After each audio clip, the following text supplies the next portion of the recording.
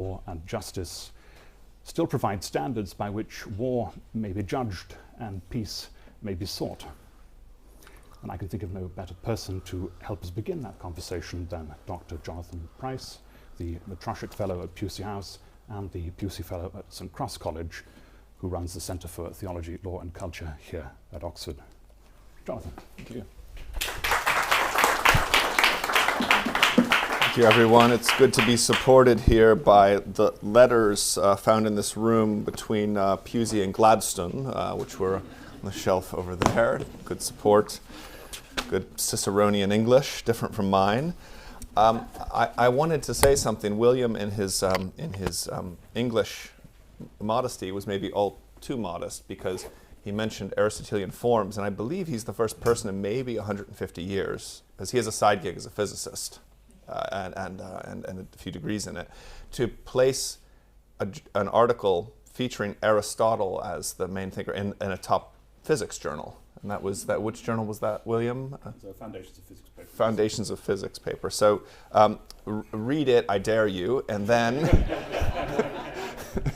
and then maybe use a chatbot to explain it to you, or email William. Failing explanation, email William.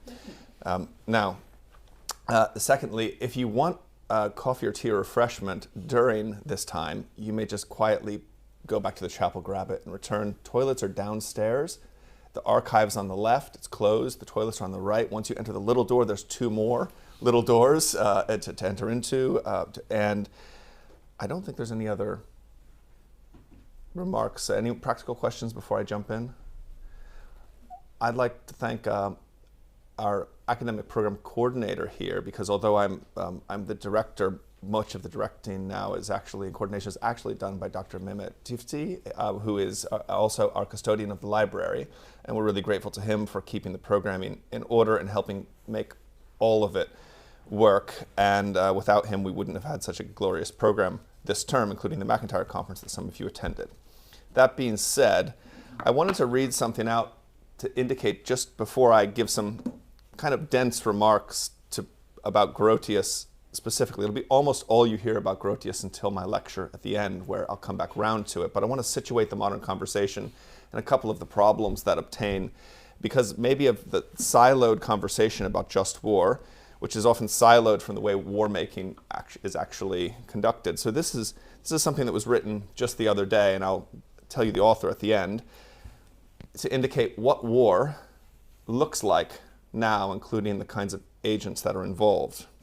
And I imply no criticism of any nation mentioned here, and one of them, which is my nation of birth. America and Israel's AI, quote, America and Israel's AI-driven precision targeting can vaporize named individuals at a commander's whim. Indeed, one of the Pope's arguments is that the race to establish military superiority over any potential enemy will mean kill chains having to operate at such speed that the time and space for human judgment will be eliminated. It will be annihilation by algorithm. The debate over what counts as a just war will have been rendered obsolete by the kill or be killed imperatives of the just-in-time war. That's Michael Gove in The Spectator.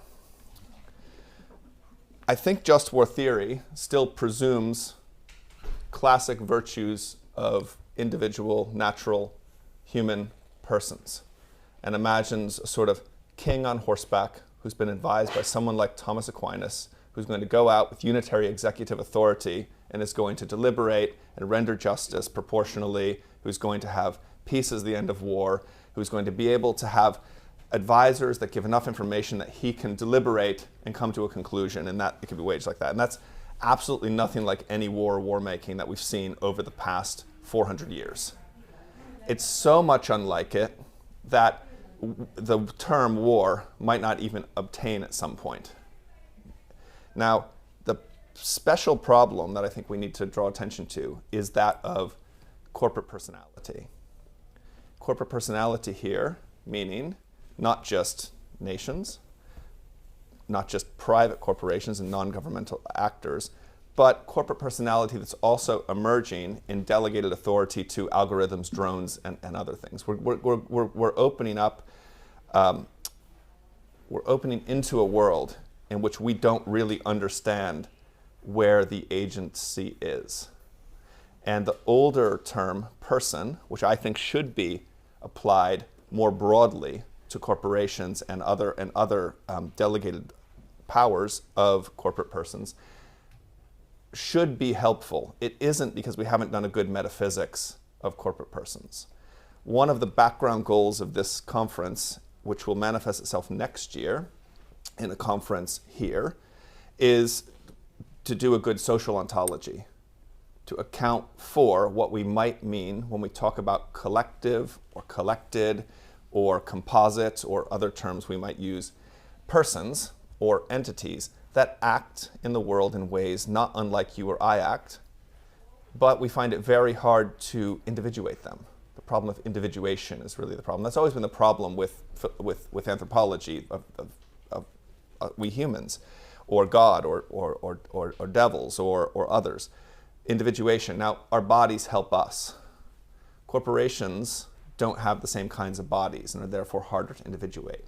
But Robert Koons is doing a big, deep thought on this. William Simpson is busy with some of this, Eleanor Stump and others, and we're hoping to put together an article of an edition of a top journal with authors who attend our conference and contribute to this question of social ontology, with the background of accounting for the fact that so much of the activity in the world is done by entities that we haven't done the work to understand. We apprehend it.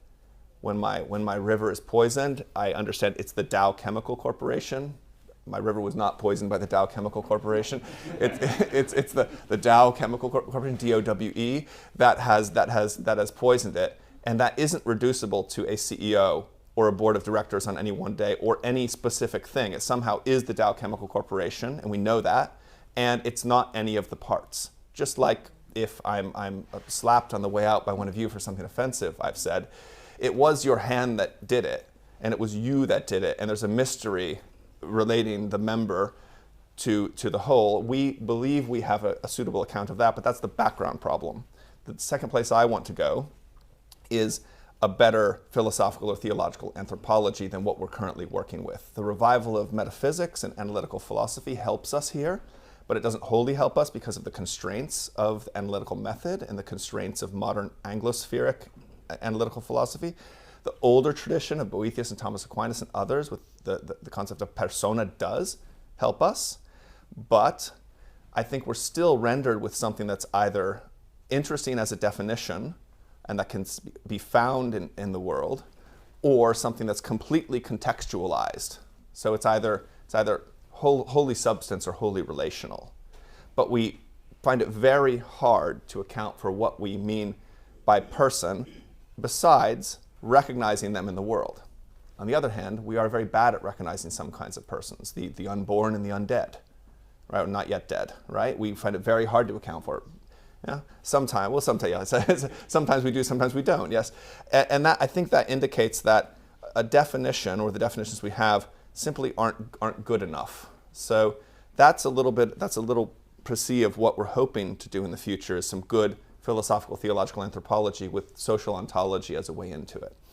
And my question of every speaker when we arranged for this conference was, could you say a little bit about the special problem of corporate actors in war making, peacemaking, and after speaking with Reverend Liz Carmichael, peace building, which I now have a good way to distinguish from peacemaking, the special problem of corporate actors in this. Now, I'm going to read out, because I've just used a lot of my time, not as much as I thought I would, but we'll see where it goes.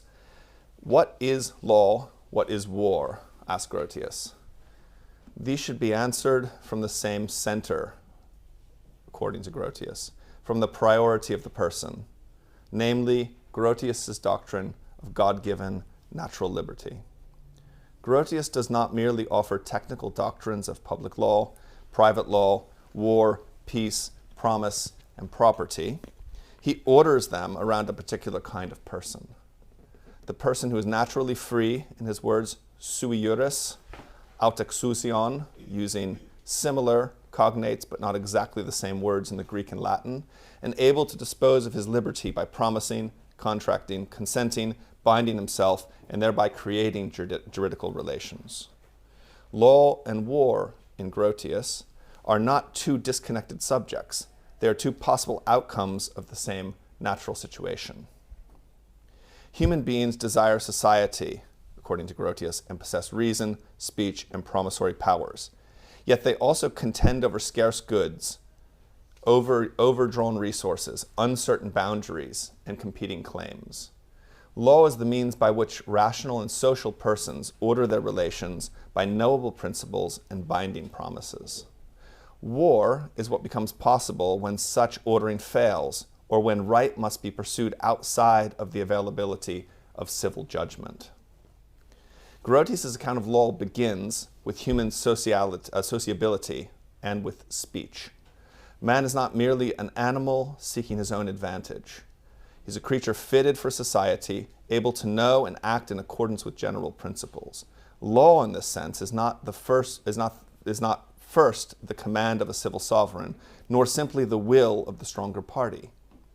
It is rooted in the maintenance of social order, consonant with human intelligence. Its basic operations include the restoration of another's property, recompense for loss caused by fault, punishment according to deserts, and the fulfillment of promises. Promise-keeping is therefore not an incidental moral ornament added to law from outside. It belongs to law's basic structure and is a source of law. For Grotius, law's essence lies in leaving to another what belongs to him. His first definition of law is that which is not unjust for social and rational creatures, that which is not unjust for rational and social creatures, and fulfilling obligations owed to him. This means the law of promise is already at the core of the law of peace. This matters because Grotius' account of law shifts the center of gravity away from the thick moral theology of the late scholastic contract doctrine, something that maybe Professors Coons and Simpson are looking to re-thicken. And the late scholastics had given Christian persons, at least, a real freedom of contract.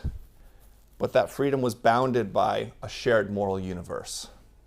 Commutative justice, liberality, fairness in exchange, virtue, conscience in its larger, fuller, original sense, and the theological end of salvation, all being part of what was necessary to rightly contract with one another. Grotius inherits much of this structure, but, as I suggested, he thins it. He does not wholly abolish moral limits, things forbidden by divine law in the Bible, or was received as teaching from the Bible, or plainly wicked, poisoning of wells, rape as a means of rape itself, but also rape as a means of waging conflict, remain outside of legitimate promise and contract. Yet most of the work formally done by moral theology is transferred to prudence, promise, and natural liberty. In Grotius, the person becomes sovereign in contracting because God created man free, created him to be that way. The will of the person is not simply one faculty within a moral hierarchy ordered by virtue. It becomes the juridically relevant source of self-binding acts. Thus, Grotius' person of law, and here I distinguish between person of law, that is the pre-existing person for which law is made, and the person in law is the legal personality that law recognizes as a person. And those are often distinguishable from one another. Some persons are not persons of law. Some persons of law are not persons in law. So natural liberty might be found in a person of law, but be constrained by slavery of a person in law. Or someone might not be sui juris. Someone might be under the authority of another. Grotius' person of law is the person who owns his own liberty as property. Grotius explains this through the linked concepts, again, of autaxousios, liber, so freedom, sui juris, so age of majority, being a law unto oneself, dominium, and facultatis, as opposed to aptitudo. In the key passages from De Jure Praedae, that is on the law of plunder, Grotius says that God created man autaxousion, free and sui juris, so that each person's actions and the use of his possessions are subject not to another's will, but to his own. Natural liberty is the faculty of doing what one wills, he says. Liberty in actions is equivalent to ownership in things. This is the radical theological and juridical analogy, and he believes reality, on which much of his argument rests. Liberty is not merely the absence of constraint. It functions like a dominion, a thing belonging to the person capable of being used, promised, limited, alienated, or placed under another's power. From this follows Grotius's promise-based account of obligation. An obligation should be distinguished from duty. Obligations apply to a person. Duties apply to the category of persons. And it's a Roman law distinction. It's not often acknowledged openly in contemporary. You'll see the words, I think, misused based on the concepts, but obligation here is the same as what Justinian defined an obligation as in his Institutes and what we've understood. So you acquire an obligation, a contract, or a tort by something you've said you will do or indicated that you will do, or something you've done. You stepped on someone's toe and now you're meant to repair it. Someone else can jump in and meet that obligation for you, but it's yours unless or until that happens. So from this follows Grotius' promise-based account of obligation. The will binds itself by promise. Promise gives another a right. Accepted promise becomes the basis of contract. Grotius here follows the great Jesuit Leonardo Lessius in requiring outward expression of the promiser's will, so the will is not left as a purely invisible mental event. Words and signs do not merely report a promise then, they help effectuate what they signify. Yet Grotius sharpens the requirement of acceptance. A promise does not fully bind as a promissory relation until the promisee accepts. This turns both sides of the relation into acts of will. One person willingly offers to be bound, the other willingly receives that binding. The result is that in early natural law form, the result is an early natural law form of mutual consent. Contractual obligation arises from the meeting of promissory powers. The same logic underlines Grotius's account of politics and peace. Municipal law is not the first form of law for Grotius, but a particular settlement of naturally knowable principles. The state of nature in Grotius is not an imagined pre-political past. It is a reality that also persists and returns wherever civil law does not reach or where no judge can take cognizance of a dispute. The high seas are the clearest example, a place where no municipal law can comprehensively rule, and where persons, peoples, and corporations must deal with one another under natural law and the law of nations, or just by means of force. In that setting, promises, pacts, possession, use, and restraint must do the work that municipal law institutions ordinarily do on land. War appears when this order fails.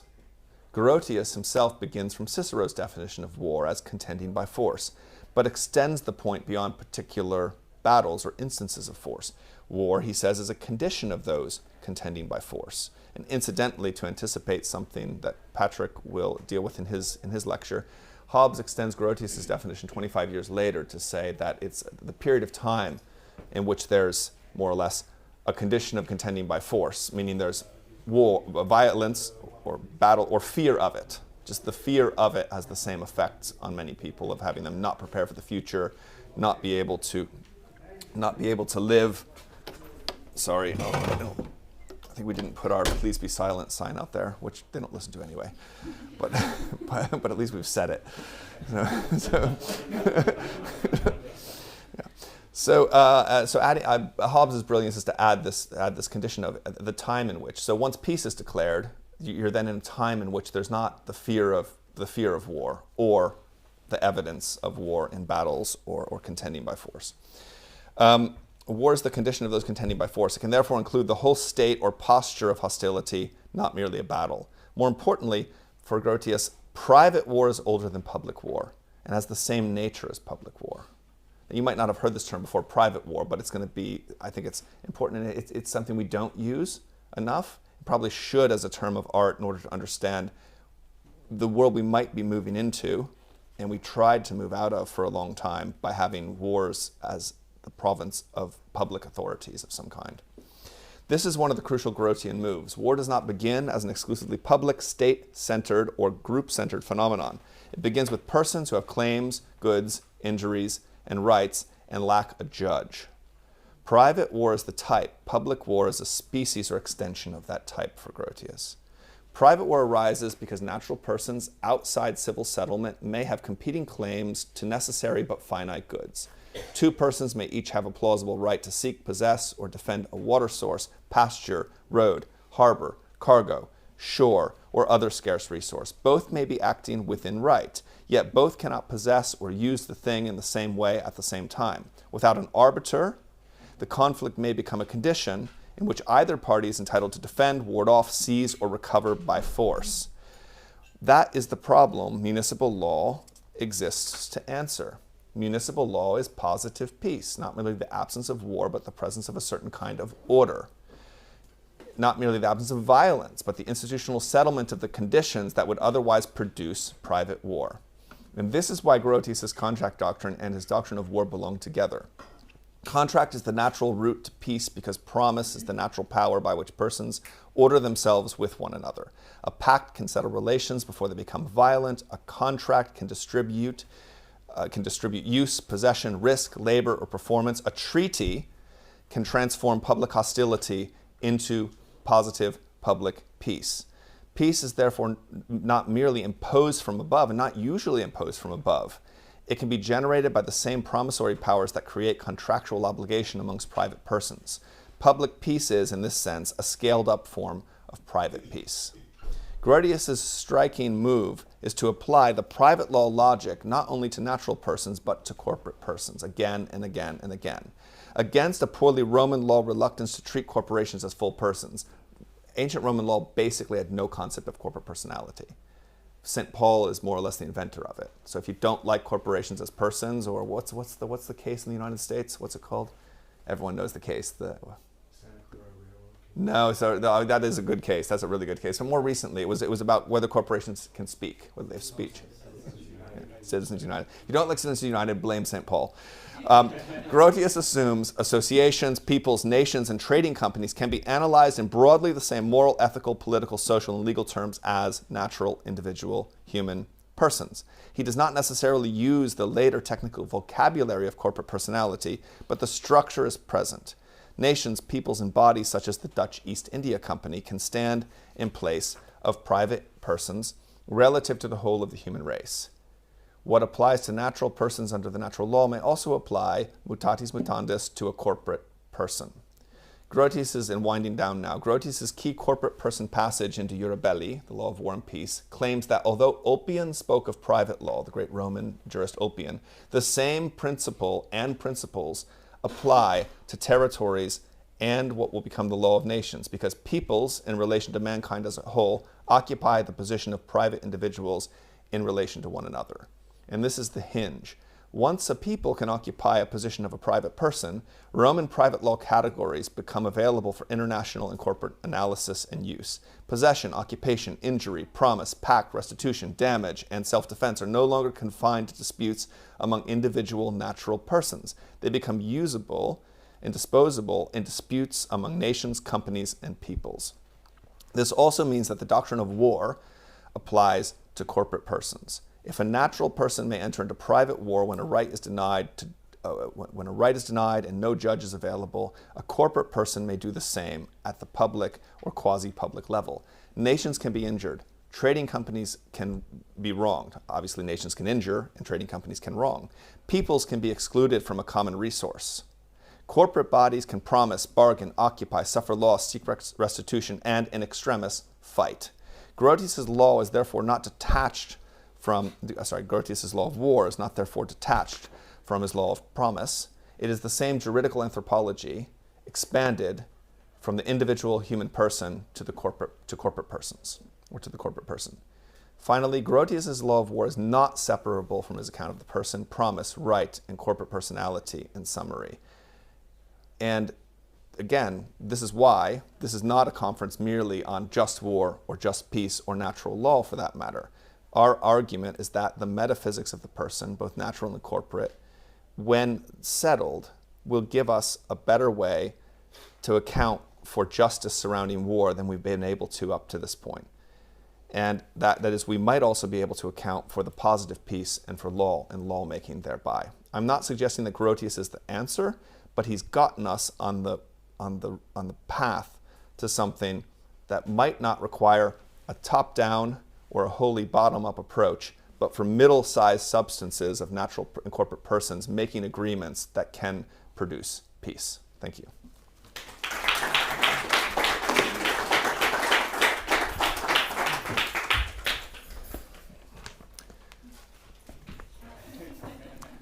And now I will introduce Dr. Patrick Nash, who is a co-founder of the Pharos Institute, which is a research institute in Oxford. And it is especially good at finding young scholars who want to do scholarship in the traditional mode, that is truth-seeking, like the Canterbury Institute, with the humility of the truth seeker, and giving them enough money to do a reasonable postdoc in Oxford over 3 or so years, with the aim of publishing things that might not otherwise find a place or a space within the contemporary academy. So old questions, new answers, and a really good phalanx of scholars that you'll meet, some of whom you'll meet in this conference or otherwise. And what we'll do is we'll have Patrick introduce, and then Father Patrick give his paper. I have a jus respondendi, which, since I've used a lot of time already, I'll keep mercifully short. And then there will be time for some question and answers. So with no further ado, Dr. Nash.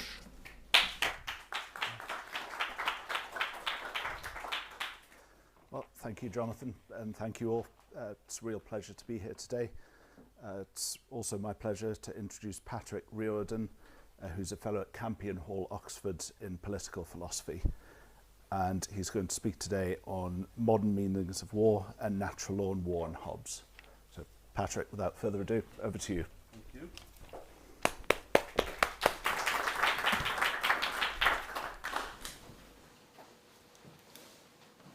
Do you want me to be wired up? Yes. Oh.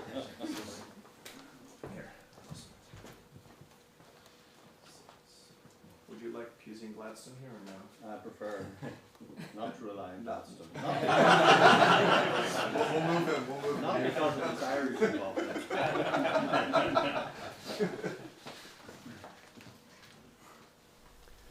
Now, good morning.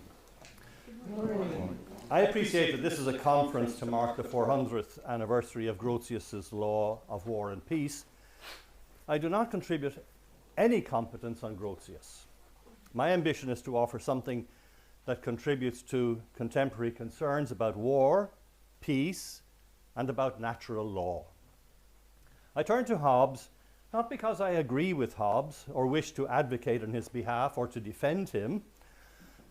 I turn to Hobbes because I find him really challenging.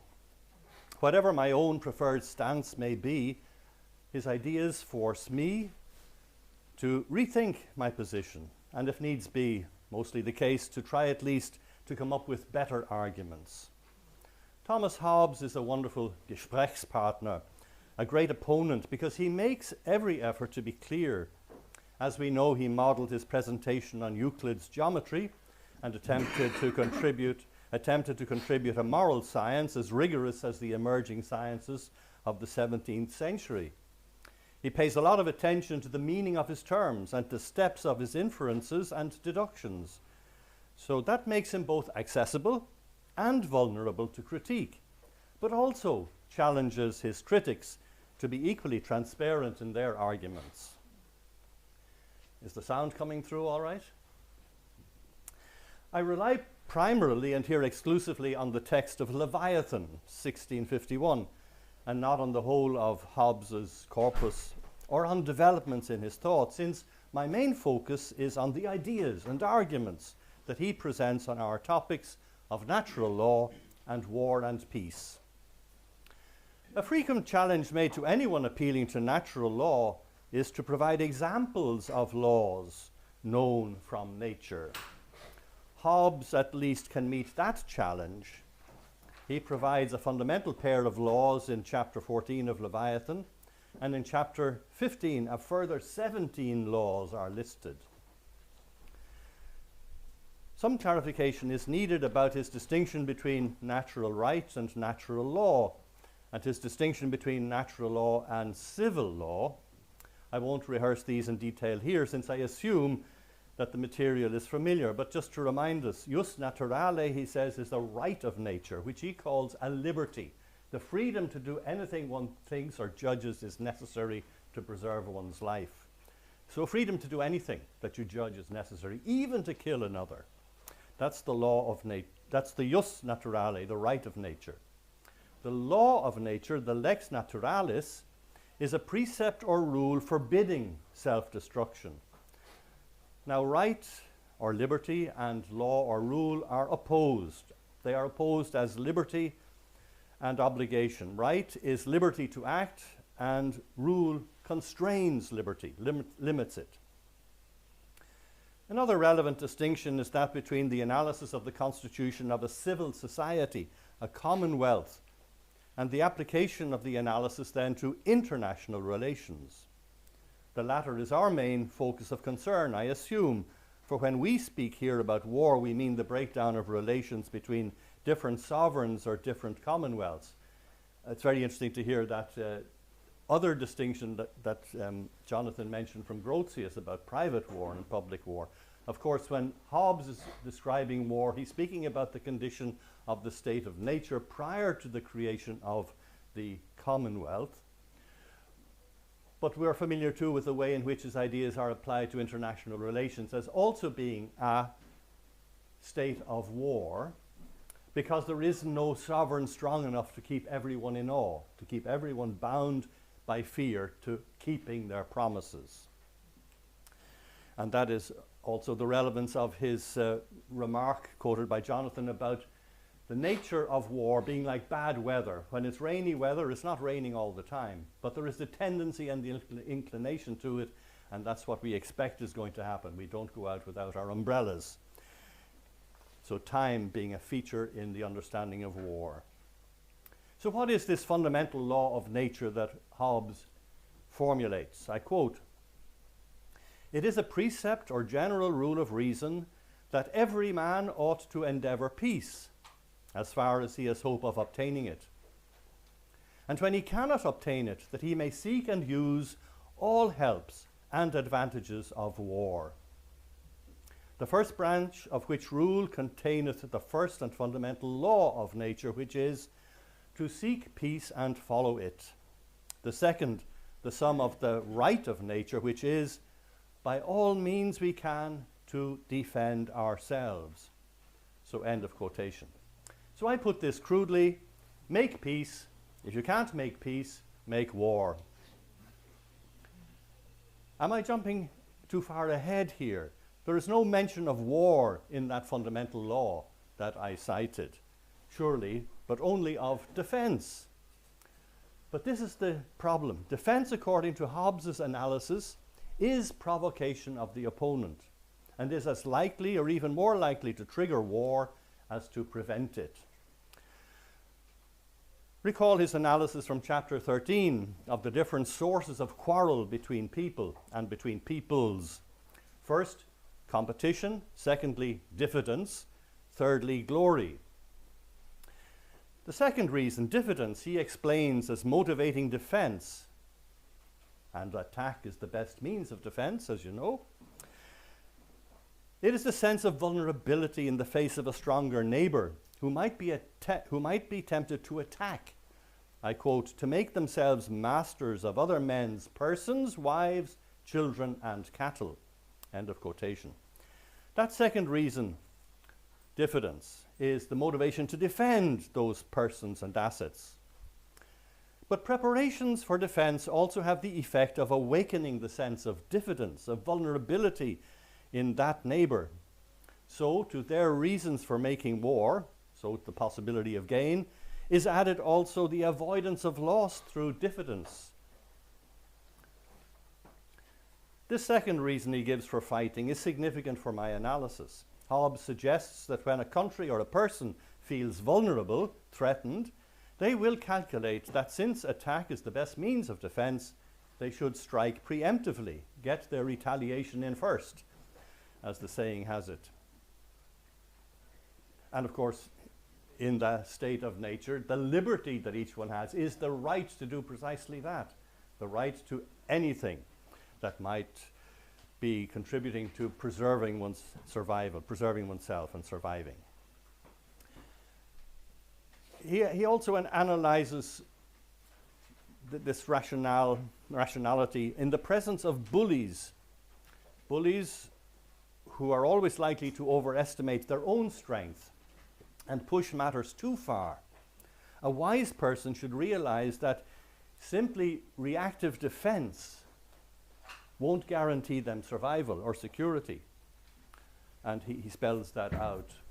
Because the more you focus on defense and you think you're only defending yourself, you're actually, in the eyes of your neighbor, building up a threat to them. So that's my first presentation of Hobbes. I just want to stand back a bit now and ask, what do we mean by natural law? I suggest it has a double referent. On the one hand, it refers to the capacity for and operation of practical reason in humans. On the other hand, it refers to the attempted articulation of that practical reason by some philosopher or theologian, formulating the premises and principles of practical reason, supposedly common to humans by virtue of their shared nature, hence natural law. So there is the practical reason in persons, but then there's the articulation of what that practical reason contains in terms of premises and principles, and that as articulated by some philosopher. There is always then a question of the adequacy of the articulation of natural law to the actual functioning of practical reason. So Hobbes is offering us one such attempt at articulation. How adequate is it? Does Hobbes get it right? On the face of it, it seems an accurate and plausible account of how some players actually think as making sense of how they act. And I list here some examples. It has long been noted that the rationale of the peace, such as it was, secured by the Cold War, was consistent with Hobbes's analysis. MAD, M-A-D, mutually assured destruction, based on the equal lethality of reciprocal threat. So that's totally consistent with what Hobbes would analyze. And if we look at our contemporary situation, some current leaders seem to rely on this fundamental law in their own calculations. Netanyahu says, remember, the basic law is make peace. If you can't make peace, make war. Netanyahu says, I can't make peace with Hamas, so I should make war on them. I can't make peace with Hezbollah, I must make war on them. Similarly, with Trump on the same side, since we can't make peace with Iran, we should make war. Hobbes. Another example is to point out the failure of NATO's analysts to anticipate the effects of their actions as might have been predicted by Hobbes. You will recall Pope Francis's remarks in the early days of the war in Ukraine, March 22, when he remarked that the basic problem is the same. We continue to govern the world as a chessboard, where the powerful study moves to extend their dominance to the detriment of others. End of quotation. The chessboard image recalls the power play that had been going on since the collapse of the Soviet Union. In 1991, Ukraine was established as a distinct country after the implosion of the Soviet Union, and Russia at that time recognized Crimea as part of Ukraine. But since 1989, there's been a continual expansion of NATO, essentially a defensive union of North Atlantic states facing possible aggression from the USSR, or then afterwards the Russian Federation. The expansion was achieved by the inclusion of former Warsaw Pact members. The NATO announcement at its summit in Bucharest in 2008 that Georgia and Ukraine could also become members marked a new step, now anticipating inclusion not of former Warsaw Pact members, but of former Soviet republics that had been members of the USSR. President Putin attended the 2008 summit in Bucharest and had talks with NATO leaders. In his speech, as reported widely, for instance in The Guardian, he warned that Russia could not tolerate NATO on its borders. That would be perceived as a direct threat. Had Putin read Hobbes? In February 2014, as we know, a coup in Ukraine overthrew the pro-Russian leader. Shortly after 2014, Russia occupied Crimea, and we know how that has continued into this horrible, disastrous war that's ongoing. In responding to this history, Pope Francis spoke from the perspective of peace building. And when he was asked about, is this a justified war to defend Ukraine against the invasion and so on, he refused to evaluate the events simply from a given starting point, whether the annexation of Crimea in 2014 or the invasion of Ukraine in 2022. If policy decisions and actions taken long before 2022 are considered, the guiding question then would be how peace was undermined and jeopardized, rather than who undertook the first act of aggression. The Bucharest 2008 declaration is a critical juncture, along with the subsequent actions consistent with the desire to admit Ukraine to NATO. And Putin in 2008 gave notice of how the NATO expansion would be viewed. This is exactly what Hobbes would have predicted. Arming for defense provokes attack. Do you recognize this statement? I quote, "We owe it, therefore, to candor and to the amicable relations existing between Russia and other powers to declare that we should consider any attempt on their part to extend their system to any portion of our neighborhood as dangerous to our peace and safety. We could not view any interposition by any European power in any other light than as the manifestation of an unfriendly disposition towards Russia." End of quotation. You're probably familiar with the work of John Mersheimer from the University of Chicago, who in speeches and writings blames NATO for the war in Ukraine. It provoked Russia by taking and threatening measures that Russia could not accept. With a loss of a buffer zone and a NATO country on its immediate border, Putin had given plenty of warning, noting in his 2008 speech how much Russia had tolerated already and accepted. This was not taken then or since, taken seriously by Western leaders, alas. They had not read their Hobbes. Now, you perhaps didn't recognize the statement I quoted because I doctored it a little bit. I cheated. I doctored it by replacing the USA with Russia in the context, in the statement. The original was drafted by US Secretary of State John Quincy Adams and included by President James Monroe in his State of the Nation address to Congress in 1823, part of what was later called the Monroe Doctrine. The US cannot tolerate encroachment by another power into its neighborhood such that it would position weapon systems on American borders. Then it was thinking of European powers. So the original, if I may read it out to you again, "We owe it, therefore, to candor and to the amicable relations existing between the United States and those European powers to declare that we should consider any attempt on their part to extend their system to any portion of this hemisphere as dangerous to our peace and safety. We could not view any interposition by any European power in any other light than as the manifestation of an unfriendly disposition towards the United States." Valid for the USA, but not valid for Russia? Moving on to the next section of my short paper. Give me a warning when I'm running out of time, please. That digression about Ukraine and NATO is solely for the purpose of illustrating the application of Hobbes' ideas on natural law and war and peace. The point is to underline the extent to which Hobbes' account of natural law actually reflects the operative thinking of major players in the contemporary scene. As I said at the very beginning, I find Hobbes disturbing and provocative. He provides us with an analysis of natural law as the expression of the requirements of reason in humans oriented to their preservation. He expects reason to be common to humans so that the laws of nature are general and universal. Hence, he can rely on them in constructing what he calls, at the end of chapter 15, the science of the laws of nature, which is the true and only moral philosophy.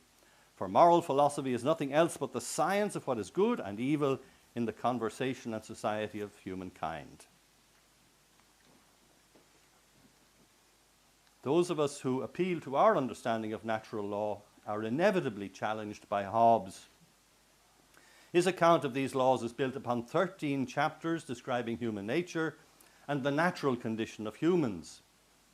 if we don't wish to follow him in his if we don't wish to follow him in his conclusions and applications, as some powerful individuals among our contemporaries choose to do, how do we counter his stance?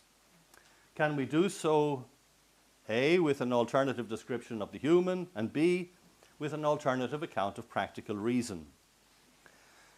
In constructing our alternatives, are we not compromised in relation to what we may wish to claim for natural law, that as present in all humans by virtue of their common rational nature, it provides us with possible common ground for dealing with our conflicts, that our common humanity provides us with a starting point to manage conflict that might otherwise lead to violence and war?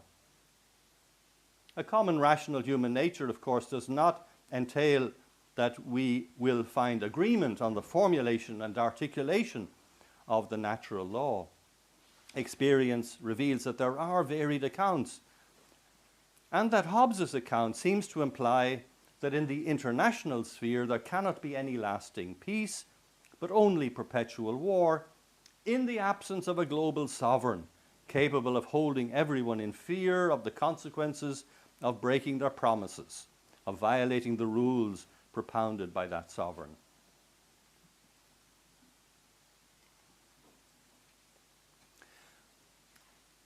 I would suggest, since my main work is on the topic of the common good in political philosophy and in Catholic social thought, the common good, I want to suggest that the real problem with Hobbes's account of the human and of practical rationality is that he rules out completely the possibility of good as an objective referent, as an objective term, and of course rules out the notion of a common good. And that he does in chapter 6 of Leviathan, and I quote his formulation that you will recognize, I'm sure, because it has shaped so much of the rationality and understanding of modernity. Whatever is the object of any man's appetite or desire, that is it which he, for his part, calls good, and the object of his hate and aversion, evil, and of his contempt, vile and inconsiderable.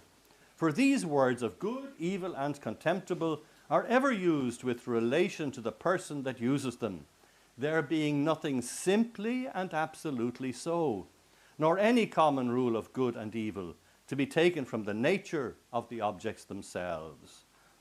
End of quotation.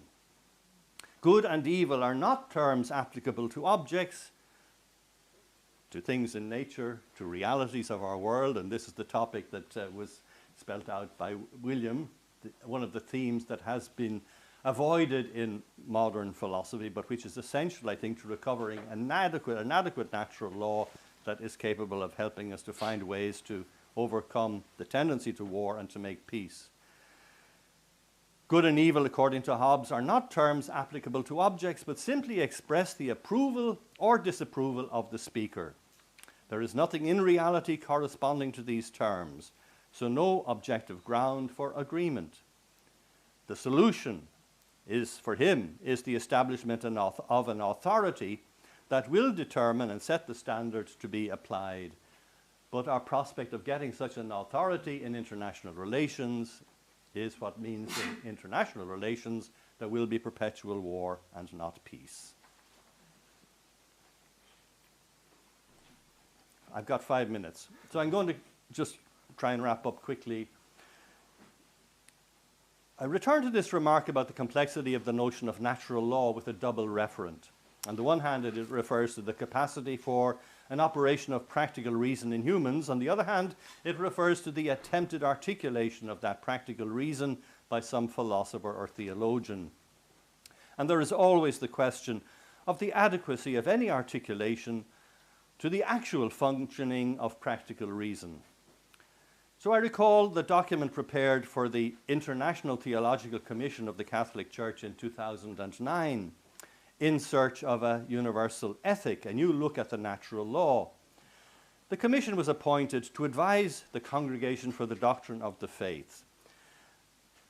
And the publication of that statement led to various collections in response, one of them edited by John Bergman from Regis College, University of Toronto, and another edited from Notre Dame around Alistair MacIntyre's work, Natural Law, Disputes about the Natural Law. Responding to this statement from the Theological Commission, which had two major concerns. The first was to explore in dialogue with fellow human beings the possible shared grounds for common life in peace and justice in the world. And the second, to recover the tradition of natural law thinking as offering a source of a universal ethic for moral theology rooted in common human nature. My concern here is with that first concern, to find possible shared grounds for common life in peace and justice in the world, international relations based on natural law. I think that's a wonderful project. I'm committed to it myself. I will do all I can to try and realize it.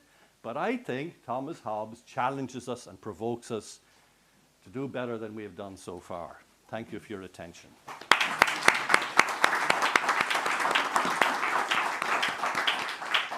I think we'll need to move some furniture to get this right. Okay. Let's leave this here. This is fortunately on wheels. It's on wheels, yeah. All right, good.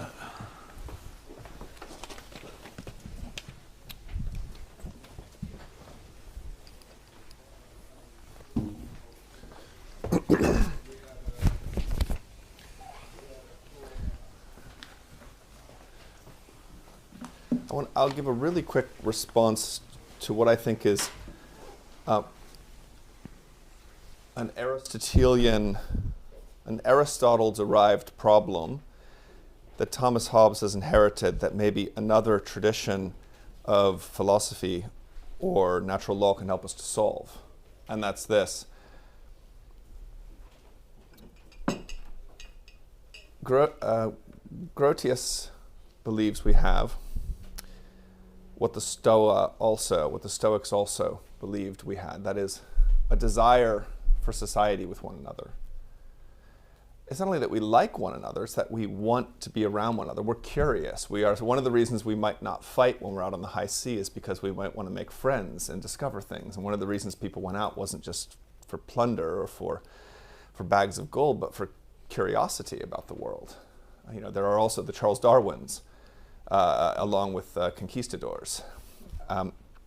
Now, it's my understanding, although many of you will object, and I'll push back, that Aristotle does not teach that we have a natural desire for society with one another. You might think he does, and I did for a long time, because he says we're political animals. But when you dig into what political animal seems to mean, it's that humans tend to get on with those who are kin, but it's not a great life. It's a limited life. It's subsistence.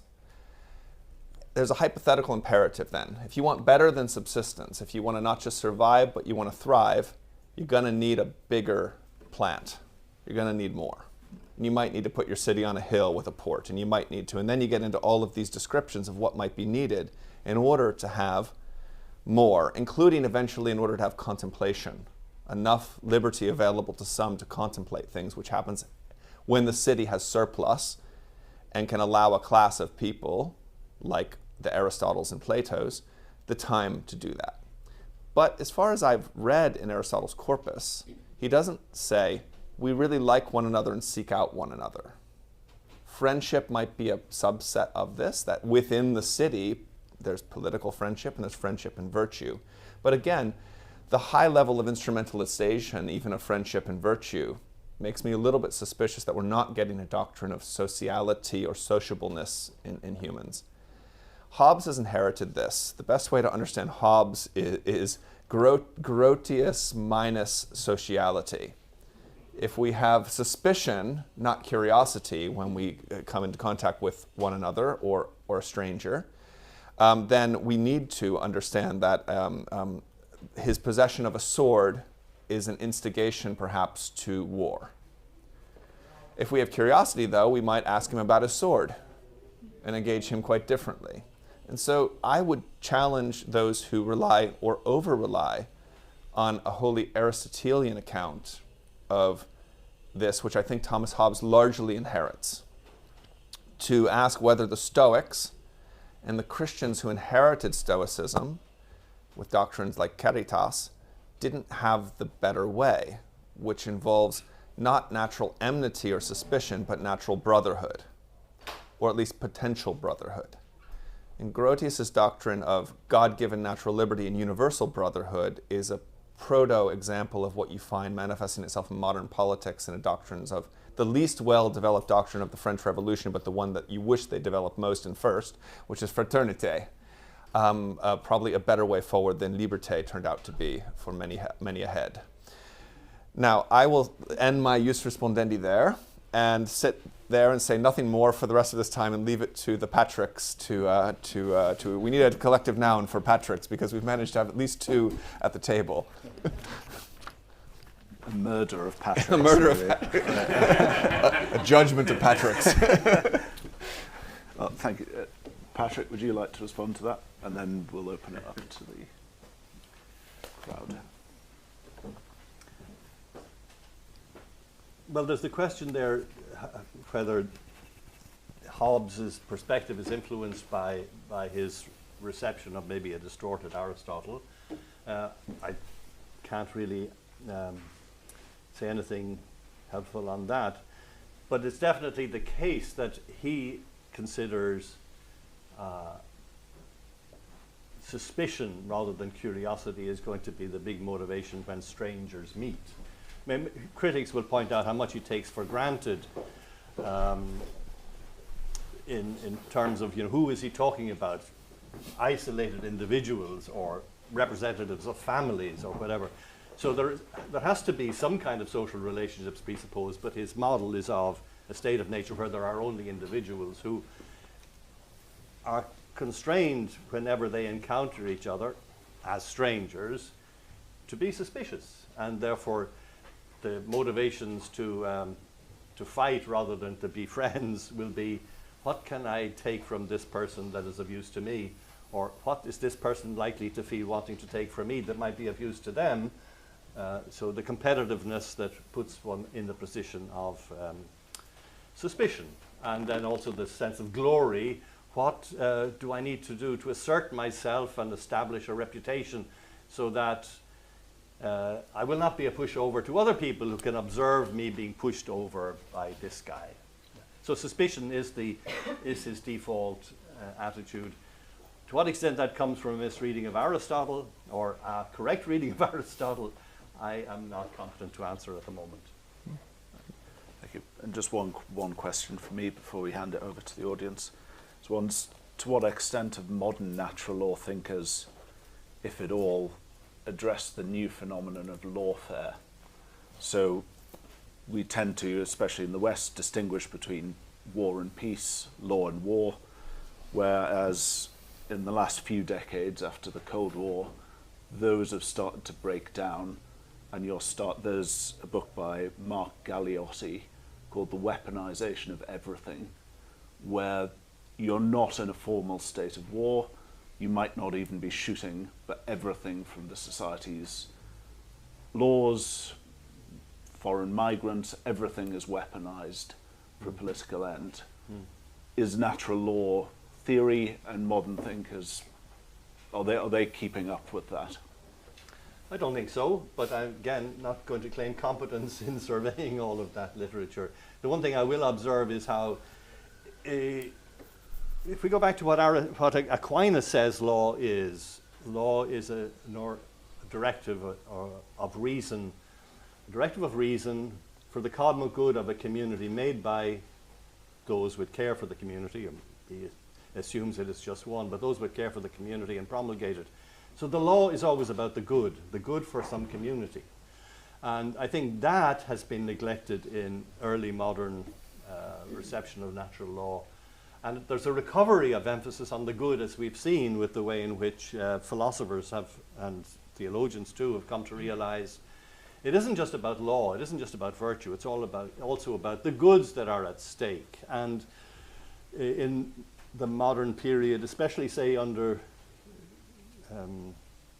Hans Küng, Hans Küng's book about an ethic for the 21st century, where we have the experience in the Cold War of living under the threat of annihilation of everything because of the possibility of nuclear war.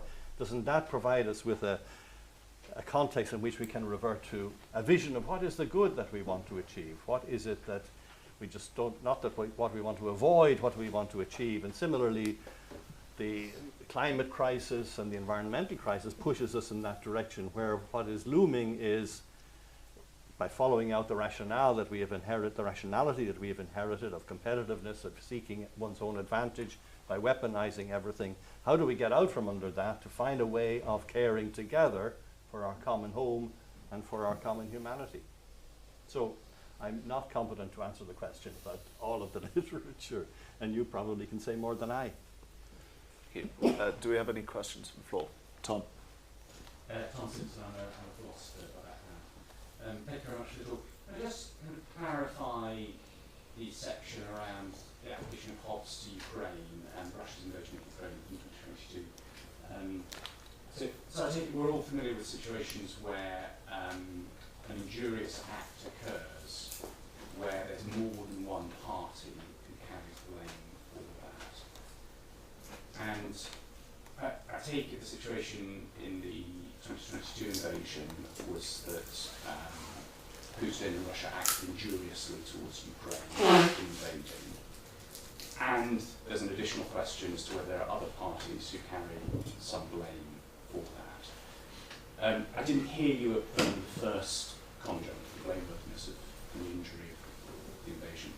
Can I just clarify whether you would do so or whether you would want to deny that? Well, very definitely. I mean, the invasion was violation of moral norms of international law. It's totally indefensible. But could it have been prevented if our political, diplomatic elite had been more conscious of possible consequences? I'm interested in the topic that William referred to earlier about corporate personality. I'm interested in this issue of institutions and how they might be understood. I'm trying to write a book on it at the moment. So when I saw a book come out with the title Building Institutions in Weak States, I said, oh, I better read that book. And I reviewed it for the Heathrop Journal. And the Heathrop Journal published it, but I was disappointed in the book. It wasn't giving me what I wanted. It was a report by people who had been recruited as consultants by Ukraine to help build up their military and strengthen their preparedness for war, and to bring them up to speed with a level of NATO preparedness for war. And what was fascinating was that review has had many, many more hits than anything else I've published, because people, after the invasion, they went to anything that they could find to see if they... So that's just an anecdote to underline the fact that there is a need for cultivating responsibility and a sense of awareness of responsibility across the political and diplomatic community to anticipate consequences and to avoid them as much as possible. Of course, I would say both the invasion of Ukraine, the Crimea in 2014 was illegal and immoral, and similarly the 2022 invasion of Ukraine, and the response to it as defense and Europe supporting Ukraine in defense, I would 100% endorse. But my point is, Hobbes, had we read him carefully, would have warned us, this is likely to happen, take care not to anticipate that, anticipate it and take care not to provoke it. I'll just follow up, Patrick. Yep. I mean, so I'm very sympathetic to the idea that Hobbes is predictably valuable.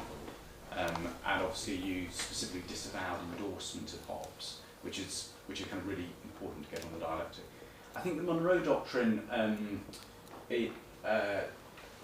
think is not so simply applied to the situation as maybe you suggested. I mean, firstly, obviously, there's a separate question about the United States' integrity or hypocrisy in the conduct of its foreign affairs, according to its stated principles, and I've got a very clear view on that. But the Monroe Doctrine, as stated at the time, 1823, obviously a long time ago, in the context of modern-day Caribbean, We owe it therefore to Canada and to the amicable relations existing between the United States and those powers in Europe to declare that we should consider any attempt on their part to extend their system to any portion of this hemisphere as dangerous to our peace and safety. So that sounds like it's analogous to NATO membership. But if you carry on, it turns out not to be analogous. With the existing colonies or dependencies of any European power, we have not interfered and shall not interfere. But with the governments who have declared their independence and maintain it, whose independence we have acknowledged, we view any attempt by any European power to oppress them or control them as manifestly an unfriendly disposition towards the United States. So in the context of saying we've got independent governments in our close area, a European attempt to take over control of their sovereignty would be viewed as a threat to America. But the Ukraine case is obviously different, because the question is whether Ukraine, as a national sovereign people, want to be in important ways entangled with Europe, America, the NATO system. And that's a fundamental difference, obviously, because Putin denies the existence of the Ukrainian people as a nation. Yes. And the Ukrainian people are asserting that. And so the recognition of that really materially alters how we assess the justice of that situation. Yes, I completely agree. But my point is simply to say, and you've conceded that, I think that we can learn from Hobbes how Russia, how the opponent is likely to view the inclusion of Ukraine in NATO, which is of its nature a defensive organization against the threat from the East. So with Hobbes' analysis, to defend is to arm yourself to attack. Now, I'm not saying that the Russians are correct in making that evaluation, but one has to be aware, warned by Hobbes, that emphasizing we are purely a defensive organization doesn't wash if the basis of relationship in the international scene is one of suspicion rather than collaboration. So, yes, I can see, I'm not insisting that there is a total parallel between the Monroe Doctrine and what has happened here. There is, of course, the imperialism of the Russians. It was always an empire, but the imperialism of wanting to hold on to their spheres of influence and their areas of domination, which should not be tolerated when there are peoples like Ukraine and the Warsaw Pact countries wanting to assert their own independence. At the same time, it's one thing to be a member of the European Union, another thing to be a member of NATO. So I think the perspective of the Russians is intelligible, if not justifiable, and fully formally justifiable, because it's conditioned by their Hobbesian mentality of interpreting through the realm of threat what is likely to be a threat, through the lens of threat, rather. Gentleman there. Patrick, thank you for fantastically clear and helpful paper. And in fact, what you just said more or less anticipated much of my question, which was, it's how we narrate these things. I mean, and I think you rightfully went back to the 2008 meeting. But the question again, I think, as you in some ways answered, is at the place to start in thinking about these things. Because you could ask the question, well, why did the Ukraine and Georgia want to join? Well, I think they were clearly understood that Putin wasn't just worried about being defensive, but in fact wanted to reassert the Russian Empire. And he was going to eventually reassert that. And so, in fact, they were preemptively or proactively trying to protect themselves from what they realized was Putin's goal to absorb them again, and therefore to protect themselves. So, I mean, the other question would be, well, why didn't Putin want to join NATO? I mean, that would seem to solve all these problems. But again, it would seem, because it certainly would have enriched Russia, is what's underlying all of this is simply the recognition that Putin was interested in a vision of rebuilding a Russian empire, no matter what had to go on to do that. And the question then, is that the place to start the narrative of thinking about what's going on? Yeah, obviously not the only place, Right. but do remember that in 2008, after Bucharest, the Russians moved on Georgia. Right. So nobody in NATO or in Europe was concerned to do anything to support Georgia at that point. Right? You know, so how serious was the anticipation and the analysis and the commitment on NATO's part to make these great public gestures when push came to shove? And of course, that's the third reason that Hobbes gives for fighting: glory. So the failure of NATO to stand up when it came to Georgia encouraged Putin when it came to 2014 and march into Crimea. And failure to respond to Crimea forcefully, again, the glory being the issue. Right. NATO had lost its reputation or its threatening image Right. at that point, and Russia was encouraged to be adventurous in its imperialism. So, I mean, again, I don't in any way hold a brief for Russia. I think it's all dreadful, and the reality of a Russian imperialist threat is to be countered. And it has taken NATO and Europe quite a while to build up the awareness of that and to make it effective now. Right. But mistakes were made already in 2008, and there's the question too, the failure to make words that weren't backed up by actions. Thank you. Janice Breidenbach, philosopher. I hope you don't mind if I ask about Jonathan's engagement, which I don't mean to moderate the moderator, but I'm curious to know if you would actually agree with Jonathan's contention that there's a kind of continuity from Aristotle to Hobbes in the way that we may feel alienated within political communities, or whether Aristotelianism might provide a kind of useful point of insight in contrast with the kind of the mutual law of consent that we find in Hobbes, consent to be dominated, consent to dominate. And with Aristotle, I mean, when we look at what he thinks is the kind of mark of politics and the beginning of politics, carved from within the community of like merely gregarious, merely social animalism. I mean, for him, I think the idea that we may not, like we may share with animals a kind of curiosity and suspicion, but unlike the other animals, we have the ability to ask questions. I think it was someone like said something about like there may be a sword presented, but we may ask questions about this, right? I mean, what is this, and what is it for? And it may be harmful, it may be beneficial, and is it just? I mean, so the questions of justice, it seems, does it actually mark a greater difference from the Hobbesian framework in ways that actually could be very helpful for us in thinking about diplomacy and peace? And I mean, so I don't know if that's, is it like, should we see like a straightforward continuity between Aristotle and Hobbes, or is there actually more of a mark of difference here? Yeah, let me put it this way.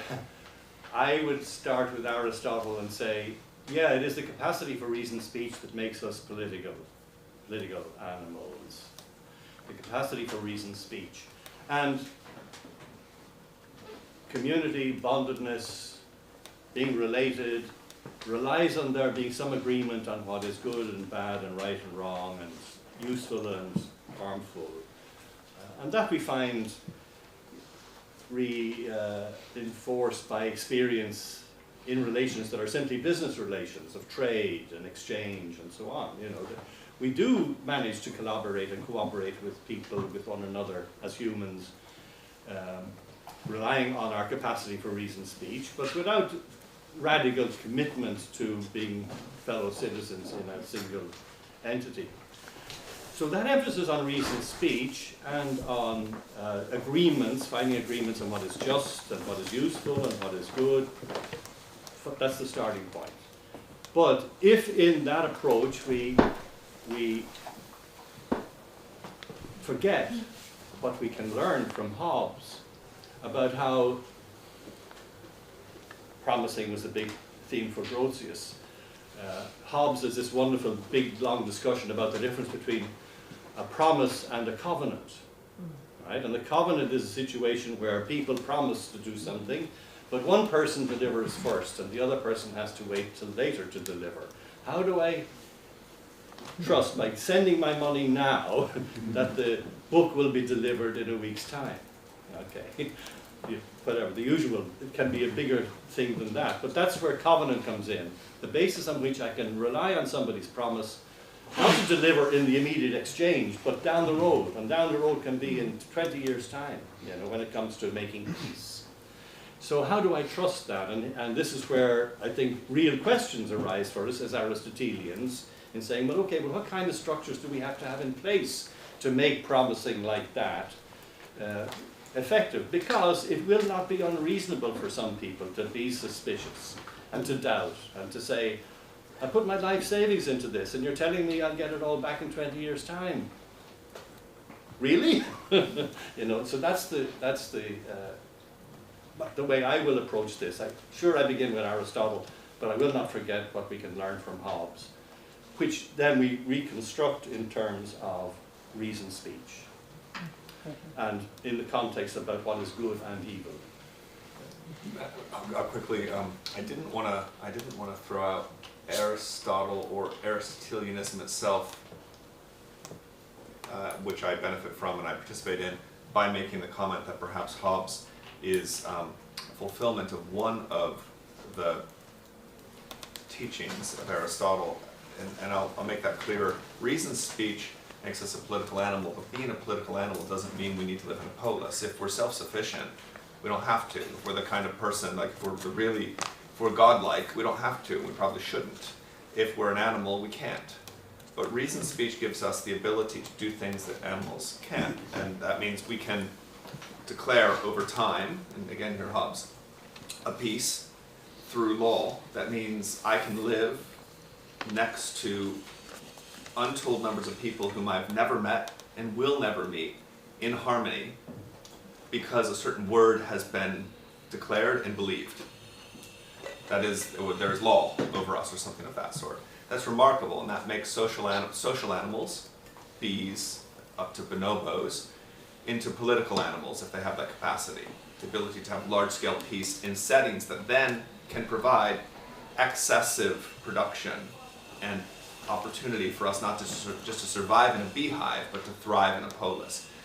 But no one has to or maybe should live in a polis unless he wants to do the work of thriving, and there's no necessity to thrive. Or said differently, I don't believe Aristotle teaches that there is an intrinsic good to the polis or a necessity that any person anywhere be part of a polis. And that's very different, I think, than what Augustine might teach about the city of God.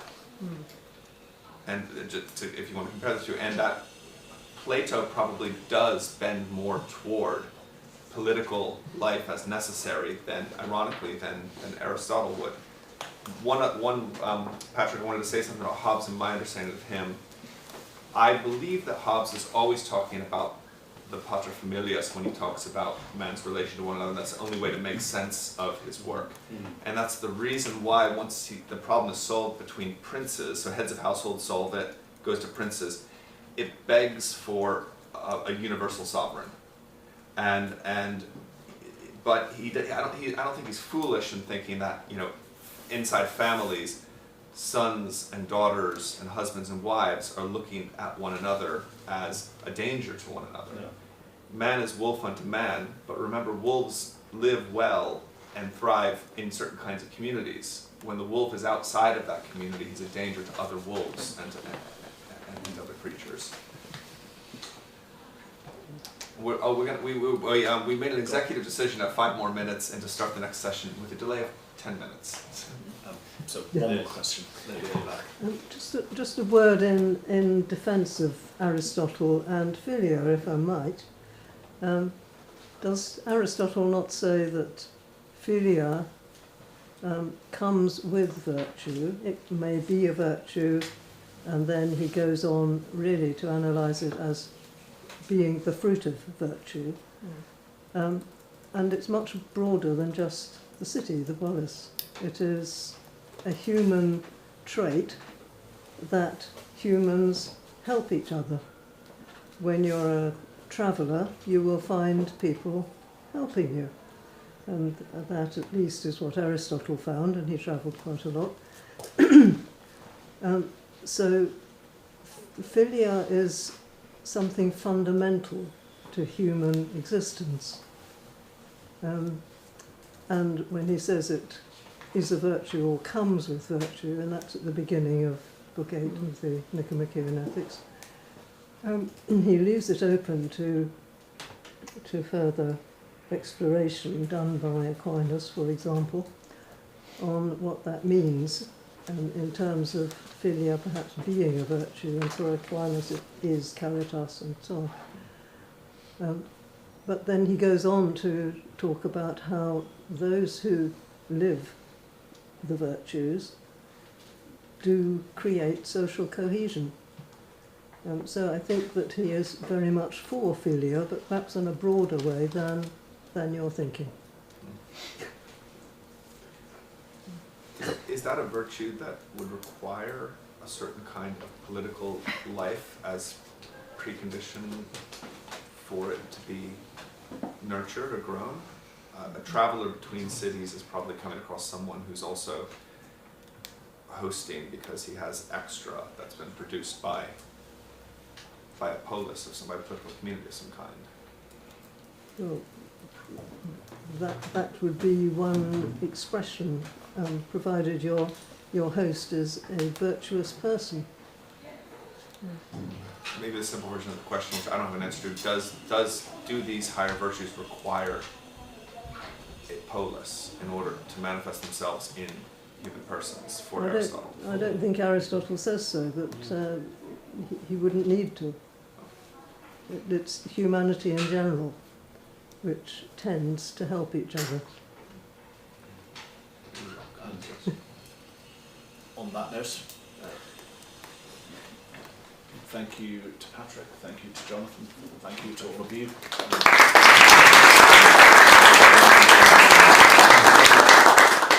I'll quickly say we have about an hour for lunch. Speakers, those who are helping, or musicians, are welcome to join us for a light lunch in the hood room. If you are not in that category, then I could recommend two things. Taylor's, if you got the front left and head, it's about 300 yards on the left. And then there's what's the little hot cold next door that has the very nice Middle Eastern cuisine. Najars is just across the street. Did we cancel or move the next panel? That's 12. It's not lunch now. Sorry, anyone who knows me knows that I'm a progressive. I'm always looking for the future. That announcement about lunch still obtains, but just for the 1 o'clock hour. Okay, returning to where we are, we would like to invite Janice Breidenbach up. We'll need to mic you up. No. Thursday. It's 12. Thursday. Why not? Who wages war, natural and corporate persons? William Simpson and Robert Coons and Nathaniel Helms. So we need to mic you all up quickly.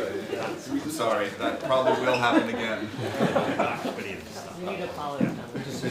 I need a post. I need a post that we control my speech on time. Put it there and it's on. Yeah.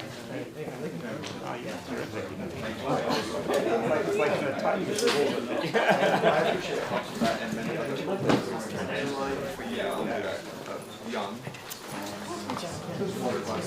Yes. Any point before your phone is.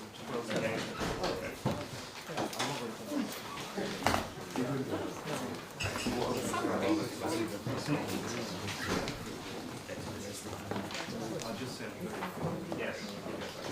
Okay, so you got a job here. Do you have a handout? Do you need one more? Yeah.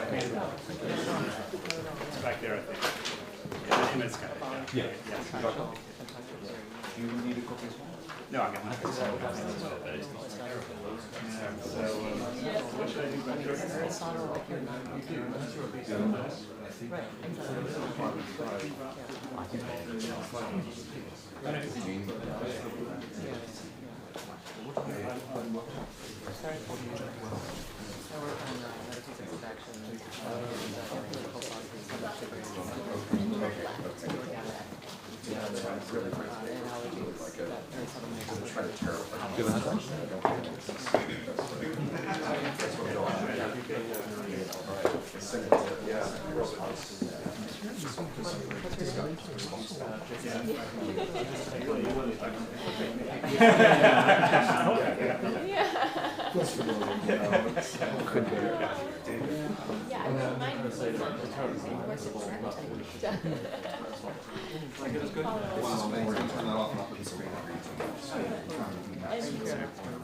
Thanks. It was Dr. Pusey.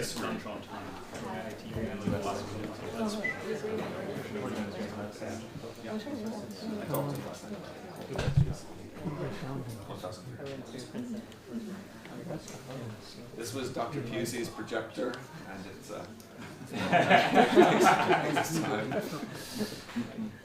came with the house. So just say a few words quickly whilst it's doing that. It's only 10 seconds. Should we? Yes. Bit of an event. I'm happy to speak to you right now, but don't mind. Yeah.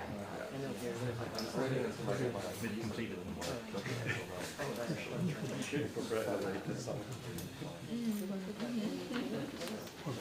Okay, I think we'll get started again. Made the remark earlier that metaphysics matters for the discussion of natural law and war, a claim that may have been a bit surprising for some of us. But if the justice of war depends, at least in part, on the intentions with which war is undertaken, that immediately raises a metaphysical question about the nature of the agent who acts in war. Is war waged in the relevant sense by individuals alone, or also by political communities and other corporate bodies? It's a great pleasure to introduce Professor Robert Koons, a professor of philosophy at the University of Texas at Austin, and a long-standing friend and colleague, who will address this question in his paper, Can a Group Have an Intention? And Dr. Nathaniel Helms, a postdoctoral fellow here at Oxford, supported by the Pharos Foundation, who will give a response to the paper. Professor Koons. May I speak sitting down? Would that be all right with the live streaming and so on? So, Great. Yeah, so thanks for the invitation to be here. It's wonderful to be here. I know Jonathan was a little worried that I would be too technical, so he put me in a certain slot. But on the Koons scale of technicality from 0 to 10, this is about a 1.2. on that score. So, and also I should mention, I mentioned this to Jonathan too as well, that you really have the wrong Koons here, because my son Ben is the one who's working on this stuff. So the first part of this talk will largely be reporting from my son's work, which I thoroughly endorse. So I'll speak up. Nathan's going to attack it, so I'll try to defend Ben as well as I can. All right.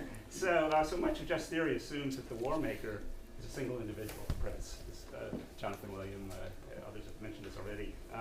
It's doubtful, I think, this has ever been the case, even in absolute monarchies of the past. The prince relies on counselors, advisors, and even some relatively independent collaborators like bishops and parliaments and so on.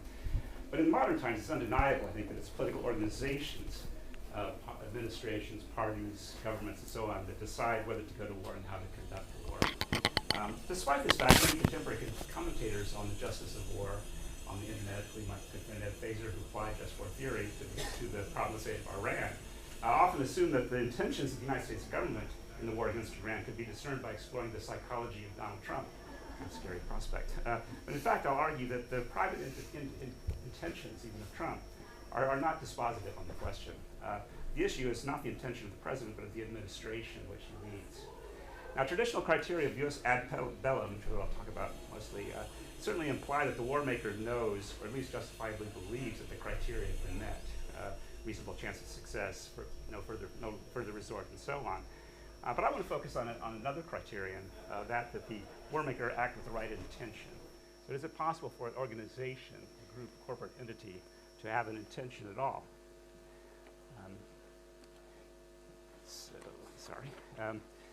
Now, similar questions have been raised about knowledge and beliefs in the subfield of social epistemology, and whether groups can have knowledge and belief, in other words, and can do so in such a way that the content of the group's beliefs need not match the contents of any of the members' beliefs. And there's a consensus that this is possible. I'm going to argue the same thing is true in the case of social intention.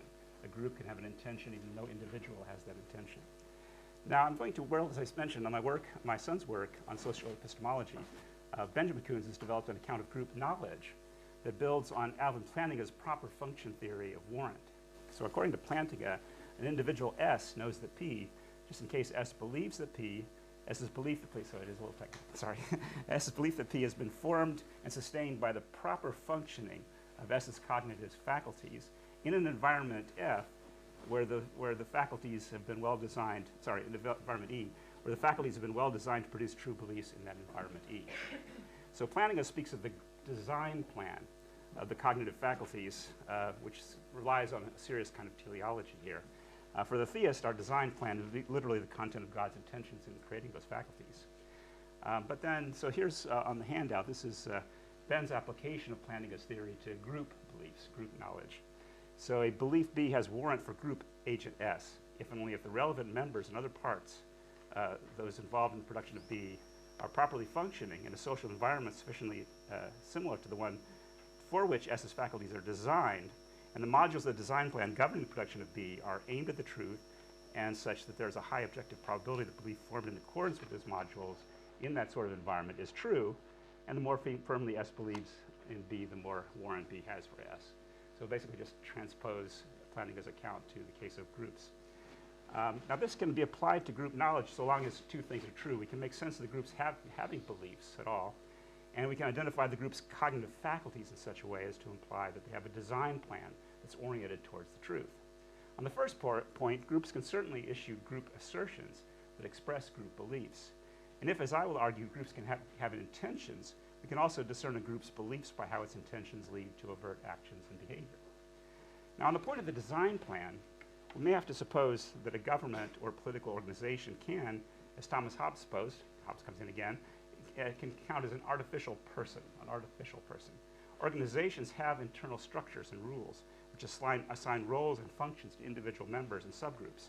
In some cases, this group structure has been well designed to enable the group to commit itself to true propositions in normal circumstances. In that case, we can rightly talk of group knowledge. So this paper, I'd like to focus on group intention, as I said, using a Thomistic and Anscomian scheme of intention, individual intentionality. On this picture, there are tight connections between intention and belief. Just as beliefs are added by a process of reasoned inference, so intentions can be generated by practical syllogisms.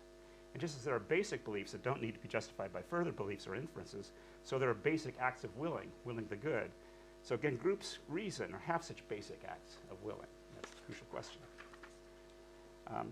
As Ben pointed out to me, Aristotle actually built his model of individual deliberation on the example of public deliberation of a council or a boule. So it's sort of ironic that we're questioning whether a group can engage in deliberations on Aristotelian grounds. It's clear that a group can reason. For a group to reason as a group, more is required than that each of its members can reason and do reason. Suppose a legislature passes a law implementing a policy, and suppose that each member has good reasons for passing the law.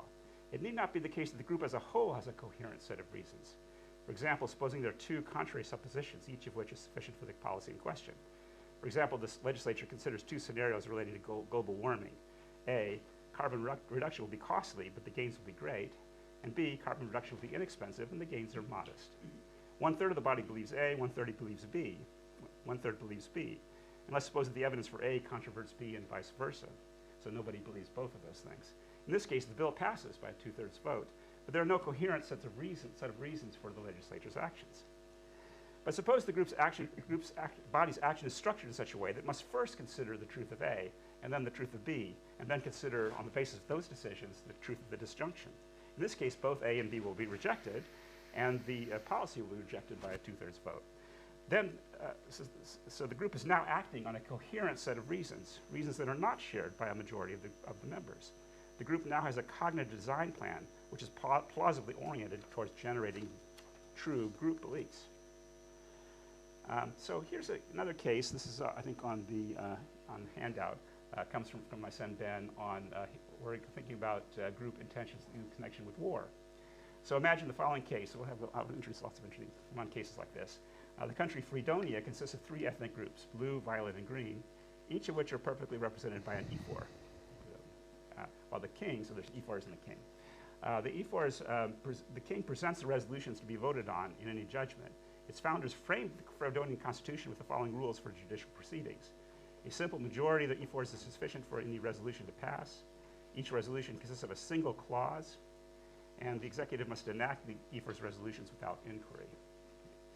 So this is exactly the kind of design plan that I talked about earlier. A case may arise where Sylvanian settlement in Fredonia, Sylvania is a neighboring country, is accused of flying the Sylvanian flag. This causes great stir, and the king proposes the following 3 resolutions to the body. A, the Sylvanians did in fact fly a Sylvanian flag. B, flying a foreign flag is a treasonous act. And C, treasonous acts are to be punished by execution. So the following the following resolution, which follows from A, B, and C together, D, the Sylvanians will be executed. That's not voted on by the legislature, by the ephors, right? So the ephors are, according to the table, which I think is on this second part of your handout, they vote in favor of A, 2/3, in favor of B by 2/3, in favor of C by 2/3. Therefore, the king executes the Sylvanians because that's how the design plan works. Nonetheless, even though none of the ephors would actually approve of the execution, each one of them would object to it on some ground or other. So it's a clear case of a group intention. In this case, we might argue, I think, plausibly an unjust group intention, but nonetheless an intention of the group that's not generated or not reducible in a straightforward sort of way to the intentions of any individual in the group. So let's look at, again, at group cognition and knowledge. Now, there are good reasons to suppose that a collective judgment can be more reliably ordered to the truth than the judgments of any individual members. This is the wisdom of the crowds sort of phenomenon. Condorcet proved a result called the jury theorem, which he showed that on the assumption that individual errors are independently randomly distributed, the majority judgment is more likely to be true than that of any individual. And then List and Gooden generalized this result in their paper in 2001. Aristotle actually already recognized this phenomenon. In Politics, Book 3, he says it's possible that the many, although not individually good men, yet when they come together may be better, not individually but collectively, than those who are so, just as public dinners to which many contribute are better than those that are supplied at a single man's cost. So the majority can often act with more judgment than the individual. But if we can apply these to real life, we need to limit the group judgments to the basic acts of perception and understanding, the foundational premises of the process, rather than the conclusions that are based upon this reasoning. Right? Since the errors that are produced by reasoning by various individuals are not, in general, mutually independent of each other in a way that the Condorcet theorem would require. So therefore, in order to apply this kind of Condorcet, List, Gooden, Aristotle idea, we have to assume a foundationalist rather than a coherentist account of rational justification. We have to assume that there are certain foundational beliefs that are justifiable without inference or argument, and with each justified belief such that beliefs can be added in a step-by-step way in sort of wedding cake kind of structure on top of those basic beliefs. Of these assumptions, we can then assume that the group decides at the bottom level the basic beliefs on a majority basis, right? The group can also decide whether the next step is in fact derived from the earlier step, right? But they don't jump immediately to the conclusions. The conclusions have to be reached in a step-by-step sort of process. Now, fortunately, let's see.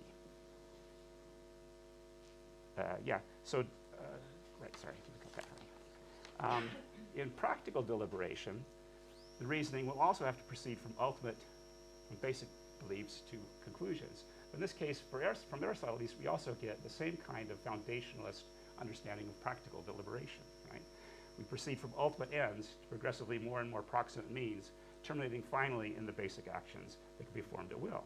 So in the case of group agency, each basic action might consist in issuing a finding or an order to a subordinate officer or agency. So such foundationalist design plan is crucial if we want our deliberative bodies to act with a coherent set of reasons.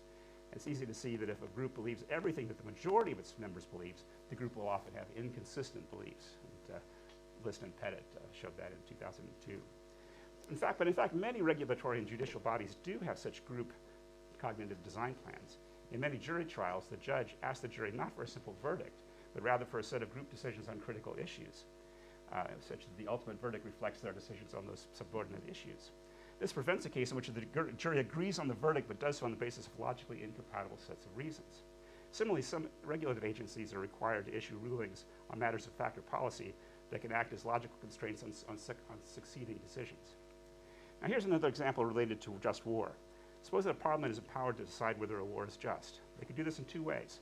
The parliament deliberates on whether or not to endorse the war in light of traditional criteria, that's one, or two, the parliament votes on each of the criteria individually, with the war authorized if and only if each of the criteria is satisfied. If it takes the second route, it's possible that the war could be authorized even though every member of the parliament believes it not to be justified, just as in the case of the Benz case. So the process could be further elaborated. I think I'll skip over that. So now let me look at Aquinas' account of individual deliberation, individual deliberative reason, because I think it's a really good model, very detailed model. You may be familiar with it already, but you may not have thought about applying it to the group case, but I want to do that. I want to look at each of the steps in Aquinas' account. This is in the Summa Theologia 1-2, questions 11 through 16. I'm going to go over it very quickly if I just hit the high points. But we've got this, and this is in the handout as well, this sort of 10-step process of deliberative reasoning. So first of all, apprehension, an act of the intellect. So the intellect has to apprehend some sort of good. Can groups do that? Well, I think they can, right? Because, let's see, let me get my next page here. Yeah, can a group apprehend and intend an ultimate end? It can, and this apprehension and intention can be built into its design plan. Consider the preface of the U.S. Constitution: to form a more perfect union, establish justice, and assure domestic tranquility. So these are three ends whose pursuit is fundamental to the design of the institutions of the federal government. Similarly, specific agencies and offices often are assigned specific purposes in their enabling legislation. So for example, the Federal Reserve Act gives to the Federal Reserve System the three-part goals, the three-part intentions of maximum employment, stable prices, and moderate long-term interest rates. So these are ends which are willed, so to speak, by the constitution of the group itself. The functions of consent and counsel and consent take us back again into issues of social epistemology, which I discussed earlier. And I argue that obviously groups can do that as well. So that takes us to step let's see, I guess we're all the way down to step 7, electio or choice. So if a group's deliberative process results in consenting to multiple equally effective and equally costly means, then the group must choose between one of those two. So we're in a sort of burdens asked kind of situation, right? Then you need choice in order to make a decision. So the group can certainly do this, right? It has mechanisms for making a decision in that sort of case. Command and use come next. So at this point, the group affirms the proposition that its choice is a reasonable one and to be followed. It issues a command in this form, which is put into practice, use, by whatever subordinate agencies or officers are tasked with doing so. So actually the last step, enjoyment, is also an important one. If a government has deliberated appropriately, if its command is followed, and no new evidence or arguments comes to light, then a properly functioning government will rest in enjoyment of its action. That is, it will honor its own commitments, at least for a considerable period of time, and at least for the most part. If the government persists in repeatedly second-guessing and reconsidering its own decisions, it would not be possible to assign it a set of group intentions or beliefs. And I think in many cases it does do so. Okay, so now let's talk a little bit about the ontology and metaphysics. Have I got some time yet to do that? I think so. David Hillel Rubin, in his Metaphysics of the Social World, 1985, makes this really, I think, plausible case that groups are irreducible to individuals on a metaphysical basis because of the existence of what we could call de re attitudes. Right? These are attitudes, beliefs, or knowledge that you have towards a thing as such and not under any particular description. So the question is, can we have de re attitudes towards groups? Can we have a de re attitude towards the United States or towards Oxford University that's not reducible to an attitude to that government which is da da da da da, which is allowed in some further sort of description. And I think there's a very plausible argument for saying that we can, right? That I can love the United States of America, even though I'm not loving it under any particular description. It's that particular thing that is an object of my love. So if there are such irreducibly de re attitudes, can we find plausible de dicto, that is description-based substitutes that are semantically and phenomenologically adequate? And I think not, right? And if not, because I think any such proposal is going to be subject to Kripkean-like counterexamples based on Kripke's work in Naming Necessity, where he showed proper names in general, not reducible to descriptions. I think the same thing's sort of going to apply here to de re attitudes towards groups. Okay, one last issue before I plunge a bit further into ontology, and that is the question of practical knowledge. So in intention, Anscombe identifies intention with an answer to a certain kind of why question, a question, the answer to which is known by the subject through a sort of what she calls practical knowledge, which is a non-observational knowledge of her own intention. So can groups instantiate such practical knowledge of their own intentions? Do groups know their own intentions from the inside, so to speak, without observation, including introspection? Does the internal participant have any epistemic advantage over the uninvolved external observer? Prima facie, he does not. Right? The deliberations and decisions of the group seem to be open to external inspection, giving the outsider the same sort of insight that the insider has. So this is going to be a problem for my count, right, based on Anscombe. However, I think we need to define participatory or practical knowledge more broadly in this particular case. If the organization is part of the Lebenswelt, the life world of an individual, the individual counts as an insider in the relevant sense, whether or not they're a member of the group, right? So it's only such an insider can perceive the individual statements and actions of the group as workings of group deliberation or intention. The distinction between observational and practical knowledge of an individual intention corresponds to a distinction between, you might say, behaviorist and hermeneuticist knowledge of group intentions. I can grasp a group intention only if I envisage myself as a potential member of the group. The kind of cognitive and intentional structure the group instantiates must be within my own practical repertoire of concepts, attitudes, and actions. Only then can I know that the group is acting as it is in the appropriate sense, why the group is acting as it is in the appropriate sense of why. So I think there's an analog to Anscombe's notion of practical knowledge that we can make use of here. Okay, last couple minutes on just very sketchy ideas about social ontology. The first thing I want to say about groups is that they are not substances, right? In Thomistic terms, they do not have substantial acts of existence, but only perhaps accidental ones, dependent on the existence of individual human beings who are the only substances in this case. So in this case, groups, I think, subsist in some way in the accidents of individuals, these de re propositional attitudes, beliefs, and intentions of the individuals that make up the group in some sense. So a group, I think, is composed in a way by a plurality of accidents, unified by virtue of serving, the group serving as the common object of those attitudes. Right? So a group subsists then partly in the de re attitudes, not only of its own members, but also of non-members, whose life world includes that group as an element. For example, members of one athletic team will typically have de re attitudes towards another team. So if you're from Boston, you hate the Yankees, right? Even though you're not a member of them. Now this raises the question, what constitutes membership in a group then, if indeed attitudes of non-members are constitutive in some way of the group's existence?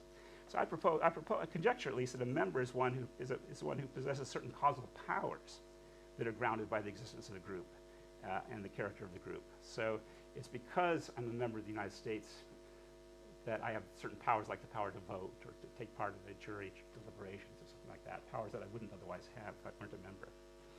That raises interesting questions about whether a group could even exist without members at all. I think perhaps in certain cases it can. In general, no, because if it has no members, it can't act, and things can't exist without acting. But there may be special cases, like a committee of a larger group that could go memberless for a certain period of time, and its existence sort of sustained by its playing a role in that larger group. Okay, last thoughts about the grounding of the social. Do facts about groups constitute a metaphysically fundamental set of facts, or are they always grounded by non-social or individualistic, let's call them facts? The ontological dependency of groups on individuals doesn't settle this question. So for example, the accidents of quantity in Aristotle's picture are all ontologically dependent on substances, but the quantitative facts are not wholly grounded by the non-quantitative facts. Those facts are still fundamental in some sense.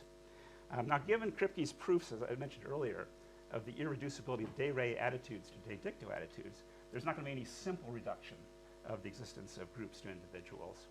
I could talk a little bit, we might do the discussion time, we could talk a little bit about, well, couldn't I have a de re attitude towards a plurality of individuals? Couldn't that be my attitude, de re attitude towards the group?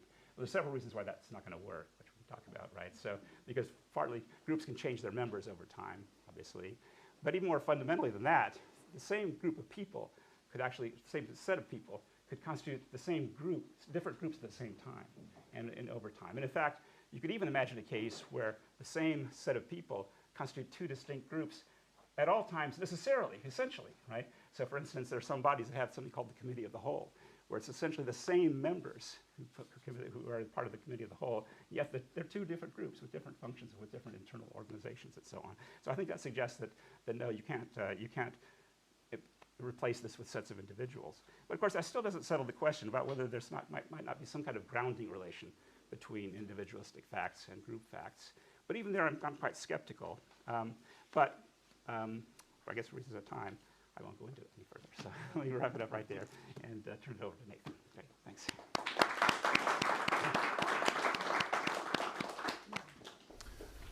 Thank you to Rob for those remarks. I got this paper a day in advance and was able to read it yesterday. And I was struck by how many papers are within this paper and how good all of them are. It's a real feast. So I've chosen then rather to try to say something about everything, to try to say one thing about the first thing.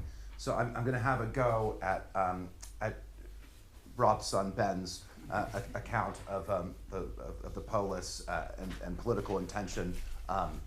But I should say that we're old friends, and I used to live with him when we did our B-Phils, so this is not a personal attack on Ben.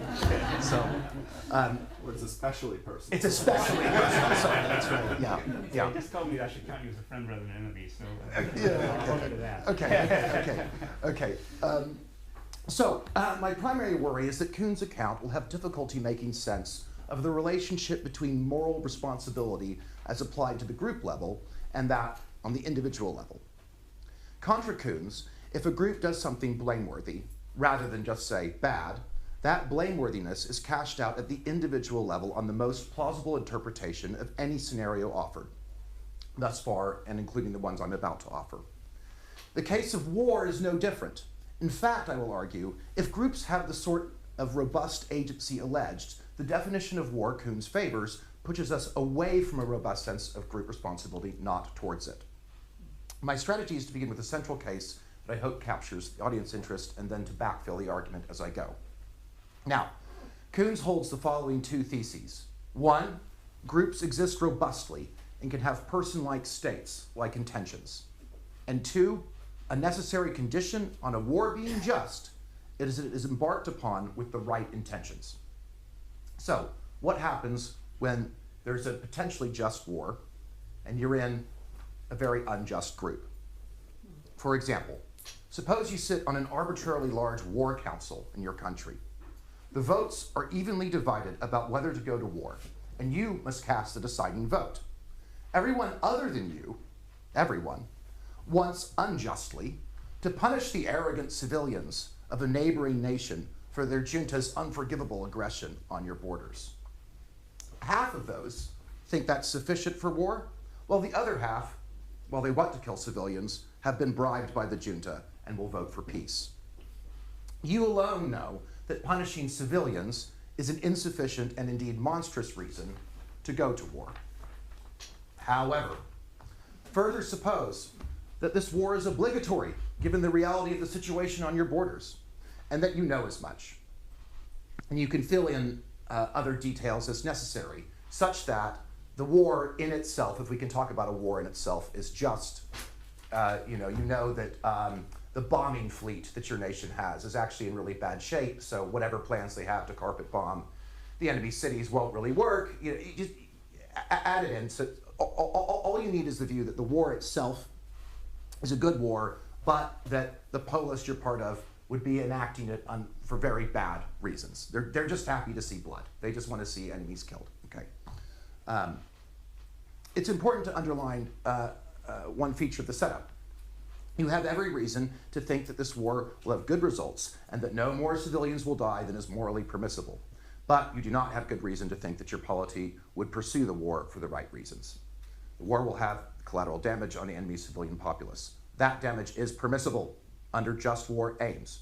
But everyone else on the War Council desires the civilian deaths for their own sake. So, while your intentions may be pure, if you vote for the war, it would be absurd to say that the polity or the group acts with the right intentions. Keep in mind, if you have a 101 person council, of the 51 people that voted for war, you vote for the right reasons, the other 50 vote for the wrong reasons. So it'd be very strange to say that the War Council went to war for the right reasons. So what do?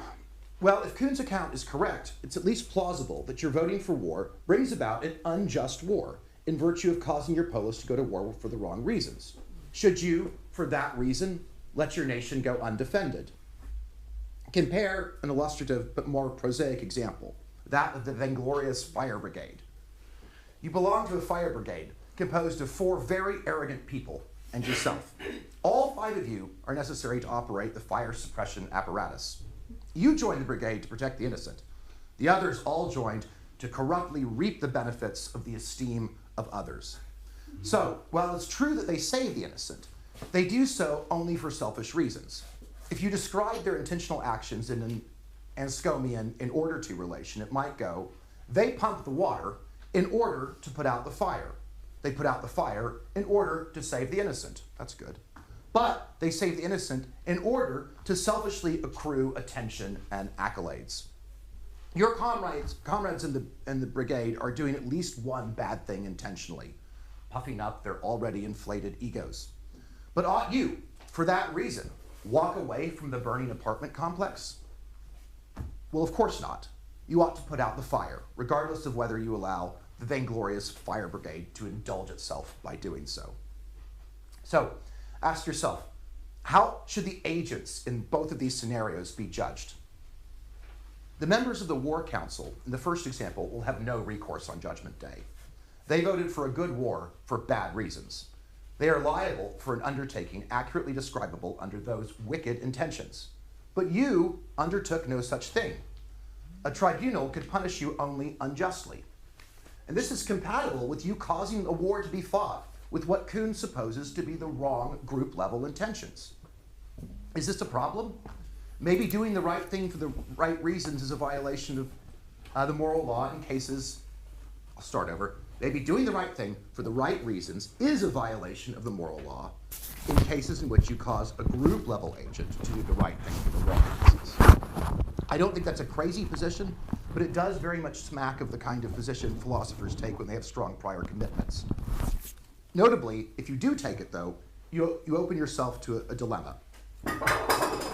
Presumably, a group can be responsible for inaction just as much as action.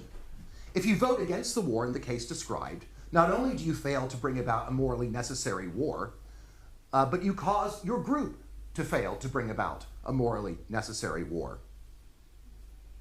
Because remember that half of the voters are bribed peaceniks, right? They're corrupt, and you're siding with them, and presumably the polis is accurately described as, corruptly shirking its responsibilities. To escape the dilemma, either we should not worry about bringing about unjust events like unjust wars, or just war doesn't require the right intentions. These both seem like bad choices. So perhaps something has gone wrong with the setup. Perhaps we ought to consider just sticking to applying agential attributes like moral responsibility, like culpability, to conscious, sentient agents like you and me, not to groups. You are voting in the same war as your War Council in one sense. I think that should be for the same war as your War Council in one sense.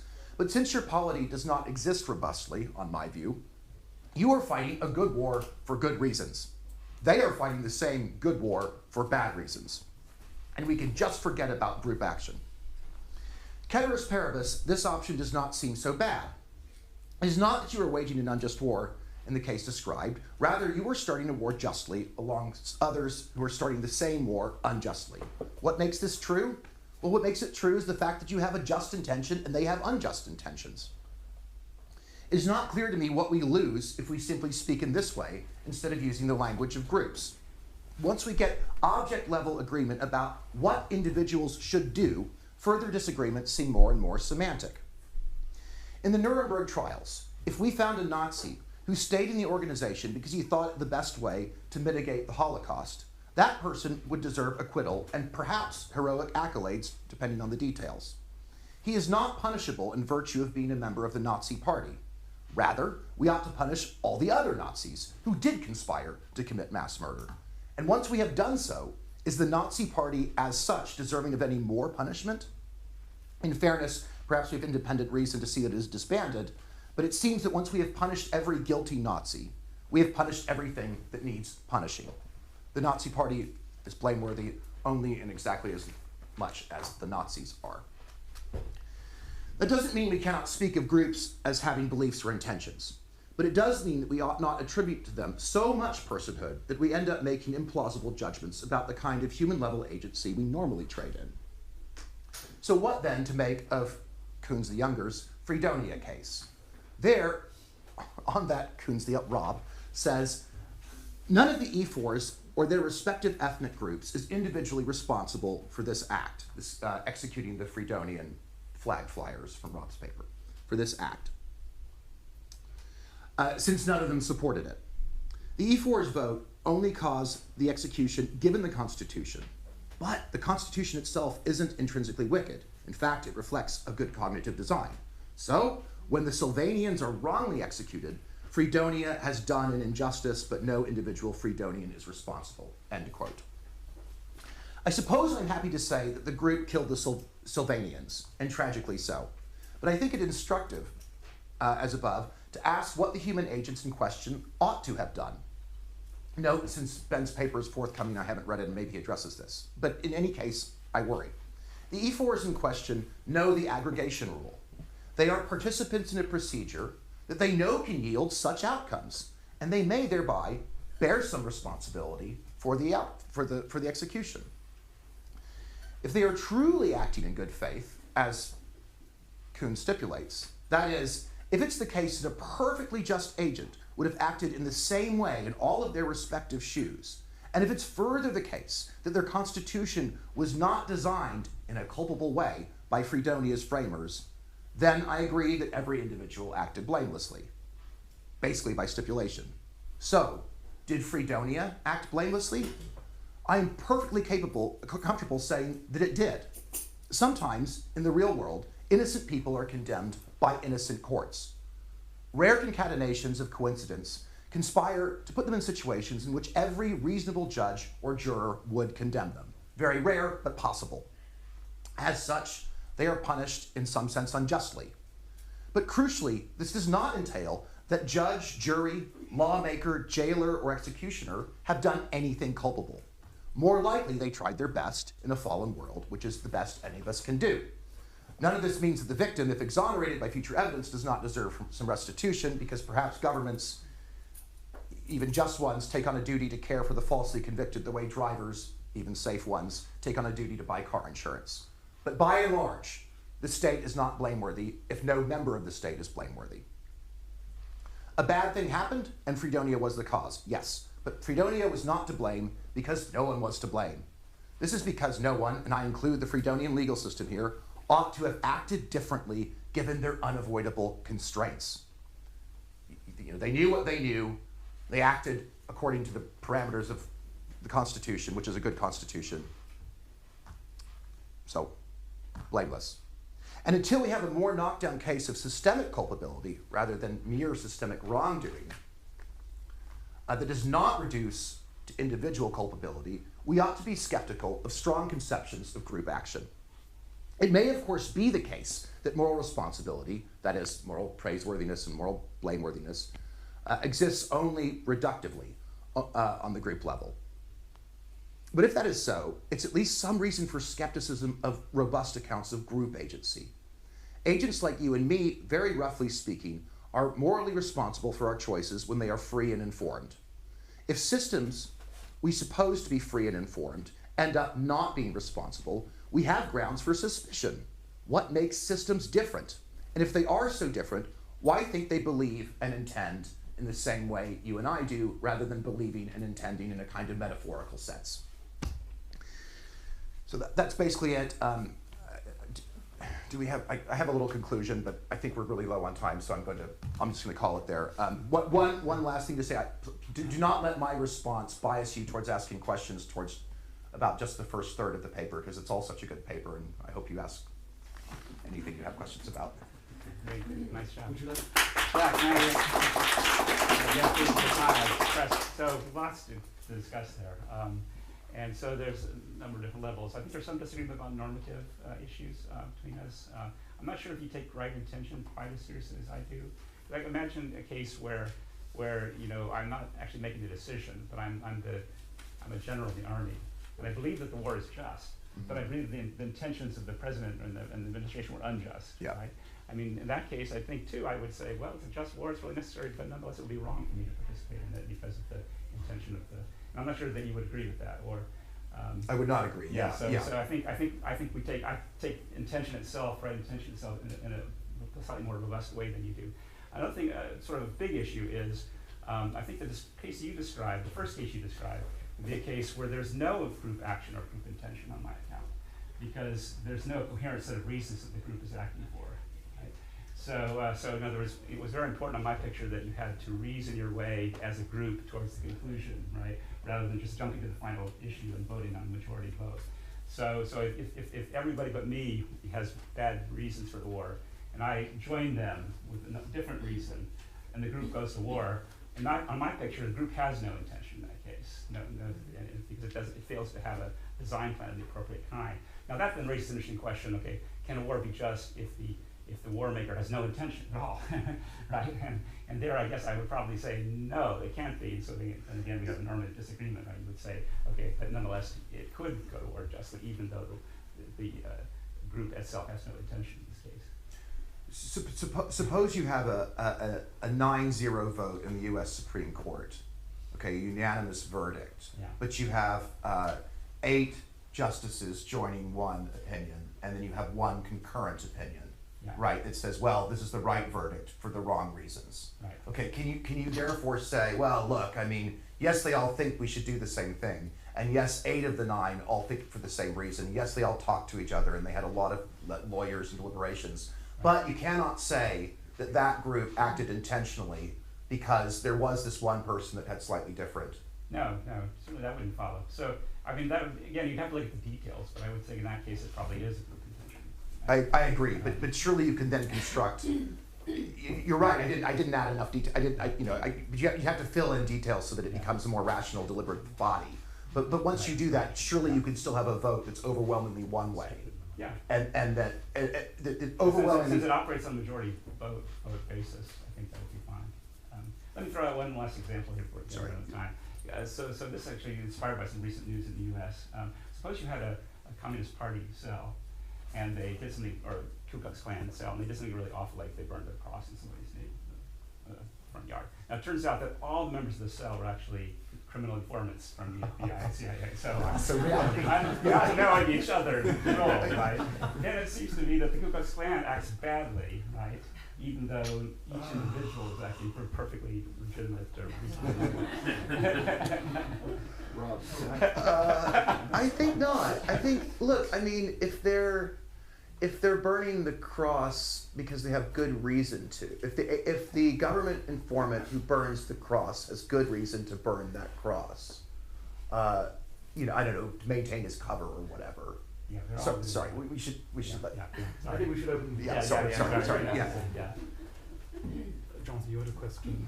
I do think polities exist robustly, and I think there are good reasons to think they might be substances or just as good, groups might be.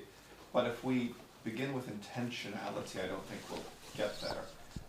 What about if the kind of actus we're looking for relates to disposition?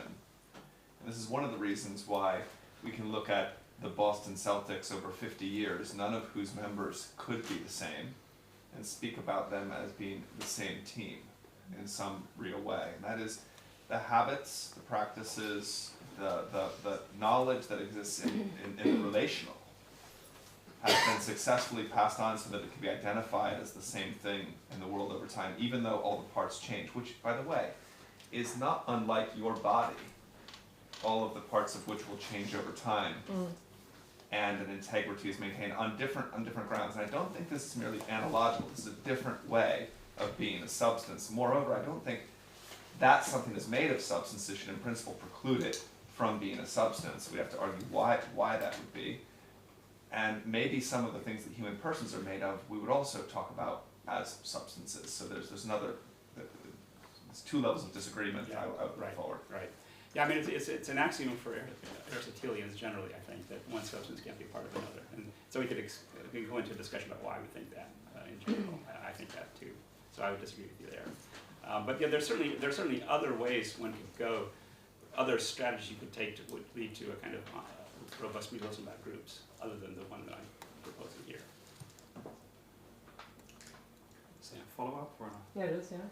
Yeah, so thank you for that. Yeah, I'm also curious about the material constitution of the community, which you described as a plurality of accidents. Yeah. And I mean, if we are adopting an Aristotelian Thomistic approach to this, I mean, it seems to me that the sense of unity is much stronger than definitely like quantum aggregates, right? And it's also much stronger than, well, in your own work, what we would call inanimate thermal substances. Yeah. And he likens it to something like a living substance, although I take it most of us want to say it's not a living substance. Yeah. But and so the sense of material constitution there is strong in that sense. And in some ways too, I mean, when you use the language of causal powers, like your solution is something like, well, it's the possession of the causal powers, that makes one eligible as a member. I mean, that's the language of substantial constitution, and it maybe allows us also to see some relevance to the way Aristotle is going to understand parthood, and the different there's a kind of hierarchy in parthood. It's not just a plurality of members all voting, and each vote kind of counting equally. I mean, there's a sense in which certain parts are hylomorphic, he says, right? I mean, it's the brain and the heart. Yeah, so I think you can apply, you can say that there's hylomorphism in a kind of analogy here, right? Without going all the way to substances. I think substances have a sort of unity that's much greater than the unity of group. What you'd agree, I think. He's kind of invoking that strength of unity, though, right? Is he not in his language? Because he applies the organic homonymy. But there's a spectrum here, and so it's not all the way at the top. Yeah, the highest level of unity. Yeah. Thanks for a really stimulating paper. Just on Janice's last point, I think an artifact can have accidental order, and that can facilitate causal powers by owning it or in your use. Yeah. So in that sense, you could still have causal powers by virtue of group membership, and that is of accidental order. Right. Though we wouldn't treat them normally as an artifact, but analogously. Well, a group is a kind of artifact, I think. Yeah. Sorry, I did actually also have a question. So, okay, I just wanted to put 3 points out there, but just take or leave, whatever, just to help see the expanse of the paper. First, how would you deal with Arrow's incompleteness theorem? And I can detail that further if needed. The second is, what's the significance of starting with group deliberation and going to the individual? Very, very intrigued. Sorry, what was it? What's the significance of starting with notions of group deliberation and then going to the individual rather than the other way around? I found that very intriguing. And the third is whether you, as a philosopher, are shifting methodology halfway through, which I think is fascinating, but you start with quite a reliance on syllogistic reasoning, which in the modern academy is really like that analytic kind of side of things.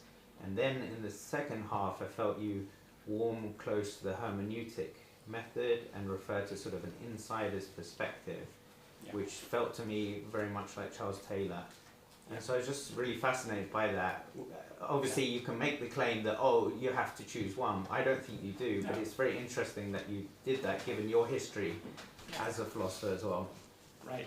I'm not trained in phenomenology. That doesn't mean I can't do it occasionally.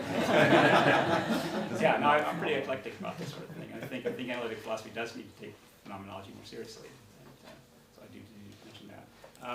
On the group individual deliberation, I mean, it's just a point that Ben made about that historically it started with the group, right? Our understanding of deliberation starts with the group and then moves to thinking of our internal deliberation. It's like a little council inside your head that's deciding things. And let's see, what was the second point? Arrow's theorem, yeah. Arrow's theorem, right, yeah. So Arrow's theorem, I think, is one of those things that sort of points us towards the need for a design plan, actually. Because if you don't have a design plan, you try to decide everything by majority vote or try to extract some kind of a group function from a utility function from the group, you end up with these impossible results. So I think it's actually grist for my mill, ultimately, for a reason of taking group structure seriously. Andrew, did you have a follow-up? Yes. To what extent do you take sort of real group personality and the sort of organic theories of group seriously? So the sort of Otto von Guericke notion that rather than starting with aggregates of individuals in sort of numerical intentionality, you start with this bizarre natural phenomenon where 2 ants are just 2 ants, but 1,000 ants are something else, and they have their own.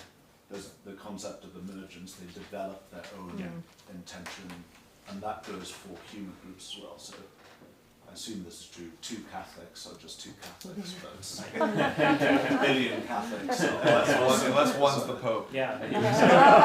So rather than worried about how they agree or disagree, you're noticing that there is a group emerges organically and it behaves, and people in it and outside of it behave differently because of that. Yeah.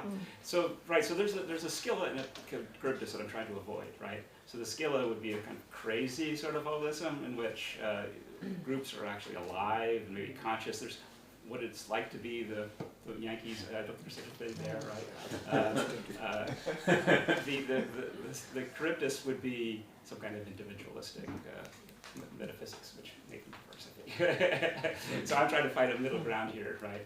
In which I can say, no, there's a robust sense in which there are group facts that are not reducible, maybe not even grounded in facts about individual psychology, and then make a difference to our lives as individuals, right? Because we live, again, this is the phenomenological stuff. We have this life world, this life envelope, that includes groups as fundamental elements, and that shapes our thinking and our intentions in a kind of top-down sort of way. So it's not all emergent, so to speak, in one direction, but still from stepping back and looking at it as a metaphysician, right? There's a sense in which this existence of substances, which are individual human beings, are the primary thing. That everything else depends upon that. Thank you. There's a lady at the back who's been waiting patiently.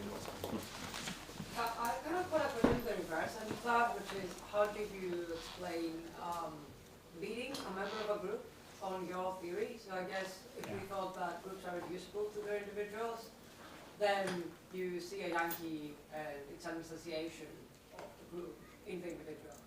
But on your theory, would it just be an epistemic kind of evidence? I know that the Yankees exist because I saw someone who claims to be a member. So how does the individual relate to the group if the group doesn't really exist? Well, I mean, it does exist on my view, right? So, and certainly thinking that even having justified beliefs that I'm a Yankee doesn't make me a member of the Yankee baseball team, right?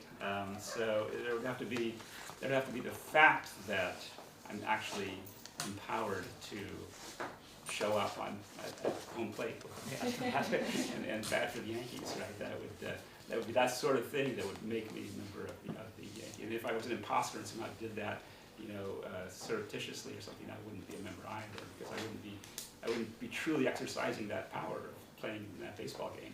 I'd be emulating it or simulating it in some sense. I don't know if that helps at all, but there would be just facts about. It would depend on the nature of the group. I mean, it's very hard to make very broad sweeping generalizations here, because unlike biological species, groups don't really have a nature. They have only a quasi-nature, right? They're artificial things. And so it's very hard to make generalizations about such quasi-natural entities. One last question, Jonathan. I just wanted to push a little bit on Nathan. If Rob's position is true, and if my stronger form of it I've suggested is possible, then once we're done punishing every member of a group, we would still have something left to punish. Or said differently, as the accounts in Scripture seem to tell us, the Lord is the judge of the nations.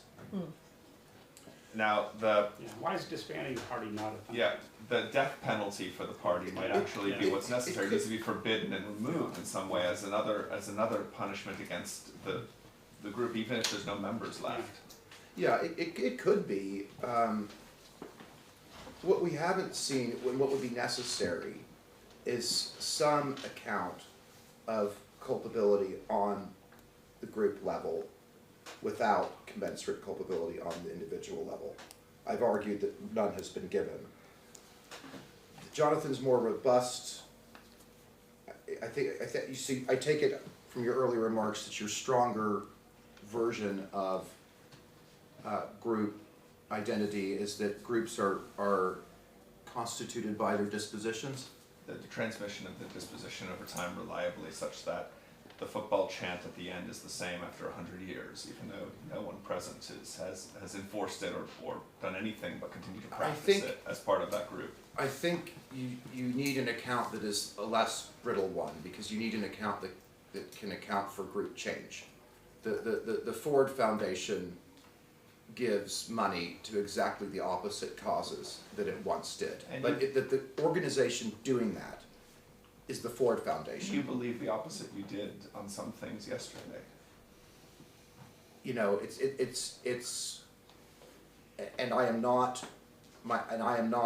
I do not have the personal identity I have in virtue of, say, my beliefs or my memories. And there's so John Locke thought I did, right? And then Thomas Reid say, look, imagine an old soldier who's kind of forgotten his career as a soldier because maybe has Alzheimer's or something.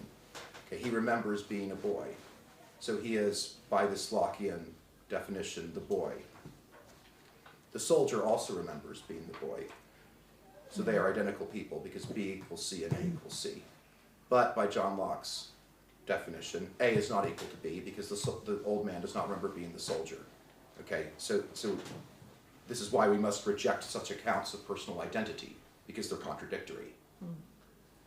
So we should say, maybe I'm a soul or maybe I'm something else, but I'm not who I am in virtue of my dispositions. I'm not who I am even in virtue of my memories. And something similar goes for groups, I take it. I don't know what the endurance conditions for groups are, but it can't be purely dispositional because they change and can sometimes change such that they're I don't know. Overnight almost. Yeah. I like restaurants. So did you know Michelin's a tire company? You know, it's like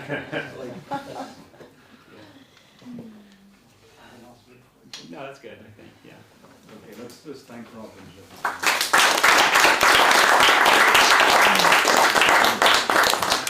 Okay, I believe it is really lunchtime now. So if you're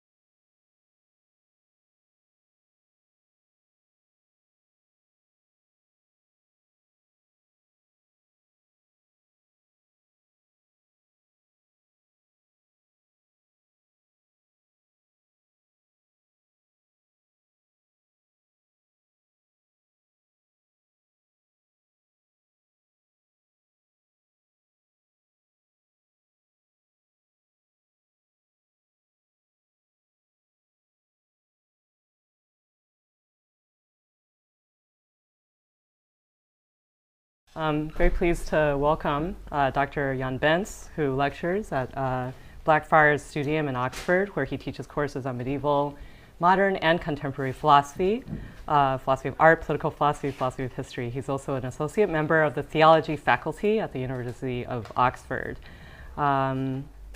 Dr. Bens was born in Germany, completed, and also spent time in St. Louis, Missouri. His interests are metaphysics, history of philosophy, medieval philosophy, Thomism, and the philosophy of art. And he's also active as a journalist and a public intellectual. So I'm very pleased to hear his talk on just war, a holy cause or an ideological delusion. Thank you very much, Dr. Miller. Thank you so much, Janice. I'm not just a journalist, I even brought my editor who's in the back there. Hi, Andrew. Great to have you here.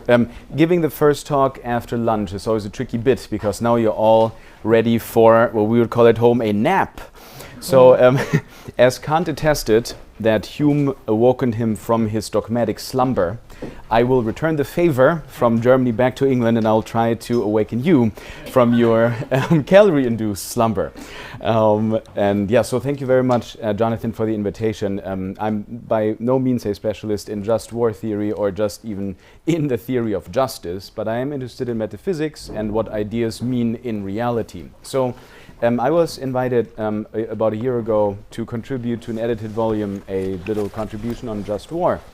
And there has already a lot of ink been spilled on this subject. And I was wondering, with the lineup and with the very eminent lineup that we already had heard this morning and what we'll continue to hear throughout the day and tomorrow, what I can actually contribute that has not been said or will not be said. So I picked something fundamental for me, teaching for the Dominicans, guilty as charged, which is Thomas Aquinas.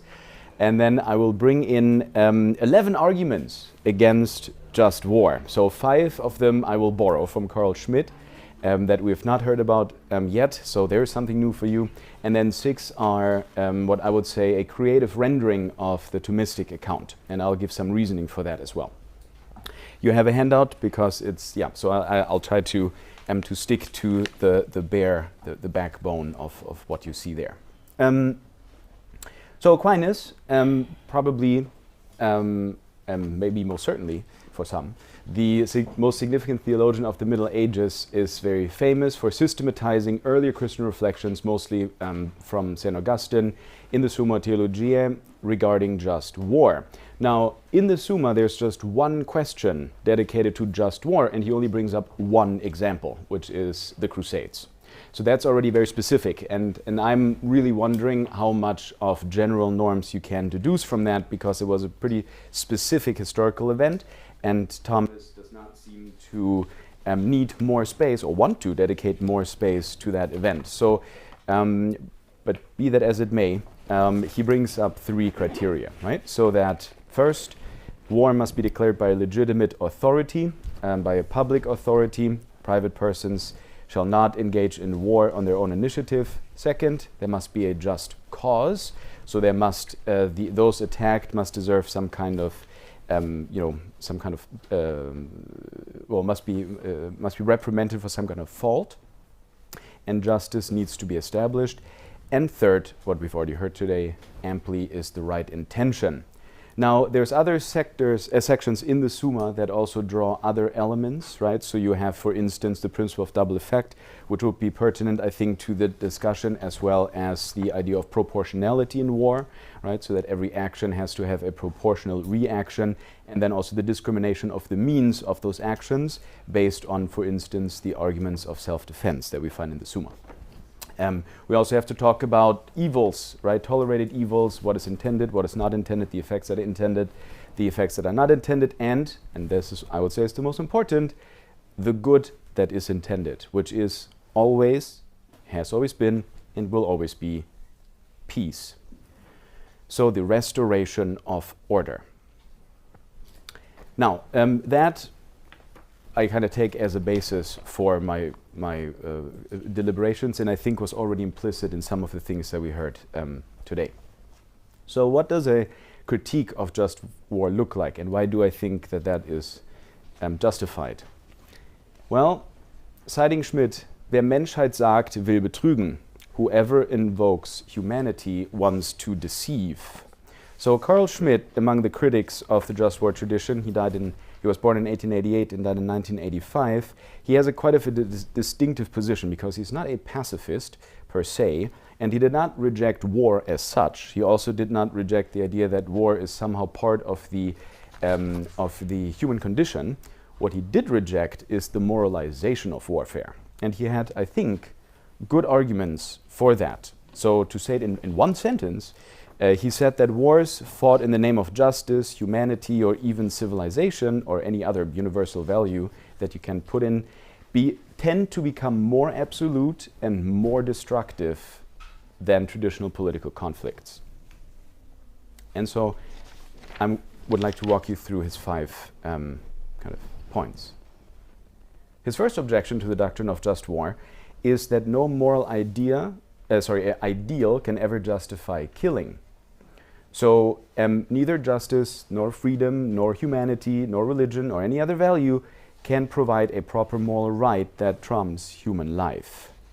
So there may be points where it's existentially necessary for the preservation of a political community to wage war, as in like a case of defense, for instance, but it can never be morally righteous, and is always already in a situation of a certain moral delineation that you need to take account of when you judge that action. The second argument is that the doctrine of just war inevitably demonizes the enemy. And for him, this is something that is just natural for this whole moralization where you call yourself good and you call the other evil. And this is very important on many levels, right? In many levels, starting from the foot soldier, right, who has to actually face the enemy on the battlefield, all the way up into the generality, and that also has to argue for certain tactics among their peers, and then in the line of command, and obviously also for the politicians that have to justify publicly to whatever country they're in. So this demonization of the enemy cannot be a good thing.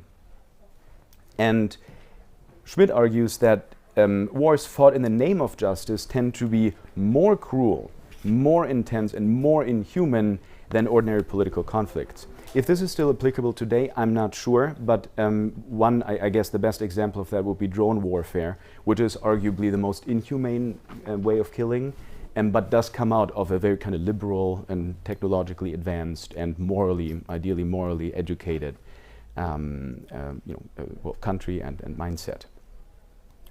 Okay, his third argument is that there exists no objective or universal standard by which a belligerent can establish the possession of justa causa, the just cause that Aquinas mentioned as one of the factors. So who decides who has the just cause? And in fact, which just cause legitimizes one's own actions and delegitimizes the actions of the enemy? Right? Now, Schmitt is obviously famous for this idea that politics arises of the distinction of friend and foe, friend and enemy, right? In the concept of the political. So that plays in here, but which he says is the natural moment of when kind of politics arise, and that'll be interesting to what we heard about Hobbes today and how that actually plays out.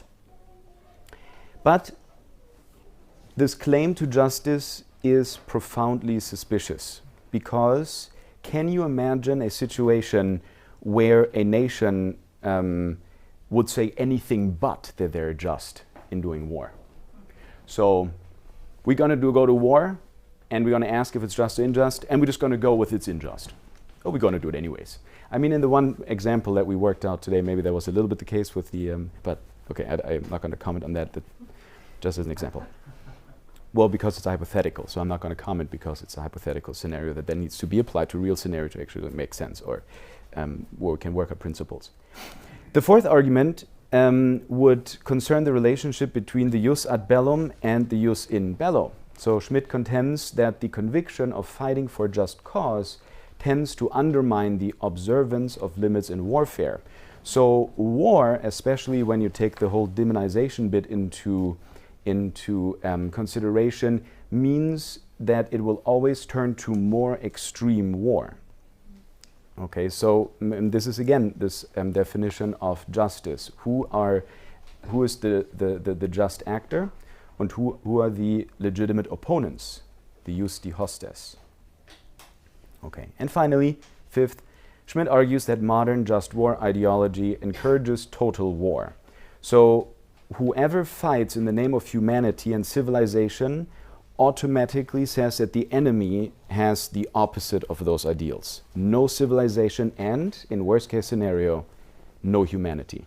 We don't really see that kind of rhetoric, I don't think, in the West. So we brought up the war in Iran already today, so we can maybe go to that example. That rhetoric would not be felt in the West, but I would feel that the rhetoric within North Korea, for instance, waging war, or at least having the rhetoric of war, would use that kind of rhetoric. Okay, so Schmidt, in The Nomos of the Earth, one of his later works, even suggests a dialectical relationship between just war ideology and technological escalation. So the more absolute the moral claims by the belligerent, the greater the temptations to employ increasingly destructive weapons in order to secure the triumph of good over evil. Right? And there is a certain escalation dynamic. Okay, so good. This is as far as Schmidt goes. And you can read all of those yourself. Now, I've tried to, and this would be my next part 3, Contra Justum Bellum. I'm gonna try to use all of these to think a little bit in more Thomistic terms and see where the points of debate could lie. Some of them we already heard today from different viewpoints, and so maybe I'm repeating some of it, which would be good. We're all talking about the same thing. So my problem is really what Taylor describes as the disembedding, right? And not just the disembedding of the individual from his context, social or political, but just the disembedding of values. Okay, Jill Son calls, names it that the transcendentals become values, and once a transcendental that is always tied to the ontological basis of being, once it becomes a value, it doesn't just stay a value, but it actually looks for new grounding. So it's almost like something that has been severed, a plant that has been severed for roots, and now it wants to graft itself onto other roots. So it's looking for another grounding. And depending on that grounding, that would actually redefine the value. I found that a very compelling argument. So in today's political rhetoric, war, insofar as it is portrayed necessary for the defense of universal values or human rights or a liberal democracy, risks what Schmidt sees. And I have 3 examples here. So George W. Bush in the Iraq War in 2003 in his State of the Union address justifies the war against Iraq by citing the threat of weapons of mass destruction and the need to defend democracy and human rights. So humanity. The second example that I pulled up was Olaf Scholz and the war in the Ukraine since 2022, the so-called turning point speech of February 27th. And here he argues with the same rhetoric. He argues with the rhetoric that democracy needs to be defended, and, quote, Putin wants to put the right of the strong above the strength of law. We stand on the side of freedom, democracy, and justice. Now, he doesn't call it a just war, but he calls his cause a just cause. That is just war.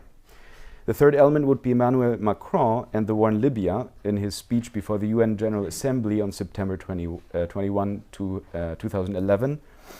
And he uses the same kind of rhetoric. Okay, so based on this kind of rhetoric that is used within the political context of these 3 different countries, I might say that we can take some points. And so I have collected 6. There may be more, or maybe I'm repeating one. Not quite sure. The first is the problem of justice, right? Justice is understood as giving each his due. Now, justice is part of natural law, but natural law is not an end in itself. Not for Aquinas, certainly not for Aquinas, and potentially not even for Aristotle. So natural law roots for Aquinas in eternal law. And the justice has to work on all of those levels, which means that to determine what true justice is needs to work on all levels of law, including eternal law. And then we have what you can call a religiously motivated conflict, right? It is the will of God. So now there's a dual problem going on here. Number one, so you can be for the idea of justice and natural justice embedded in eternal justice, but then you automatically also put God on your side when it comes to war. Or you say, well, no, we can understand justice without eternal law. Just natural law is fine. Some kind of, what I guess like a Kantian idea of just, everyone agrees on this because it makes sense, it's reasonable. But then I would argue, and potentially with Taylor, that then the transcendent foundation or the ground, as Heidegger maybe would call it, is lacking. So the question of just and unjust cannot be deliberated without a higher authority. So this is point 2, right? It's the same thing, just talking about nature. Nature, taken in a pure sense, so in an isolated and immanent way, is very hard to defend. Just in conversation with Dominic here, during the break, I brought up Speermann's Persons. And for Speermann, in that work and in other essays, human nature is a contingent value. It's a contingent dynamic. Contingent, not that it doesn't exist, but contingent in the way that it depends on how you frame it in your limits, in the limitation, in the definitorial definitions, in the definitorial limits. So, if you see man as a product of evolution, an arbitrary evolution at that, then you're going to get a very different kind of human nature than if you see human nature as created by God and in the image of God. So I would say with de Lubac and Ratzinger and many others that pure nature is actually not something that we can think about. We always already think about nature in relation to grace. It is something that's outside of nature that allows the limit for defining nature. Christ reveals man to man, says Lumen Gentium. And so I would go with that. If you want to appeal to natural law, and I'm very much on side with that, that's a very good endeavor. I'll double down on that, okay? Yes, McIntyre. If you want to do that, then that's a really good endeavor, but you need to be aware that as a Christian, and more specifically as a Catholic, it is embedded in something greater, in a greater embracing frame. And so at a certain point, you will have to talk about that frame. You will never just get away with never talking about it. At some point, you will come to that. Okay. The third point would be in the application of the just war criteria.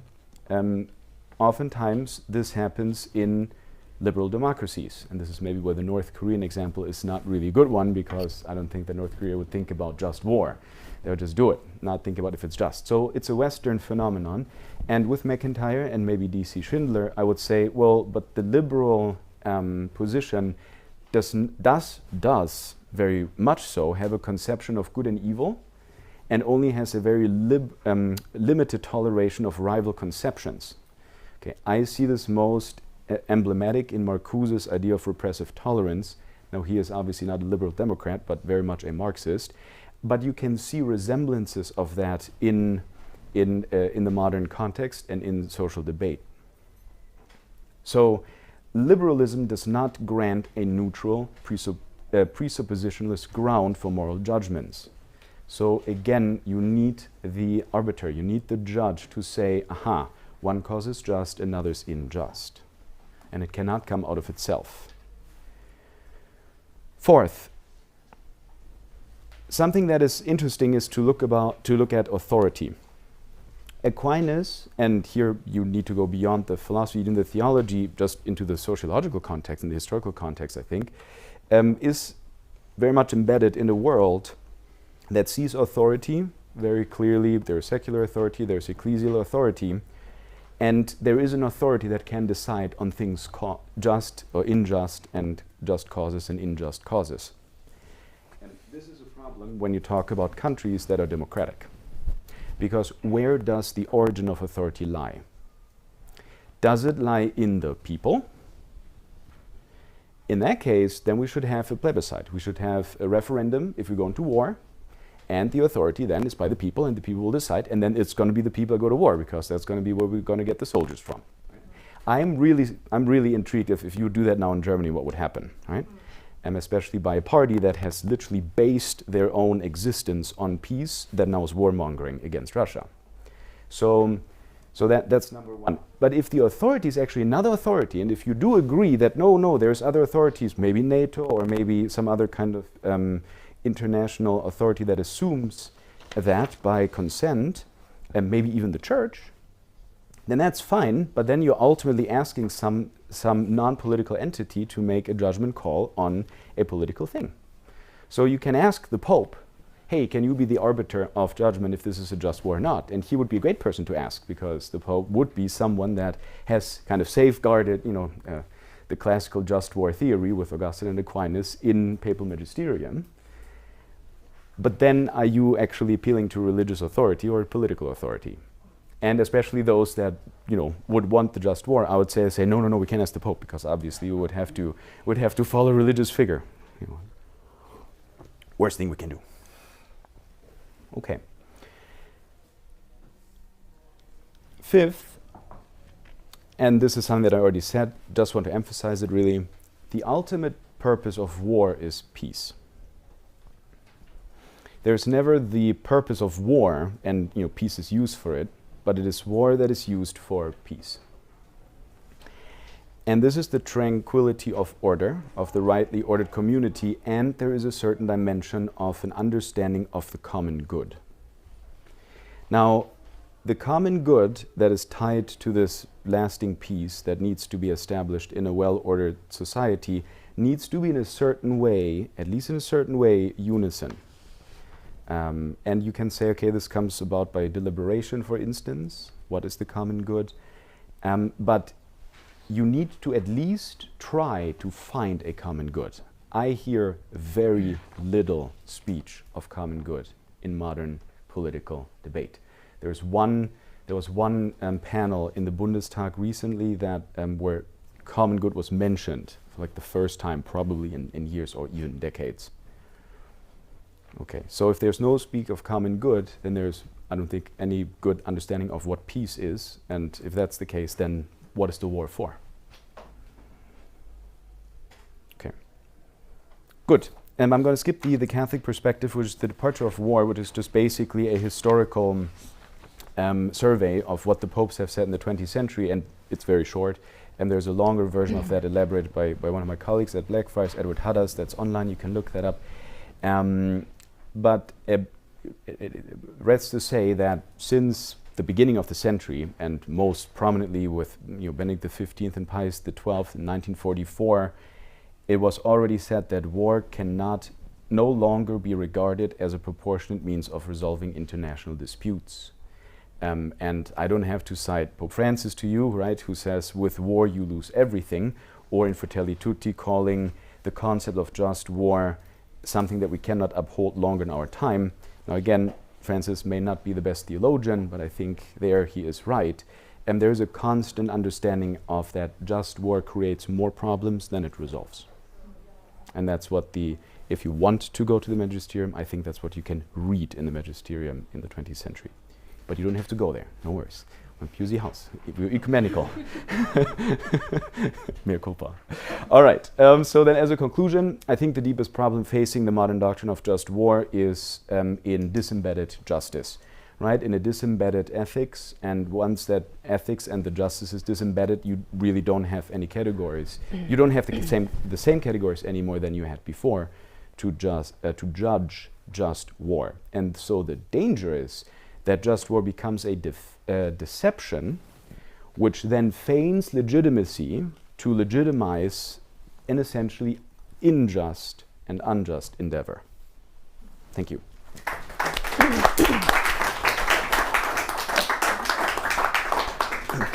Sorry. Okay, so because we have two speakers on this session, should we move to the next speaker immediately? I think you can do it as you like, but that's probably... Maybe, I think we should move, so let me introduce you. Okay, sorry. All right, sorry. You don't need to keep the Pusey, but I left it there. It's a good stand. It's a nice watch. Okay, so I'm very pleased to introduce, sorry, let me Dr. John Kitch, who is an assistant, Dr. John Kitch too, who is an assistant professor of instruction and the assistant director for academic experience at the School of Civic Leadership at the University of Texas at Austin. He studies the institutions, ideas, and traditions that form American political life, and is also a contributing fellow at Defense Priorities. His writing on American foreign policy has appeared in outlets such as The Hill, National Interest, and Real Clear World.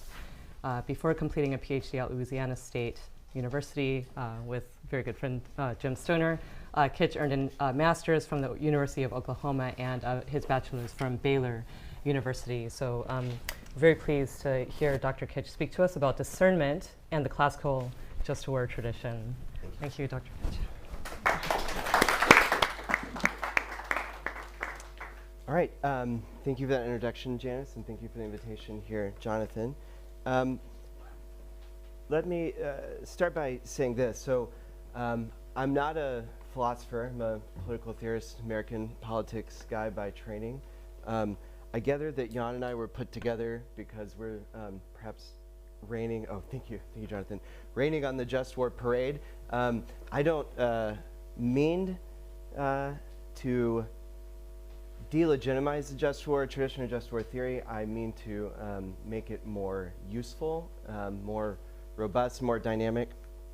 And that'll be my starting point here, that my view is that just war scholarship should more forcefully and more directly speak to the kinds of issues that statesmen and military leaders face in real time.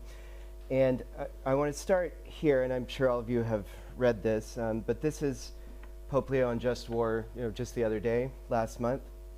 So it's the couple of sentences around the quote that got clipped a bunch.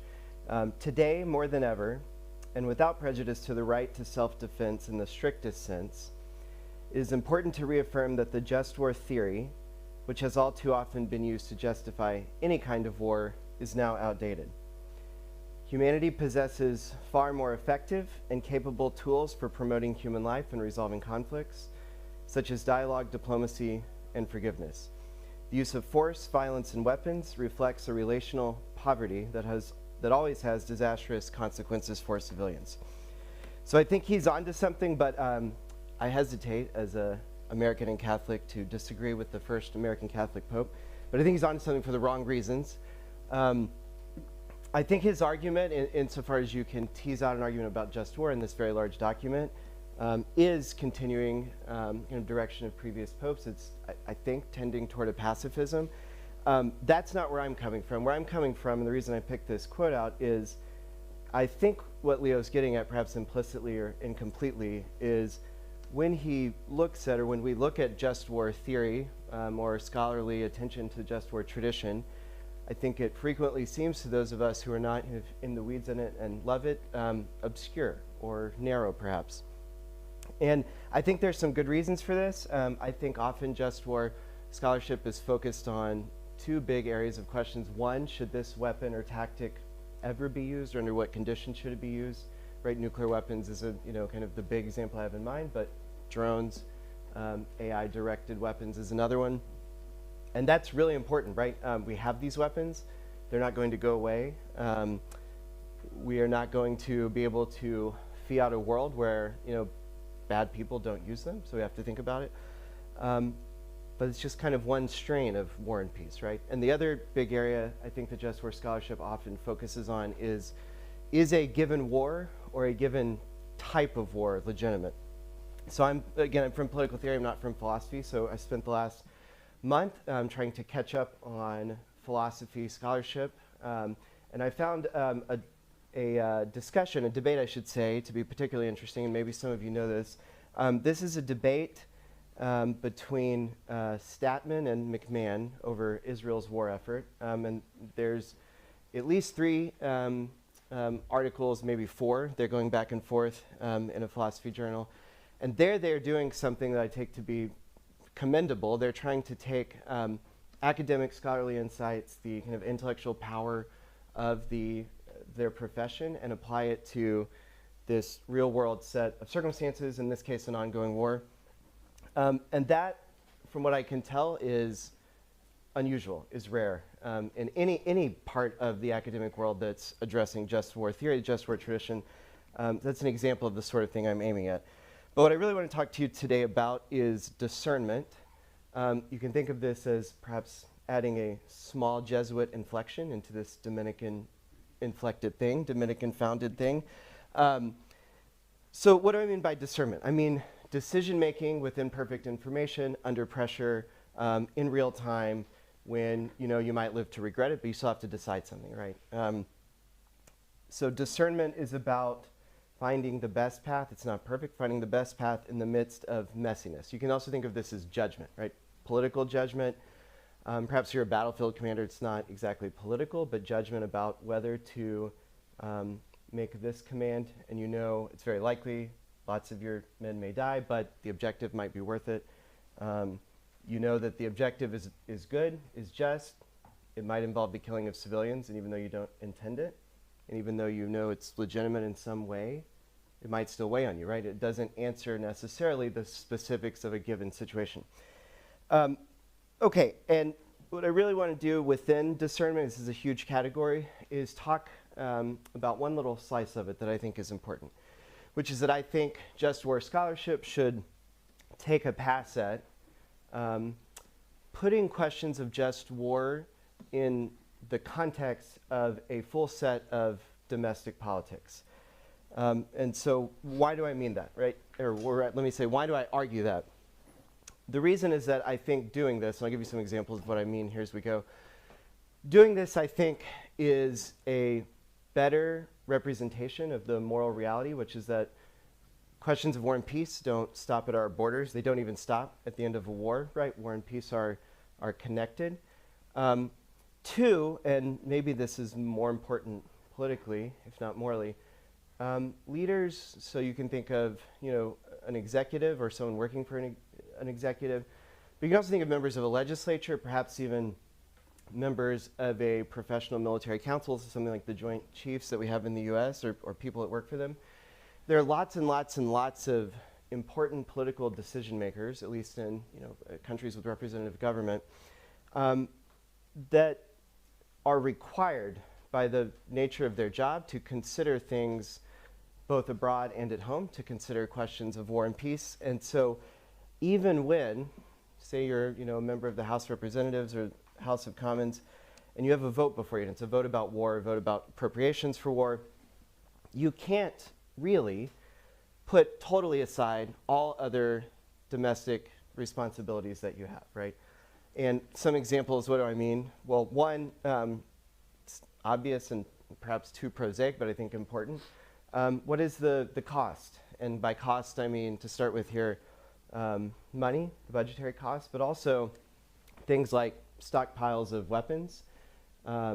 Eventually, you can get to questions of manpower, reserves, perhaps political attention. When you make a decision about war and peace as a leader, and by this I don't just mean to enter a war. I mean to enter a war, to leave a war, to escalate, to de-escalate. Even questions that we've seen over the last few years, take Ukraine for an example. Should the United States, should Germany, should Canada send these weapons to Ukraine? If so, for how long? If so, what should they be allowed to do with them? Those are questions that involve how much taxpayer money should we spend on this? But also they involve how many of these weapons are we going to have left, right? We live in a technological age where many weapons are not only expensive, but they take a long time to make, right? So you could look at the US federal budget, for instance, and you could say they can buy all the weapons they want. You can put aside questions of, is it a good use of taxpayer money, or do people really want that? But even if you can wave a wand and make the money infinite, you can't make the speed with which weapons are produced infinite. You can't make political attention of voters infinite. And you can't make your own time. So say you're a member of the legislature, you cannot make your own time and attention infinite, right? So when you are making a decision about war and peace, you are necessarily putting other things to the side, but you can't put them so far to the side that you lose sight of them. At least if you want to make a kind of maximally good, maximally efficient, maximally moral decision on war and peace. So why is this hard for us? Why is it hard for us to think about domestic politics when we think about warfare? I'll be honest, I don't know, but I have a guess. And I think it's that, at least in the American and Anglo-speaking world, which is all the scholarship that I've read, English, our experience of war, at least after World War II, is mostly abroad. It's removed, right? It's not so removed that that it hasn't cost us anything, that people have not died, that there haven't been threats, right? And you can take something like 9/11 and say, well, that's an act of warfare on American soil. But that sort of thing is removed for us in a way that it's not in a place like Ukraine or Israel, to take a couple of current examples. And so I think it might be easy for us as academics to think about war really as an issue that is over there. And by over there, I don't mean geographically exactly, but over there intellectually, over there politically, because it's over there geographically. Okay, so let me get into some examples here of what would it actually look like to think about war in the context of domestic politics. To start with, it would mean thinking about the political currents in your society. So who wants you to go to war, who doesn't, and why? And it's not to say that you can perfectly know this, right? In a democratic society, and frankly, even in a not democratic society, if you're a leader, you have to deal with political forces.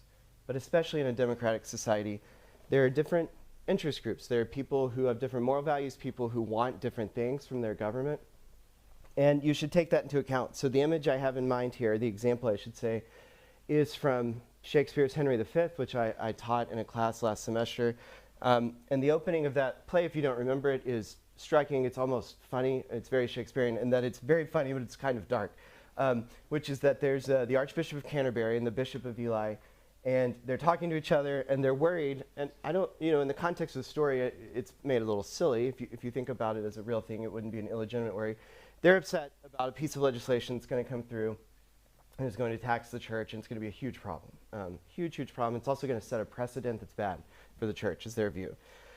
So they're talking, and they think, well, what can we do about it? And they go back and forth. We can't do anything about it. What are we going to do? Well, what they decide to do eventually is tell the king he should invade France. And they don't go and say, Henry, you should invade France so you won't think about this piece of legislation we don't like, and also you'll like us because we convinced you to conquer France. They don't say that, right? They go and they say, you have a claim to make this very short and simple. You have a claim to the throne of France, and you're being disrespected by them, right? And so Henry buys that eventually. I mean, there's a bunch of other stuff that happens, right? But Henry buys it eventually. And the play ends, and Henry wins the war. He's a great hero. But also, right at the end of the play, you get from the chorus a kind of, by the way, this all became a disaster shortly after this, right? His son lost France and, almost lost his throne in Britain, and a bunch of people died. And it's Shakespeare, so you don't get a kind of moral or political definitive set of actions to take from it. But you do get a kind of reflection on this question of, if I choose to go to war or to stop a war, or to escalate or to de-escalate, and I'm being informed and counseled by people around me, what do they really want? And it doesn't mean they're bad actors. I mean, they might be bad actors, but they might not be. But if you're deciding because, and you might not know this, but explicitly, but if you're deciding a question like this because of pressure, and the pressure is directed by people who don't have just war considerations in mind, then you're at high risk of accidentally sort of exporting your moral thinking to people who, A, may not have your responsibility of office, but B, might not be interested in it. Next, and this I think is probably the most important thing, to go a little more detail about these larger societal impacts that I referenced a bit ago. Questions of the economy, which it can be talked about in a kind of flippant, silly way, but there can be real moral implications to it, right? Does poverty go up or down? Do taxpayer dollars go toward this thing or that thing? Those kinds of questions are impacted by war and peace. Social cohesion. I mean, this is not something that happens with all wars, right? But if you take the Vietnam War in the United States, for instance, you can see real enduring, both short-term and enduring social cost. political distraction from other issues, right? Questions of war take up a lot of time. And wars often extend far beyond how long we think they will take. They almost always unleash consequences that we can't expect. But you can take the kind of inverse of this too, right? So if you take, for example, the Korean War, and you take Eisenhower's campaign pledge essentially to end the Korean War, which he did, right? He visited Korea, the battlefront basically shortly before taking office. He came into office, took a bit, but essentially negotiated an end to the war. And Eisenhower's argument was we weren't going to do better than this settlement. We weren't going to reconquer North Korea. And so what are we risking if we continue the war? Well, we're risking the loss of South Korea for the democratic world, but also we're not risking, we're just sort of paying in blood, treasure, political attention. But to accept my argument, you don't have to believe that. Like, he had critics throughout. MacArthur, chief among them, or most famous among them, but many, many, let's say, more sober critics too. Calmer critics who were thinking, in a kind of strategic, forward-looking way. You could easily make the case, according to this criteria, that what Eisenhower might have missed was that if the war was winnable, and that if you had a unified democratic Korea, that would have saved the American taxpayers lots and lots and lots of money, and save the American military lots and lots of trouble over the forthcoming, what are we, eight and counting decades. And that to not do that, to just look at the battlefield conditions and say this is the best we can do, it's not worth it to try and do more, maybe that wasn't forward-looking enough. So you can take either side of a specific policy debate in a given war, but still be taking domestic issues into account. And then lastly on this point, in a representative government, and again, I think this is probably true beyond democratic or representative governments, but in a representative government, soldiers, sailors, so military personnel, civilians who work for the military, those people, plus the government, plus veterans, plus that society's culture are intertwined. You can't easily pull one out of the other, right? And in the Anglo-American world, there's for centuries a long-standing suspicion of standing armies. And one reason for that was a long-standing fear of having a militarized society. But even now that we're 80 years past World War II, 30 years past the fall of the Berlin Wall, we still have societies that are represented by and made up of citizens who are themselves products of, but also contributors to their society, their culture, their governments. And so I think it can be easy to think about this in a way that's kind of a platitude. Like if you go, for instance, to Arlington National Cemetery, just outside of DC, there's an amphitheater. It's very beautiful just beside the Tomb of the Unknown Soldier. And in the top of the amphitheater, there's an inscription. There's a couple of inscriptions, but one of them is a quote by Washington.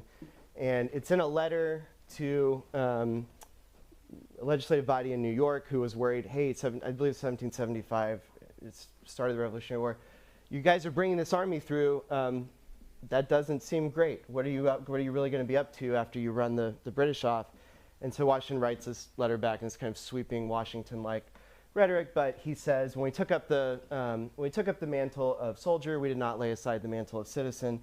So that's there in the amphitheater, and it is beautiful and it is moving there. But I think outside of that kind of context, which is to say a war memorial, that kind of thing can feel trite.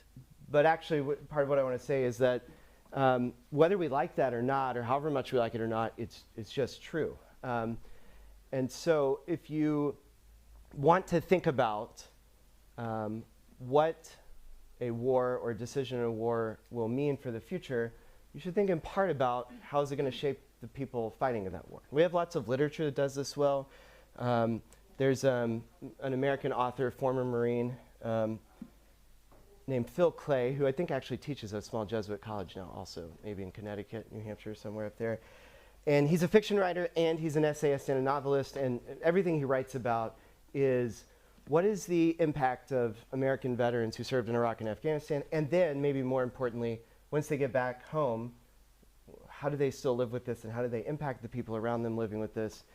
Now, that's not just war thinking or just war scholarship, but my hope and suggestion is that that kind of concern could be brought into the scholarly world of just war theory, just war thinking. I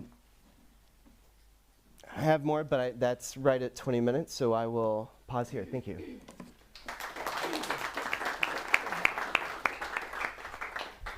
you very much, John and Jan. Do we have 15 minutes still, or The official time goes 15 minutes past. are we changing that? We Or? have 16 minutes even. Okay, okay, 16. Well, you're very generous. Okay. So I enjoyed both of these talks. I thought maybe I would open the Q&A by saying something that might provoke a little bit of conversation between our two speakers. And so I think, you know, when we think about I thought these papers paired really beautifully in a very complementary way. I don't know if you guys agree, but yeah, I mean, I think in some ways when we think about Jan's comments about, I'm not giving a comment, by the way. I'm just supposed to be moderating. Okay. Oh yeah, okay, yeah, but I'm not going to try to give a comment. Seize your right wall. If I had more time to seize the right, I would have seized it. But I think with Jan's very reasonable concern about the kind of over-idealization of principles that with Schmidt's concerns, I mean, we see the language of the contingent particularities, that may undermine the right application of these principles. And in a way, one wonders, okay, there's some language of like like just war ideology or the application of principles is going to encourage total war. It tends to, is it really inevitable, right, that demonization will occur out of this? And I think this is where John's paper is offering a kind of riposte, right, in saying perhaps there's a kind of discernment model in which we can interpret just war principles. It could be that idealization and the establishing of principles that are very familiar to us, right, those of us who read Thomas Aquinas, very well could, in certain circumstances, lead to the negative possibilities that Schmidt canvases. But why not think that there could be a way in which the recognition of these principles could also lead to prudent application, right? And kind of we could see like a kind of careful discernment, as I think John was explaining. But so this is to kind of defend a little bit John, in his paper. But on the other hand, too, I think Jan is raising certain epistemic problems that are very serious. And it's not clear. I mean, I'll say something I think that will make me very unpopular, but I'm already unpopular because I talk about Aristotle. So I mean, just to play the devil's advocate a bit, right? The burden of proof, and when we think about epistemic problems, often does tend to be, right, the stakes are very high in waging war. But I think someone like Aquinas thinks the stakes are very high in certain cases if we don't wage war. And he talks about, happy sinners. I don't know, I didn't look at the original Latin in this case, but like, happy sinners, like there's something terrible about allowing happy sinners to go, untreated in a certain way. And yes, the end is peace. But how we get to that peace is also a kind of problem of knowledge for us. And it could be that Jan is right. Like, we can't really unfold this problem in a way that doesn't devolve into, all-out kind of evil on both sides, right? But having said this, yeah, I mean, it does seem to me that that there's a kind of intractable problem here in dealing with the Thomistic tradition. I mean, Jan, I think it seems to me you're just simply replacing it with it seems to me a kind of not my intention. No, yeah, okay. I mean, that's me being devil's advocate or being the devil himself. Yeah, but yeah. That's why I wanted to mention Jan Schmidt. I wanted to mention him because he does bring up a very good polarity that I think is very common. Sure. Yeah. And yeah. So one point is I think much of the rhetoric that is used is actually based on pre-existing mindsets that you just inherit. So my own grandmother right, who was in the war, was very much a victim of the war, she still would talk about the Russian, like as one person, which is a very like kind of tell of her time, right? Like the Russian, the German, the French, and not as a people, but like as one person, der Russe. And but as my mom knows my grandmother much better than I do, would have argued so she would not spare any hatred towards the Russian. Like you can, I mean, there were tirades, tirades. I don't think she would have been against the war against Russia, for the same reason that she despised the Russian in the first place. Not because she moralizes it, but because she sees through the rhetoric that tries to justify the act of violence. She saw through it in the Nazis, and she sees through it now. And this is where this kind of self-righteous Western mindset, I think, comes in. Nigel Bigger talks a little bit about that, but in the negative, in his book on colonialism. So we'll hear him tomorrow, so we can ask him directly. But we inherit mindsets. We inherit the friend-enemy mindsets from past generations. Yeah. And I feel very much that whenever still Russia is involved, we're still in this Cold War mindset, and I think that is outdated. I'm not the person to tell you how it's outdated, but I think it's outdated. And what I can tell you is that I have tried to find people who look for the reasons that places like North Korea or Russia justify their own actions among their own people in their language, and those people are shunned by the West. Those scholars lose their jobs, they lose their positions, they cut their funding, because they actually say, I want to hear the enemy on their terms. Not because I agree with them, but because I want to know what their position looks like, and I want to potentially bring illumination to my own side. So what works in academics on paper is great. That does not work in the real world. It sounds like treason. Yeah. It sounds like treason, I think it is. Sorry. So that's one, and then the other is, so I'm not trying to replace Aquinas with Schmidt. I do think that war is ensuring what will always be part of the human condition, like fallenness, like sin is, but that does not mean that we cannot also strive beyond what is sinful. Once I start saying, oh, I'm a sinner, I will always be a sinner, so I'm going to go sin, and I'm justified in it, well, like Luther did, and there is a certain Reformation mentality that swings in it, like I sin a fortiori because I am human, and that's where I get more grace. I think that's the wrong way of going about it. I think it is in the root that you have to fight the sin, knowing that you will not be successful in that endeavor on your own terms. Okay, all right, let's. Mine's only just to say that might not be Orthodox Lutheran theology.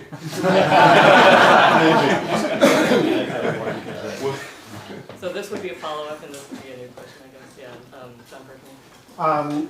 Thank you both for your presentations. I just wanted to ask Jan if you could say a little bit more about Schmidt's arguments. You note that the one book is 32 and then expanded in 63, and then the person who draws on him also cites a book from 1950.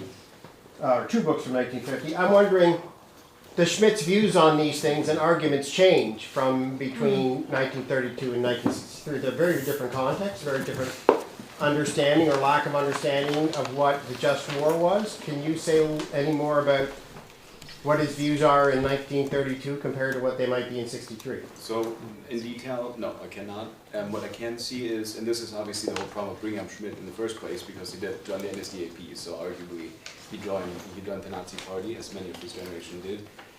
He even tried to justify some of the political actions of Hitler. The thing is that he never really rose in the party, and then at the end he was also, like the SS, was actually skeptical of his writings, as they were probably of any academic with some brain. So that's obviously the more prima facie argument. What I can see, the one thing that I can comment on, is that in the Nomos of the Earth, which is a later work, he does talk about the friend and enemy distinction, or dialectic even, but he does it in a very refined way, where he talks about like the conception of borders, right? How do we see borders? And he comments a lot on how the sea was always seen as the infinite and the border, and then with the discovery of the New World, that was a tectonic shift in minds that, wait, there's something on the other side of that sea. And so that's where he comes up with his famous distinction of naval powers and agrarian powers, and then the new forces, which are both China and the United States. Sorry, what is this, can you connect this with just They're war? I'm trying to follow. so the agrarian powers, meaning that they can feed themselves, they're autark in feeding themselves, but they're also naval powers. Unlike Britain, which, for example, historically is a naval power, obviously, very, very powerful one, but not an agrarian power, they cannot really feed themselves. So and that's how he points to the new mindset, which is USA and China. Okay, I've Patrick, and then Matt, and then. Thank you both, and this is a question for both. To whom is natural law thinking addressed? I mean, for Aquinas, he's writing in the Summa for people who are going to be confessors and preachers. So to help people who come to confession, who have a problem in their conscience, have I done wrong, and so on. So there is a tradition of natural law thinking which is specifically moral for the consciences of individuals, for their own judgment about their own action. But then that is morphed into law, so in the sense of civil law.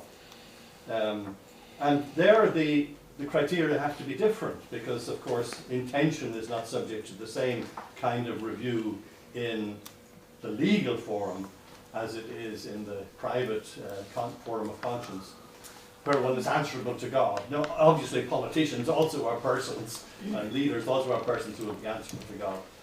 But when Pope John Paul II came to Ireland in 1979 at Drogheda, he gave a big speech addressed to the IRA in Northern Ireland, saying, you know, stop the war, stop fighting, it's not just.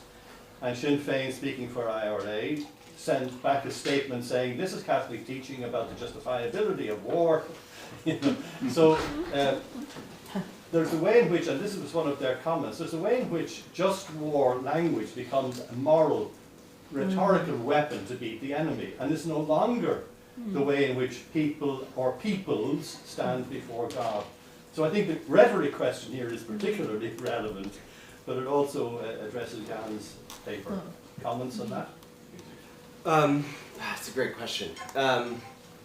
So at lunch I was talking with Josh about how the U.S. Uniform Code of Military Justice incorporates international treaties, for instance, but they don't interpret themselves. And so in addition to that, if Josh, I understood you right, here's the U.S. government's interpretation of that. So if you're a U.S. military officer, you have to abide by the treaty, but what does that mean? Well, it means what this sort of addendum says it means. But then even beyond that, you could be in circumstances or a situation where even that binding interpretation doesn't tell you do A or do B. So your original question was who's just or natural law addressed to if we're writing? That's a great question. Okay. Sorry, Matt. Jan, could you clarify something? So your argument seems to be attacking, you say, the modern doctrine of just war, or are you instead attacking all forms of just war reasoning? Because the arguments from Schmitt seem very convincing to me as criticisms of how a lot of contemporary uses of just war theory or contemporary sort of ways of invoking justice seem mistaken and lead to all of these problems that Schmitt is explaining. So I find that very convincing, but later on in your paper you seem to be going a bit beyond Schmitt and attacking all instances of just war reasoning, it seems. So good point. Again, I'm not attacking just war in itself. What I'm saying is it is not applicable in the instances in which we wanted to apply. In very short terms. In all instances in which it is invoked? That we're asking for. We are studying this, I think, to find answers, not just from a historical point of view. So, for instance, figuring out if the Crusades were just or not. Right? I mean, some of us maybe are interested in that, so please do that. But we are interested in it to find answers for the questions today. And that is going to be extremely difficult. On the one hand, because of the concepts themselves, so the criteria themselves, how they are basically taken out of context. And this is not malintended. I'm not saying that they're falsified, but they are taken out of a certain context, and thus by the recontextualization change. And that's my point, is how much do they actually change? So is the justice that Aquinas talked about even comparable to the justice that, let's say, Olaf Scholz talks about when he invokes justice? I think these two words, other than the letters that compose them, have nothing to do with one another. So it's, I'm not attacking just war theory, please, like this is very important, especially for historical research, for theological research, but then look at the chief theologians of the 20th century, the ones that were actually in power, not the academics. And I mean, Benedict would be a great example of both, academic and was in power, and they all dissuade. Why? What is in their practical reason and their practical judgments that makes them dissuade? Why do they not take the side of the righteous Catholic causes of war? Where maybe like the IRA, that's, I mean, it's a strange example obviously, but that would be one where like a Catholic group says, we are waging the just cause. Why do they not take that side? I mean, I don't know, we have to ask them, we have to see if they were asked in their life. But so I'm not attacking the tradition at all, by all means. What I'm trying to say is that the criteria are just not applicable anymore, and not in the same way. However, and this is very much to John's point, with lots of penalty, some really great points, especially that the cause, I love that, because sometimes the question actually trickles down in those details, and that's how you convince people. My argument may not convince people, John may convince people, because it's much more compelling, actually breaking it down what that actually would look like. But it also, in a certain way, then turns war into just another thing, right? Then we're back at Clausewitz, like, well, war is just political action in a different way. And that's where I would say, like, whoa, whoa, whoa, here are human lives at stake, like, directly. So here we have to make some kind of acknowledgement that it's not just like signing another economic treaties that has some kind of consequence within or without the country. So the Crusades were the last just war? I'm not saying that. I'm saying you could be interested in that question. You're not going to answer my question, okay? We could go with Hilaire Belloc saying that it is. Sorry. Okay, very short follow-up. Yeah. Yes.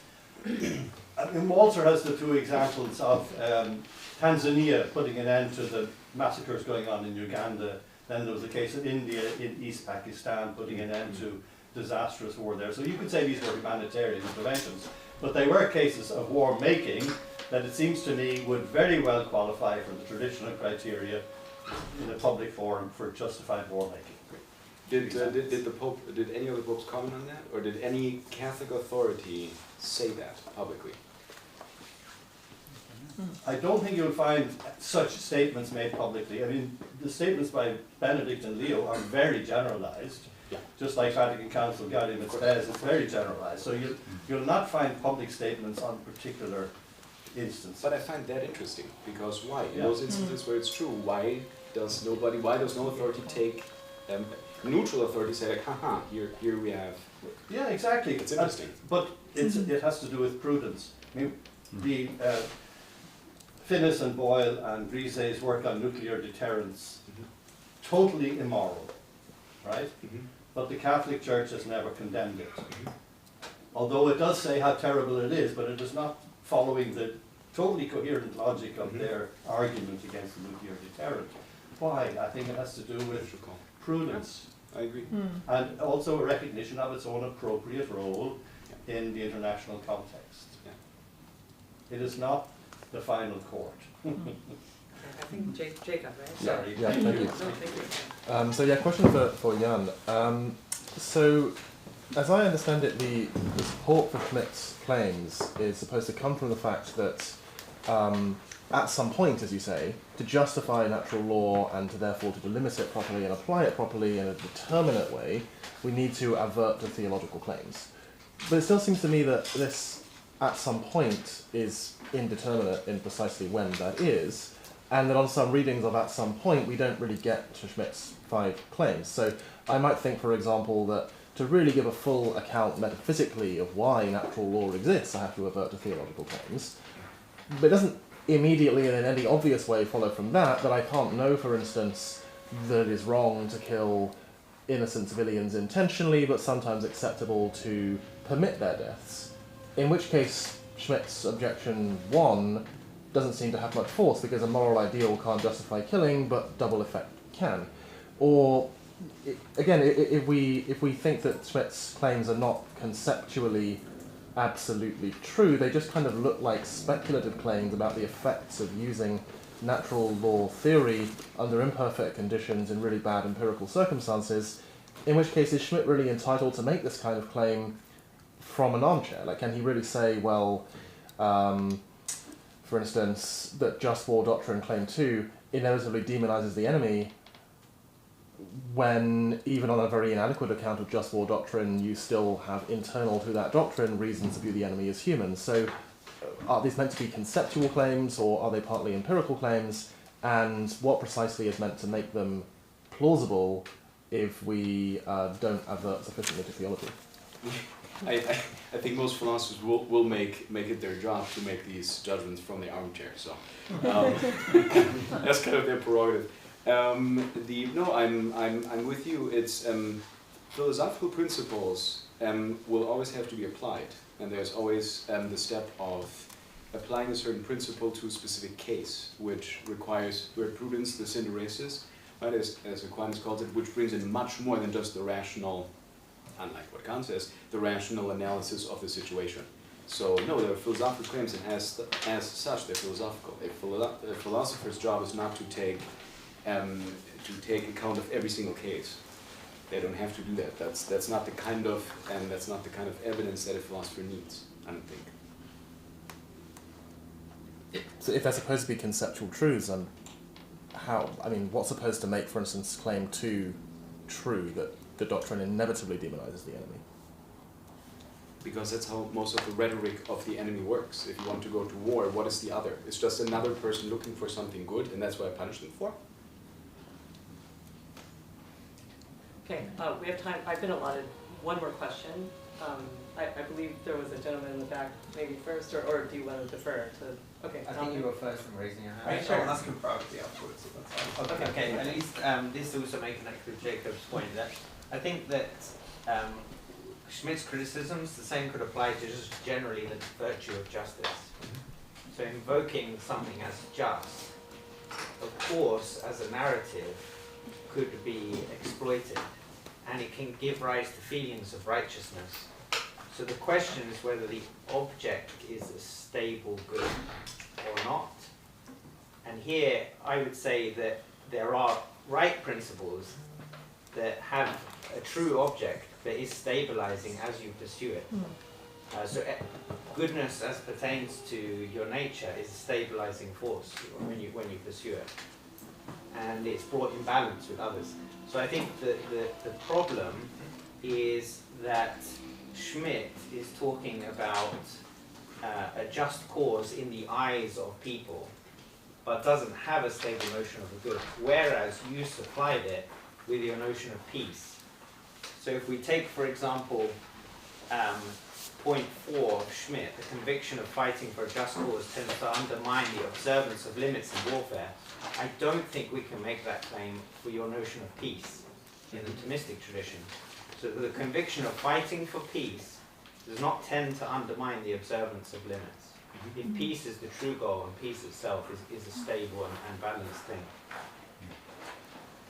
That's true, yeah, that's a good point.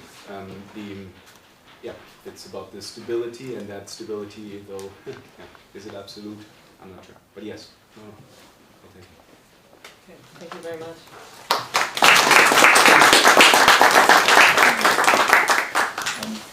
Two things quickly.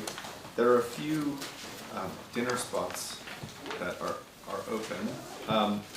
We have offered them to speakers against no cost. There is a cost for the dinner. If you want a ticket and you're in a position to pay it, we'll charge you that. If you're not in a position to pay it, we won't let that be an impediment for you joining us. So if you want to see me in the coffee break, if you want to join us for dinner, it's 7 o'clock drink, 7:30 dinner. It's a formal dinner in the Pusey House hood room. And the second is, and that relates to whether this is a country that can or cannot feed themselves. So we're going to find that out tonight, whether it is the case. And secondly, tomorrow evening there's musical programming that closes the conference, which will be a chamber concert called Hearts Disarmed with, let's see if I get it right, voice, violin, trumpet, cello, Organ. Organ. Organ. The biggest one. The big one. It's the big one that makes the loud noise. So that's open to anyone that's after the evensong. Tonight there'll be evensong where Robert Wainwright, who is the chaplain at Oriel College, will preach on a theme not unrelated to the conference, and that's open to all. It's an Anglican evensong, but it's an evensong. It's not a choral evensong. So if you come, then you are the voice and the song. So come ready to make a joyful noise. And just after that, the drinks will be served. We're not precisely sure where. We thought it was in the chapel, but there's a wedding rehearsal going on in the chapel, so we might have to toast them and go somewhere else with the drinks. So everyone's welcome to the concert tomorrow. Everyone's welcome to the drinks tonight. The dinner is ticketed. Is that perfect? Okay, coffee is available again in the chapel. We'll start in 20 minutes.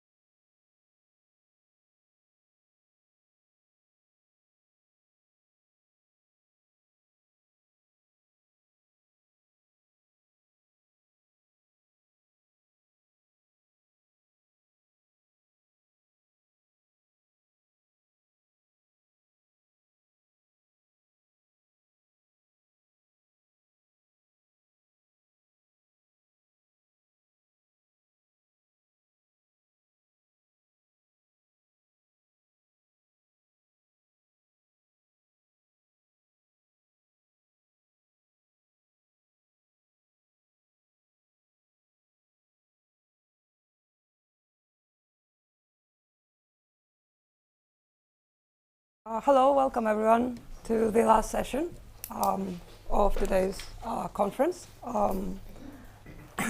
Yeah, we'll be hearing a panel on the use of force with Jacob Williams, who is an incoming postdoctoral fellow at the James Madison program in American Ideals and Government at Princeton. Jacob has recently received his DPhil in politics from the University of Oxford, working in post-liberalism. And he, excuse me.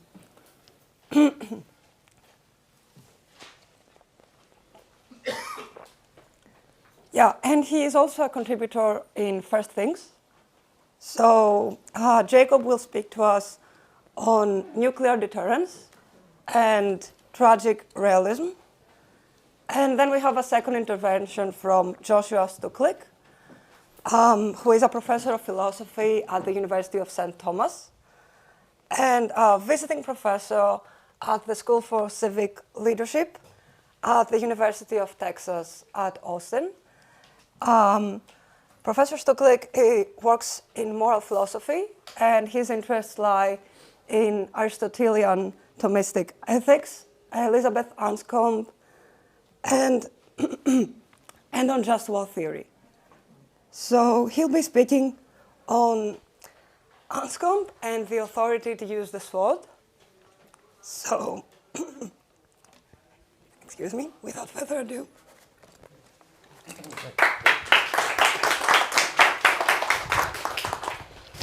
Thank you, Maria. My paper is entitled Nuclear Deterrence and Tragic Realism. So I'm going to be articulating what I think is a tragic view of the reality we face if certain natural law interpretations of the morality of nuclear deterrence are in fact correct. Now, natural law theories of war are sometimes accused of a kind of political unreality, and they appear in the eyes of some critics to bind political communities by moral absolutes which, if rigorously followed, would predictably weaken or destroy the very communities most likely to honour those principles. And nuclear deterrence is perhaps the sharpest instance of this problem. If there is an absolute moral norm against intentionally killing the innocent, and if nuclear deterrence depends upon a credible conditional intention to kill innocent civilians, then nuclear deterrence appears to be excluded by natural law. But this conclusion can seem to realist or Straussian critics not merely demanding, but self-defeating. A theory which forbids decent political communities from maintaining the only deterrent capable of preventing domination by regimes that recognize no such natural law limits may appear to undermine the very political conditions in which natural law can be honoured. And this worry, it seems to me, has real force. Constitutional regimes in the Western world remain deeply imperfect, but they still protect many of the political conditions through which basic human goods are secured. Religious liberty, freedom of speech and inquiry, legal security, and protection from arbitrary coercion. Regimes like the USSR in the past or China today are structurally far less hospitable to these goods. The survival of comparatively decent constitutional orders is therefore not merely a matter of national preference, it's a vital moral concern for the world. This creates a disturbing paradox. If natural law requires the unilateral abandonment by the United States, Britain and France of their nuclear deterrence, and if such abandonment would, as it probably would, empower regimes far more hostile to natural law, then the right, strictly understood, seems to have become the enemy of the good. To remain faithful to our principles, we'd have to permit the political conditions for those principles to be gravely weakened or destroyed. Does natural law in fact forbid nuclear deterrence? I do not attempt to settle that question here, but I will advance a modest conditional claim. Even if deterrence is strictly impermissible, it does not follow that citizens, or theorists like us, have a strong duty to expose, delegitimize, or agitate against the deterrent order. The wrongness of deterrence, if it is wrong, does not entail a duty to pursue activism towards unilateral disarmament. So instead, I will argue for a posture I call tragic realism. Tragic realism acknowledges that the best achievable political order may contain grave wrongdoing by some agents, especially political and military elites, while also recognizing that differently situated agents may have different duties in relation to that wrongdoing. Rulers and military agents who maintain a credible counterpopulation threat may act impermissibly, but theorists and citizens who refuse to endorse that threat need not therefore be obliged to dismantle the order in which the threat is embedded. So I'm not going to argue that deterrence is permissible, but that we are justified in tolerating it as a grave evil conducted by others, even if it is conducted in our names. Now, the strictest and most sophisticated natural law case against nuclear deterrence is given by John Finnis, Joseph Boyle, and Germaine Grisez in their 1987 book, Nuclear Deterrence, Morality and Realism. Their argument begins from what they call common morality, the ordinary moral judgment that one may not intentionally kill innocent persons, even for very good ends, an application of the Pauline principle that one may not do evil that good may come. Some kinds of choice are absolutely excluded, not because their consequences are worse, but because they involve directly choosing against basic human goods. And the relevant good here is human life. Innocent human life may not be intentionally attacked as a means to political security, peace, or regime survival. This does not entail pacifism, nor does it entail that all military action in which civilians foreseeably die is ruled out. The crucial question is intention. One may attack a legitimate military target while foreseeing civilian deaths as a side effect. One may not attack civilians in order to terrorize an enemy into submission because this treats innocent life as a means to an end. For Finnis, Boyle and Grisez, nuclear deterrence is morally impermissible because it involves more than the possession of terrible weapons. It involves a standing, conditional willingness to use them. A credible deterrent cannot be warning or bluff. If a state's real policy is we will possess these weapons but would never use them against innocent civilians, then an adversary who understands that policy is not deterred by a threat to destroy civilian populations. A deterrent threat must specify circumstances in which the threatened act will be carried out and therefore involve a conditional intention. This is clearest in the cases of city swapping and mutually assured destruction. In these cases, neither side possesses a reliable nuclear war winning capability, and purely counterforce threats, destroying military infrastructure while accepting civilian deaths as a side effect, cannot deny the benefits of victory achieved through a rapid first action strike to the enemy. The whole structural posture of deterrence depends upon the fact that the deterrer's threat is not just to destroy military infrastructure, but to inflict intolerable harm on civilian populations as such. Otherwise, an aggressor may judge aggression to be worth it, strategic advantage at the risk of merely losing some military assets. So, in nuclear deterrence as it operates in the real world, civilian deaths are not merely foreseen side effects of attacks on military targets, they are central to the threat itself. The adversary is deterred because it believes that under specified conditions, vast numbers of innocent civilians will be deliberately killed. Finnis, Boyle and Grisez reject several attempts to avoid this conclusion. Deterrence cannot usually be redescribed as a bluff, even if some senior politicians privately intend never to use the weapons. The system requires other agents lower down the chain of command to stand ready to execute the threat. And a private intention like this on the part of the rulers could not reliably remain hidden from adversaries, and of course, if it did become known, the deterrent system would collapse. The argument also rules out a lesser evil defence. We cannot justify a conditional intention to kill innocents by saying that deterrence prevents nuclear war or domination by tyrannical regimes, because on this account of natural law, moral absolutes are real and basic human goods like life are not commensurable values to be traded off against other goods. And finally, deterrence cannot be justified merely as a temporary stage on the road to disarmament. If the policy presently maintained has an impermissible moral object, the hope of later abandoning it doesn't make it permissible now. A second-order intention to renounce an immoral first-order intention at some point in the future doesn't make that immoral first-order intention acceptable. Now, the conclusion seems severe. If nuclear deterrence requires a credible conditional intention to kill innocent civilians, and if such an intention is absolutely excluded by natural law, deterrence is morally impermissible. For Finnis, Grisez and Boyle, the impermissibility of nuclear deterrence is not a theoretical conclusion, but those who recognise it have a duty to actively work against it. Now, the state, as a corporate person composed of natural persons, and I'm assuming here what might be a controversial view, but I'm assuming that the duties that a corporate person like the state has can ultimately be decomposed or reduced to duties that individuals have. Those duties must be distributed among the agents, i.e. the natural persons, who maintain the deterrent order. So, political leaders must, for Finis, Grisey and Boyle, renounce doctrines of counterpopulation deterrence, revise the policies by which these threats are authorised. Legislators must refuse budgets, procurement and strategic doctrines that keep the threat operational. Military agents who stand ready to execute the threat must refuse, resign or withdraw cooperation. And crucially, the same logic extends, though less directly, to citizens and to theorists. Deterrence in a democratic state partly depends on public support and authorization.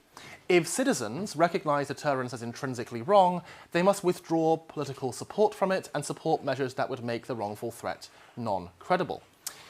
Persons like us, theorists, clergy, scholars, and public intellectuals, have, for Finis, Grisey and Boyle, an analogous duty. If they understand that the deterrent order rests on an impermissible intention, they must expose that fact and form the conscience of citizens and office holders against it. Their task is to help delegitimize the wrongful system by making its moral structure visible. Now, the disarmamentist inference here is the claim that those who know deterrence is wrong must therefore actively undermine the conditions that make it credible. And this inference is not a mere Cold War curiosity. Christopher Tollefson vigorously reaffirms the strict natural law case for unilateral disarmament in a 2022 essay. If it is absolutely wrong to kill non-combatants, he argues, it's also absolutely wrong to conditionally intend to kill them. And he then seems to think that the further inference to disarmamentism is obvious. If deterrence breaches the principle, he writes, the only moral response is immediate disarmament, for that is the clearest way to renounce the threat of nuclear reprisals. And the disarmamentist inference is clearly an alarming one. Tollefson seems to agree that it's alarming. The inevitable consequence, he writes, seems to be quietism, a giving in to the bully with nuclear weapons. So this inference implies, almost paradoxically, that states that try, at least to some degree, to uphold natural law must roll over and submit to ones that do not. Natural law becomes a practically self-abnegating doctrine. Can it really be so? And if it is so, it is certainly, as Tollefson seems to acknowledge, quite horrible. And this horror was in fact part of what motivated Leo Strauss and his followers to argue against the existence of exceptionless moral norms. For Strauss, ultimately the entire Thomist and natural law project had to be rejected because and insofar it was inseparably wedded to these norms. If abiding by these absolute norms entails your destruction or domination by those who hold all morality in low regard, Straussians tend to argue, abiding by these prohibitions cannot really be obligatory. Morality cannot have a structural tendency to defeat itself. It cannot require us knowingly to act so as to bring about the eclipse or radical lowering of all moral action, as would be the case in a world subject to Soviet or Chinese domination. A quite different response to the horror is to evade it. In a 2020 essay, George Weigel argues that not just the conditional intention to use, but Harry Truman's actual use of nuclear weapons was the least abhorrent choice. He claims that the bombing of Hiroshima and Nagasaki was not consistent with the constraints set by the just war tradition, but nevertheless the correct choice. But this position is incoherent. We cannot both affirm natural law and relativize it or downgrade its status relative to raison d'etre or some role-specific morality that applies to states. Moral norms don't work that way. If we take the natural law tradition seriously, we can only justify exceptions to moral norms from within natural law itself. We can't appeal to some higher standard because there is no higher standard.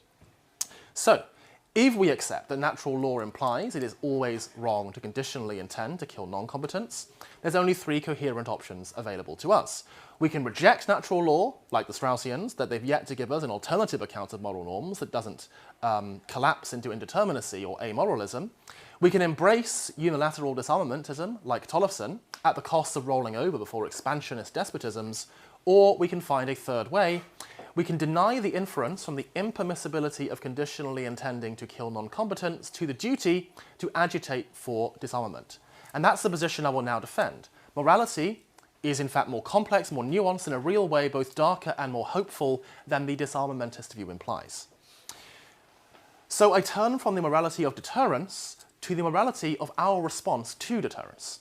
And I mean persons like us, theorists, thinkers, clergy, scholars, and public intellectuals and educated citizens, persons who may understand the moral structure of deterrence, who may have some ability to shape public judgment about it, but whose own acts do not directly constitute the deterrent threat. Supposing the strict natural law argument is sound and nuclear deterrence is strictly impermissible, what then follows for those of us who recognise this? Now, the framework here is the natural law distinction between formal cooperation, material cooperation, and omission. Formal cooperation with evil, that is, sharing a wrongdoer's intention, is always impermissible. So the theorist's first duties follow from this. He or she may not say that conditional intention to kill innocents is permissible. He or she may not encourage political leaders to form or retain the wrongful intentions. He or she may not lie about his or her beliefs to make the deterrent easier to maintain. But natural law does not treat omissions and remote types of material cooperation as it treats formal cooperation. The tradition does not impose an unlimited duty to hinder every wrongful act that one knows about. The Pauline principle excludes doing evil that good may come. It does not exclude all prudential reasoning about whether I must prevent another person's wrongdoing. If my own act is not the wrongful act, and I do not share the wrongdoer's intention, questions of role, proximity, causal contribution, alternatives, and foreseeable consequences become relevant. So the theorist who does not agitate for unilateral disarmament is not thereby willing nuclear murder. His act is an omission, or at most a remote material cooperation with a compromised political order. Consequences cannot justify choosing evil, but consequences can help determine if we are really obliged to prevent, disclose, or resist other people's evil. Now, I do not mean that every cooperation, short of sharing the wrongful intention, is necessarily permissible. Highly proximate or scandalous material cooperation with grave evil is often impermissible. My claim is narrower. The ordinary theorist or citizen who refuses to make unilateral disarmament his public cause is not thereby a proximate cooperator in the wrongful counterpopulation threat. His act is an omission, or at most a remote and complex material cooperation, and so it falls within the domain where consequences matter. Now, we might worry that silence itself may mislead and thereby lead others into evil, but if we understand the moral structure of deterrence and never say so, that might help sustain the illusions by which the deterrent order presents itself as morally innocent. Now, that is a serious concern, but it generates a duty of public witness, not activism. A theorist absolutely has a duty not to lie, not to endorse, not to describe the deterrent order as morally innocent. It does not follow he must make the dismantling of that order his public political project. Does it matter that deterrence is conducted by the state in the name of its citizens? We might wonder if this increases the complicity. It certainly intensifies the citizens' moral burden. It does not collapse the distinction between mere membership in a corporate political person and formal cooperation with every intention of its office holders just because those office holders claim to be serving our interests. Now, to be clear, if Finis, Griset and Boyle are right, nuclear deterrence is not a minor blemish in an otherwise clean political order, it's a grave moral disorder within the state. But the gravity of the tolerated evil must also be set aside the gravity of the harms that successful anti-deterrence activism would foreseeably bring about. If unilateral disarmament by the United States, Britain and France would significantly increase the power of regimes like the USSR or China that are structurally hostile to basic human goods, successful activism would not simply produce a more vulnerable West or trouble our patriotic sentiments. It would increase the vulnerability of persons and peoples all across the world to political orders much less constrained by recognition of basic moral norms. And this is not, to be clear, a kind of proportionalism. It is a doctrine of the qualified relevance of proportionality where material cooperation is remote. The duty to materially oppose another person's wrongdoing is binding only when the consequence of successfully preventing this wrongdoing is not catastrophically evil. And the consequence of a successful campaign for nuclear disarmament would be catastrophically evil. So the posture I've defended is a third position between defences of deterrence, like Weigel's, and Tollefson's disarmamentism. Truthful non-endorsement combined with prudent non-resistance. On this third position, the theorist refuses to encourage rulers in their wrongful intentions and speaks truthfully when faced with explicit questions, but they also refuse to make unilateral disarmament their active cause. And the same structure applies to ordinary citizens. Ordinary citizens may not actively endorse deterrence, But ordinary participation in a political community protected by deterrence is not automatically formal or proximate material cooperation in the wrongful intention. Paying taxes, voting, accepting state protection, supporting the preservation of a constitutional order are very remote and complex and mediated forms of participation. This argument does not depend upon the claim that theorists have no causal influence. Individually, our relation to the deterrent order is often remote. Collectively, our public teaching may help shape the moral legitimacy on which democratic deterrence partly depends. And that increases our duty not to lie or euphemize. But it still does not follow we must campaign for disarmament. Collective influence over public legitimacy is not formal cooperation unless it endorses the wrongful intention.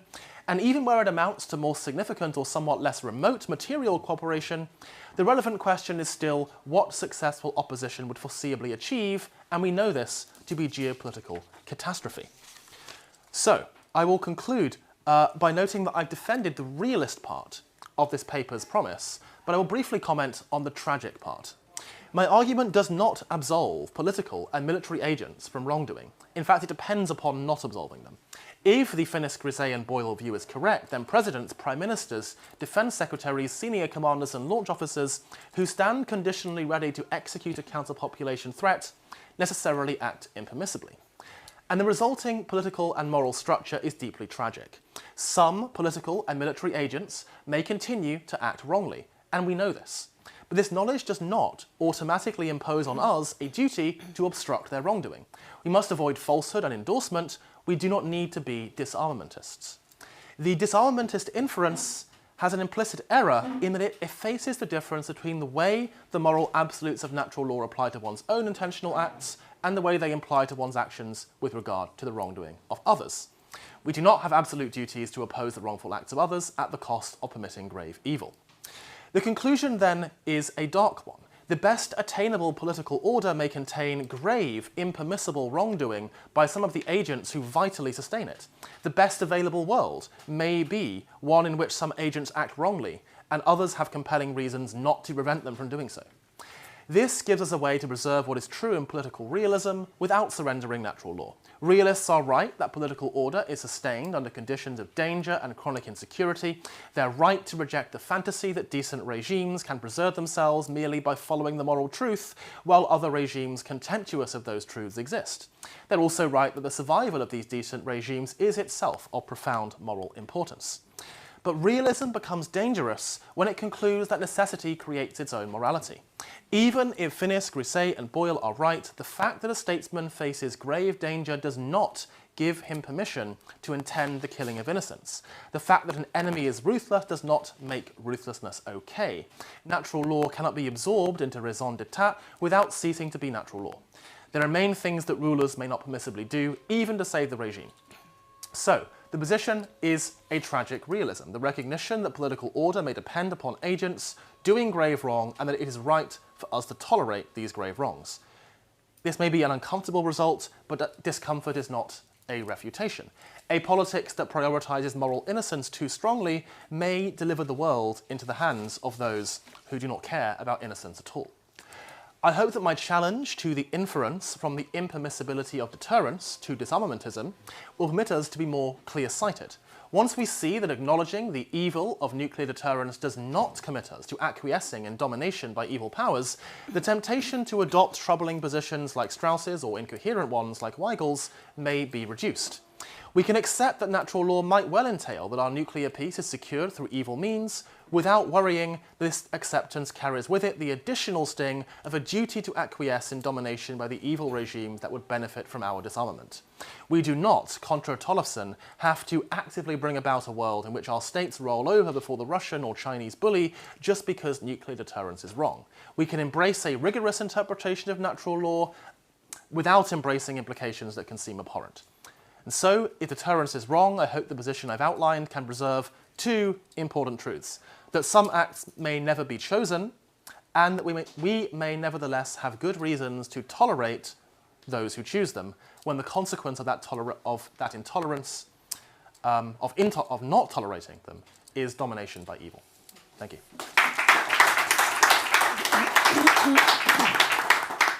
Thank you very much, Jacob. As we're a bit ahead of time, if anyone would like to ask a question now regarding this presentation. Yes, please. Thank you, Jacob. That was very clever, very genius, and I appreciate it greatly, but I think there's a fundamental problem. You don't actually clearly outline exactly what the wrong action is and what you would be material of but not formally cooperating in. I think you have a few different possible scenarios. One is corporate, one's individual. Can you explain what exactly is the wrong action, and then what it means to what is then the cooperation with that? So it's wrong intention. The wrong intention. No, can you name the action? No, that's the wrong action. There is the wrong action. There's wrong intention. So the wrong No, consists in the intention. it's formal cooperation in the wrongdoing of another. Well, that's the nature of cooperation. The wrongdoing, I'm assuming on this account of natural law, which is the one I'm working with, it appears in the intention. So it's a. But what's the act? But you have to cooperate. Somebody else has to be doing something wrong, which you then cooperate with, either materially because you share their intention in their action, or formally, or materially because you don't share their intention and will in the wrong action they're doing. But it's never clear to me what the wrong action is by whoever, by the state, by an individual, that you say you can materially cooperate in but not formally. So the actions in question will be actions that proceed from the wrongful intention to stand conditionally ready to kill innocents. So actions like maintaining the physical nuclear arsenal with that intention in mind. But the actions are wrong not because of the physical action, because of the intention that they follow from. The conditional action to murder innocent people. The conditional intention, yeah. Okay. So the material cooperation then consists in things like paying taxes to regimes that do this, obeying laws of regimes that do this, cooperating with them in other ways, etc. These are the remote forms of material cooperation I have in mind. Right, but it seems that what's actually going on is that you're saying you actually don't think we ought to get rid of that, and therefore, even if you don't want to support it or argue against it, you still think that our society ought to benefit by having it. Is that fair? Well, the claim our society ought to benefit is we ought not to try to get rid of it. We as in our society, wherever the country is. Because I don't think we can just say a society should do X. A society, even if it's a corporate person, I mean, I agree, I think, with Nathan's view that we have to break this down into the duties that individuals hold. So I want to disaggregate these duties. We can't just say society should do X or Y. And I want to say there's a duty on people like us, educated persons, thinkers, etc. We have a duty not to lie about the wrongness of deterrence, but we do not have a duty to campaign against it, against those material actions I described. But isn't society in setting up a nuclear deterrent acting as a society, and therefore society decided to get rid of it, like Ukraine did? Isn't that a societal action? Well, when they sent all their nukes back to Russia? I'm an individualist about actions. So it's an action done by different individuals through complex means, and some of those individuals, like politicians and commanders, are indeed acting wrongly. I mean, isn't there also a slight distinction between setting something like this up and being born into a society where it's already existing?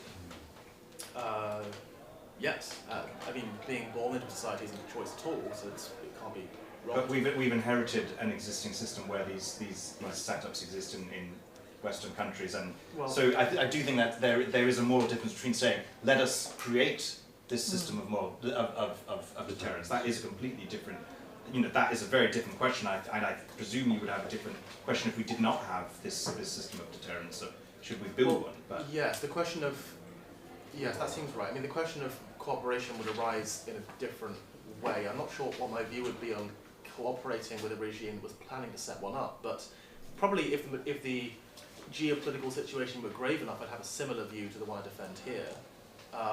Because if you set up a deterrent scheme versus if you maintain it as a politician or military commander, in either case you conditionally intend the killing of innocents. I'm not sure that one is clearly worse than the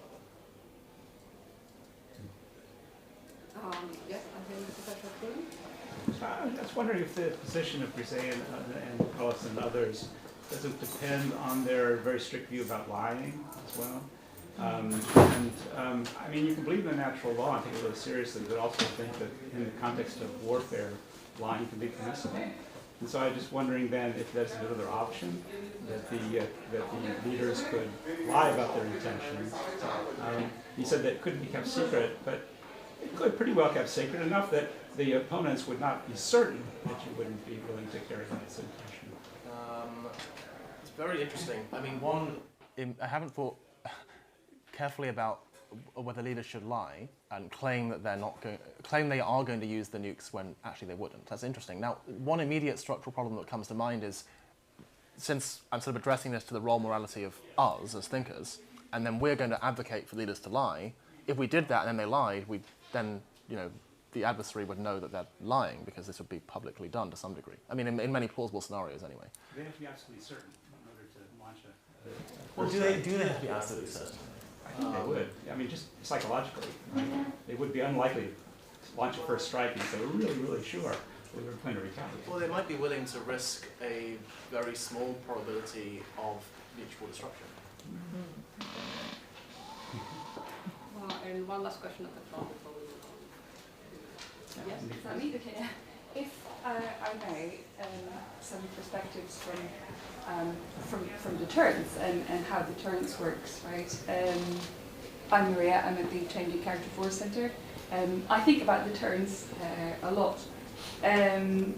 So my first, I suppose, issue with this is that every war or conflict, even if it's not military, affects non-combatants. We don't want this to happen, but it happens, right? Even if it's just economic warfare, that also affects them. Even if it doesn't directly kill them, there's lots of second, third order effects that could harm civilians, and it's always thought about, and it should be thought about a lot, but it's not something you can wholly go around. And so I wonder, first question I suppose, if that note slightly perhaps changes your thought about it, because when you're starting to think about using nuclear force, you have escalated up that ladder, which is not an actual ladder with steps, but you could visualize as a ladder, so far that you're already in a position in which civilians are harmed, and so I don't really see how that necessarily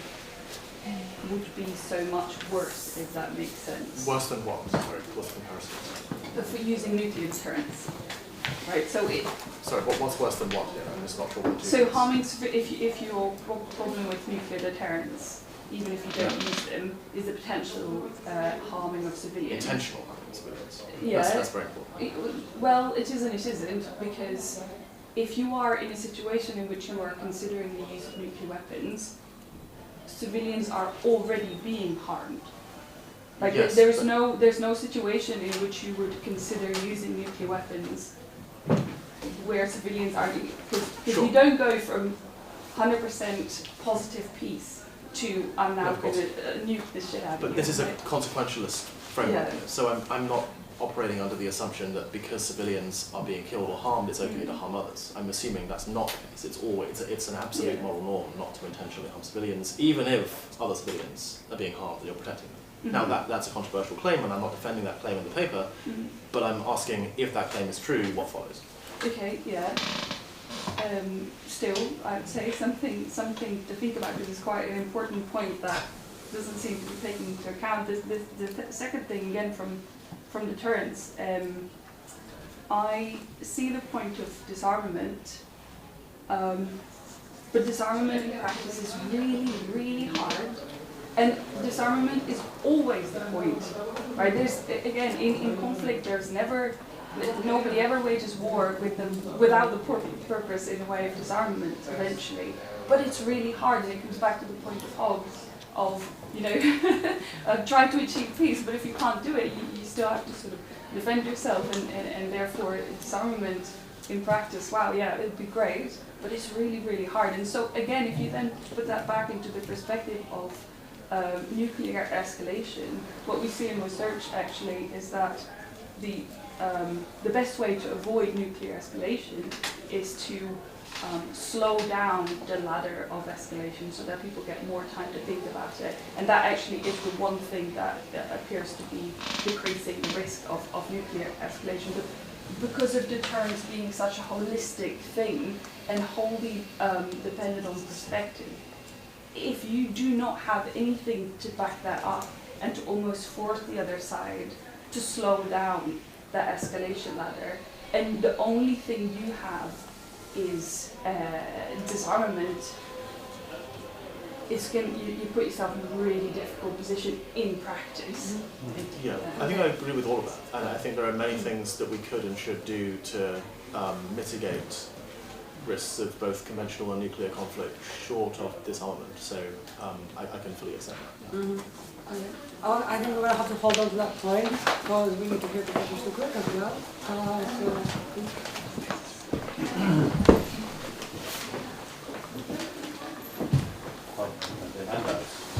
There is a handout going around, yes. Okay. Just has some quotations on it that I'll be reading, but you can follow along. The title of this paper is Anscombe on the State's Right to Use the Sword. The reemergence of the just war tradition in 20th century Anglophone philosophy is often credited to Michael Walzer's Just and Unjust Wars, published in 1977 in the aftermath of the American War in Vietnam. However, this history overlooks the significant contributions of Elizabeth Anscombe. In 3 essays published from 1940 to 1961, Anscombe sought to revive just war principles and apply them first to conduct by the Allied powers in the Second World War, and later to the emerging logic of nuclear deterrence in the Cold War. Anscombe's orientation toward the natural law tradition is manifest in the title of the first of these essays, which is The Justice of the Present War Examined, a criticism based on traditional Catholic principles and natural reason, which she co-authored with Norman Daniel and published as a pamphlet while still an undergraduate here at Oxford in the spring of 1940. The purpose of Anscombe and Daniel's pamphlet was to examine the justice of Britain's war against Germany, and the authors begin by listing 7 conditions that must be satisfied for a war to be just, and you'll find this under quotation 1 on your handout. They are: first, there must be a just cause for war. Second, the war must be made by a lawful authority. Third, the warring state must have an upright intention in making war. Fourth, only right means may be used in the conduct of war. Fifth, war must be the only possible means of righting the wrong done. Sixth, there must be a reasonable hope of victory. And seventh, the probable good must outweigh the probable evil effects of the war.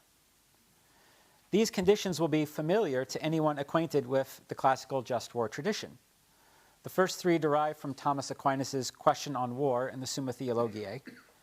The final 3 were added by later just war thinkers. James Turner Johnson calls them, respectively, the conditions of last resort, reasonable hope of success, and proportionality of ends. Together, these 6 criteria compose what is often referred to as the jus ad bellum, the criteria for when it is just to resort to military force. Condition 4 on Anscombe's list corresponds to what Suarez called debitus modus, and which is today commonly referred to as the jus in bello. My topic for this talk relates to the second condition on Anscombe and Daniel's list, the lawful or legitimate authority condition. This condition was stated by St. Augustine, who wrote in Contra Faustum, quote, "The natural order, as accommodated to peace among mortal men, demands that the authority to undertake war and the planning of for war should lie with the rulers," end quote. Augustine's statement was later quoted by Gratian in the Decretum, which formed the foundation of medieval canon law. On its basis, later medieval commenters drew a distinction between the use of force authorized by the sovereign authority, that is, the authority charged with care of the common good of a political community over which there is no greater authority, and the use of force by private actors. While private individuals may not use violence except when necessary to defend themselves or others from immediate unjust aggression, public officials have a more expansive right to use force for the purposes of establishing civil peace and maintaining public order. In a modern context, the sovereign authority is the state, and Anscombe and Daniel glossed the legitimate authority condition by stating that for a war to be just, it must be waged by a sovereign state. This raises the question, what is the ground of the state's right to use force? How is it that a certain institution and its officers come to be endowed with a right to employ violence that is not possessed by private individuals? In the remainder of this talk, I want to examine Anscombe's answer to this question. Her most important contribution occurs in her 1978 essay on the source of the authority of the state.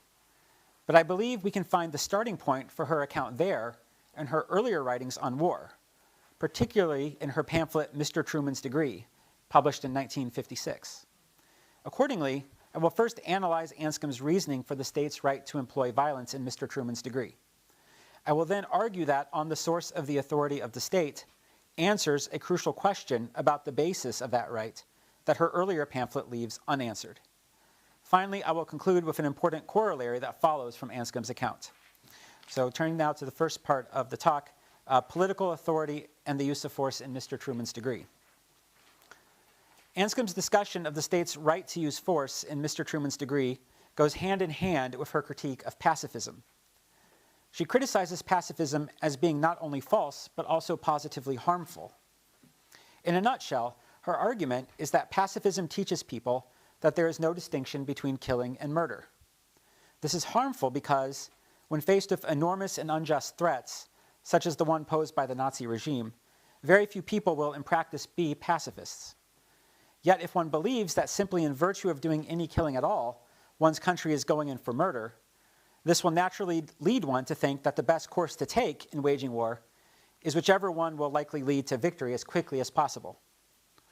In this way, the influence of pacifism can perversely lead to the acceptance of war crimes among non-pacifists, such as attacks upon the adversary's civilian population.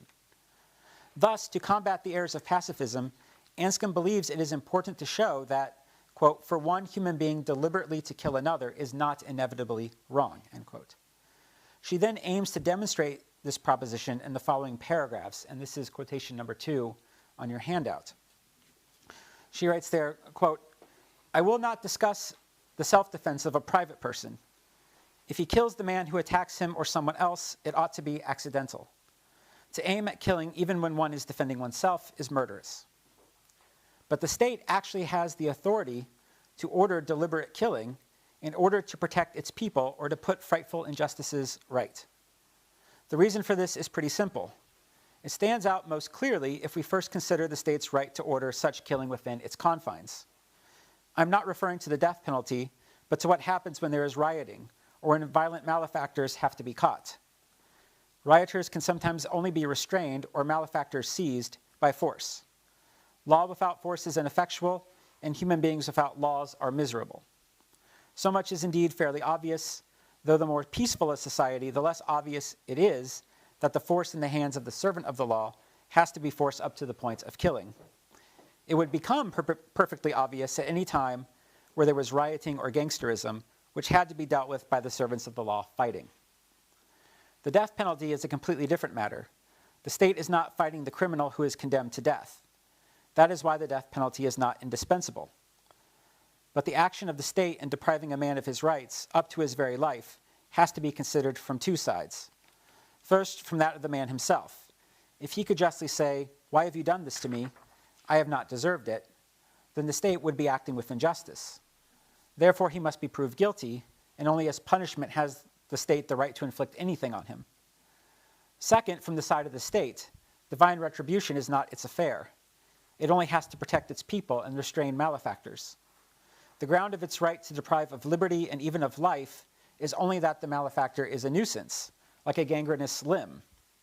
Therefore, it can cut him off entirely if his crime is so bad that he cannot justly protest, "I have not deserved this." But when I say that the sole ground of the state's right to kill him is that he is a nuisance, I only mean that he is a nuisance qua malefactor.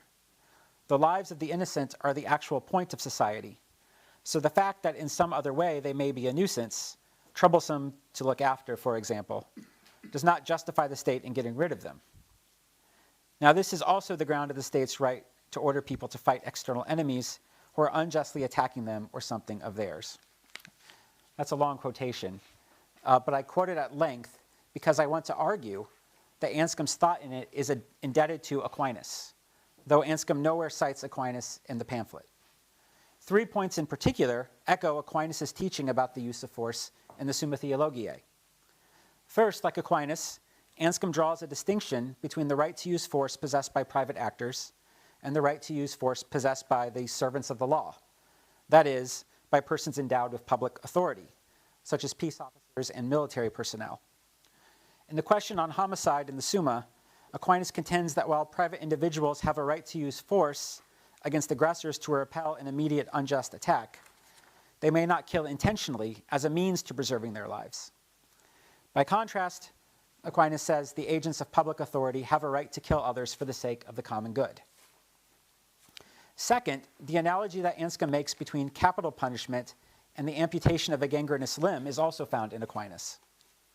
Finally, and most importantly for my purposes, in the quoted passage, Anscombe makes a connection between the state's responsibility to provide communal security and its authority, or its right, she uses both terms in the passage, to use violence. In particular, the state's responsibility grounds the right of its agents to use force both for the sake of enforcing the law against domestic wrongdoers and for the sake of fighting unjust threats that originate from outside the community. An identical movement from responsibility to authority is found in the first article of Aquinas' Question on War. Aquinas claims that while waging war is not always sinful, 3 things are required for war to be just: the authority of the ruler, a just cause, and an upright intention. In explaining why the first of these is necessary, he argues, quote, "Since the care of the republic is committed to rulers, it belongs to them to safeguard the republic that is subject to them, whether it be a city or a kingdom or a province. So just as the rulers are permitted to defend the republic by the material sword against internal disturbances when they punish malefactors, this according to Romans chapter 13, verse 4, so too it belongs to them to protect the republic from external enemies with the sword of war." End quote. Aquinas' argument here begins with the ruler's responsibility to care for the common good of the political community, the re publicae he governs. A crucial aspect of this responsibility is to provide public security, and from this is derived the ruler's authority to use both the material sword against internal wrongdoers, Aquinas' word is malefactores, and the sword of war against external enemies, or hostibus. The ruler's right to use the sword is not unlimited, however. As Aquinas goes on to explain, a further necessary condition for a war to be just is that it is fought for a just cause. The sovereign may wage war to safeguard the community from unjust attack, to recover goods or territory unjustly taken, or to punish evildoing. But his authority does not extend to waging war for unjust purposes. Aquinas reiterates this point later in the Summa when he writes, quote, "Public authority is committed to rulers in order for them to be the guardians of justice. And so they are not permitted to use violence and coercion except in accord with the preservation of justice, either against enemies by fighting them or against civil evildoers by punishing them." End quote. Both Aquinas and Anscombe write from within the Christian tradition of political philosophy that incorporates insights from Aristotle and Augustine. The insight from Aristotle is that as political animals, human beings realize their flourishing in the context of communities that go beyond the ties of immediate kinship. The insight from Augustine is that in our post-lapsarian condition, human beings are prone to vice and hostility towards one another. Some people are bent on dominating others and will unjustly attack them or try to impede their activities. Thus, we need government, one of the primary functions of which is to provide security from unjust violence. Anscombe adverts to this wider tradition in an unpublished manuscript in the Anscombe archive entitled Murder, where she writes, and now this is quotation number 3 on the handout, quote, "There is an ideal that has been striven for in polities in the Christian tradition. If you have the blessings of an adequate legitimate government, then by this ideal you ought to be in no danger of being killed, at least on purpose, by the holders of power. unless you earn it by your lawbreaking or violence in resisting authority. And those exercising civil authority seek to preserve a peace such that you are not likely to be in danger from your fellows. These are restrained by the terror of the laws from attacking and killing you. In short, warfare and external enemies apart, you are not supposed to suffer being killed by anyone but at the hands of the state, and that you will not suffer without desert. This was the ideal that has been aimed at these many hundreds of years and has led to the conception of the state as essentially claiming a monopoly of violence. The right of the state to use or threaten violence in enforcing laws will then be based on the necessity that it should do so in order to secure a framework of peaceful normality in which people can live. It will be a need of acceptable human life where men live together in multitudes." End quote. She makes this final point even more succinctly in her essay, War and Murder, where she writes, quote, "Society is essential to human good, and society without coercive power is generally impossible." End quote. I've argued that in Mr. Truman's degree, Anscombe follows Aquinas in arguing that the state's right to use coercive force, up to and including the right to kill, follows from its responsibility for providing security from unjust violence, which human beings need in order to flourish. But how can the state's responsibility give rise to rights? Anscombe's primary aim on the source of the authority of the state, as I interpret it, is to answer this question.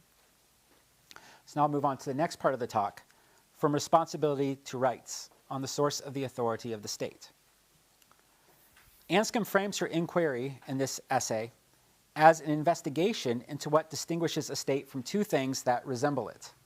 On the one side, large-scale voluntary cooperative associations, and on the other, criminal syndicates and mafia-type organizations. In many ways, a state is like a large-scale cooperative association, such as a club, a business corporation, or a religious organization. These associations also make rules for coordinating their members' behavior. And importantly, we can speak of authority in relation to them. Anscombe distinguishes two kinds of authority present in voluntary associations, which I will call epistemic and administrative authority. Someone has epistemic authority when his judgments are given significant influence in a group's decision-making in a particular domain because those judgments are regarded as being reliable within that domain. Administrative authority, on the other hand, is the power to make decisions, set rules, and direct the actions of others. It is authority grounded not in expertise, as with epistemic authority, but in a role or office within a formally structured organization. Administrative authority is akin to civil authority, but these two sorts of authority also differ in a crucial respect. For membership in associations like clubs, businesses, and religious organizations is voluntary. This means that although authoritative decisions made within these associations may indeed be binding on members, the association cannot compel its members to obey its rules. The state is not voluntary in this sense. It makes demands for unconditional obedience to its laws, and it coerces resistant wills to obey them with the threat and sometimes the actual use of violence. This leads to the question of how the state differs from a mafia that has gained control of a certain place. If a mafia is a smooth and well-functioning one, its leaders might make rules and issue a standing threat that failure to comply will be met with violence. The difference between a government and a mafia, if indeed there is one, is that while the latter has power, it lacks authority. The state claims that it has the authority to demand that people comply with its rules and to coercively enforce them, where authority connotes a right.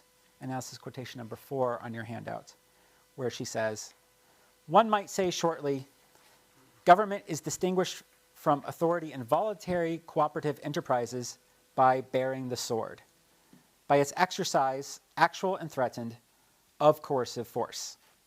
And if it is distinguished from the control of a place by a gang of bandits, it is so by its authority in the command of violence." This portmanteau phrase covers 1, authority to lay commands and prohibitions on people, which are backed up by the threat of coercion, and to lay down forms for doing and determining things in such a way that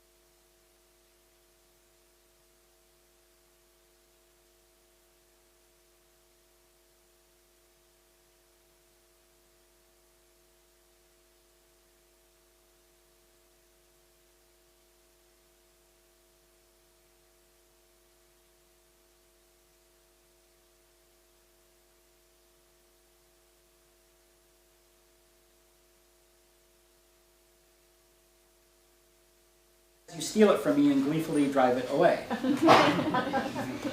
We might say that the sort of necessity that is expressed by stopping and forcing modals is normative necessity. The purpose of normative necessity is to prompt actions that accord or fail to accord with a rule. And the modal terms that express it are learned at an early age in acquiring the concept of a rule. As Anscombe explains, stopping and forcing modals function as linguistic instruments for goading people to comply with a rule. And now this is quotation number 5 on your handout, where she says, think how a child learns how to play chess. It grasps the idea of a rule partly from this use of you can't. After all, what it can't do, in another sense, it perhaps plainly can, if you don't physically stop it. But these utterances first accompany other methods of preventing or stopping an action. and by themselves they function to prevent or stop it. With one set of circumstances, including consequences, this business is a part of the buildup of the concept of a rule. In another, of that of a piece of etiquette. In another, of that of a promise. In another, of an act of sacrilege, etc. It is characteristic of human intelligence to be able to learn the response to a stopping modal without which it could not exist as a linguistic form. Crucially, Anscombe distinguishes normative necessity, the kind of necessity expressed by stopping and forcing modals, from a very different kind of necessity. She notes that in his Metaphysics, Aristotle defines one sense of necessary as that without which some good will not be obtained or some evil averted. Philippa Foot dubbed this latter sort of necessity Aristotelian necessity. Aristotelian necessity is a kind of metaphysical necessity. If something is necessary in this sense, then that thing is present in any situation in which the good in question is obtained or the evil avoided. Aristotelian necessity is significant for our topic because Anscombe claims that, when combined with normative necessity, it provides a root to grounding rights. In a key passage, she argues, and this is quotation number 6 now in your handout, if something is necessary, that is, I add necessary in the Aristotelian sense, if it is, for example, a necessary task in human life, then a right arises in those whose task it is, to have what belongs to the performance of the task. A right is, of course, to be explained as I have explained right, by reference to a certain sort of stopping modal, a set of you cannots, which surrounds, fixes, and protects a can on the part of the one who is thereby said to have a right. The interesting point is precisely that the notion of necessity involved is not the correlate of the can which expresses a right. It is not equivalent to no right not to. On the contrary, it takes us out of the circle it is so easy to get into. The necessity, for example, may be a human need, as those who have and carry out the task of bringing up children quite generally perform a necessary task. It cannot be done without children's obedience, so these people have a right to such obedience. End quote. There she's grounded the right to children obeying their parents. Anscombe's argument in this passage relies on the principle that if some person or institution has a task that she or it must perform and find is necessary for the performance of that task, then she or it can fine, and others cannot impede her or it from fine. This principle, in turn, is grounded in the fact that it is unreasonable to claim both that someone must do something and that she cannot have the necessary means to doing it. What is interesting about the principle is that it involves a crossing of modals, that is, a switch from one type of modal to another.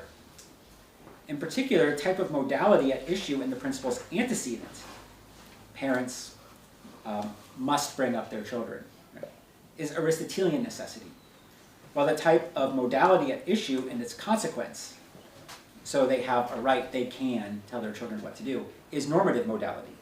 That is the type of possibility and necessity expressed in the language of rights. It's very plausible, for instance, that human flourishing depends on children being brought up to maturity, so that the task of raising children is a necessary one in human life. But raising children cannot be accomplished without their parents directing their behavior. And this puts us in a position to ground parental authority. Since parents need to bring up their children, and telling them what to do is required for this task, they have a right to tell them what to do.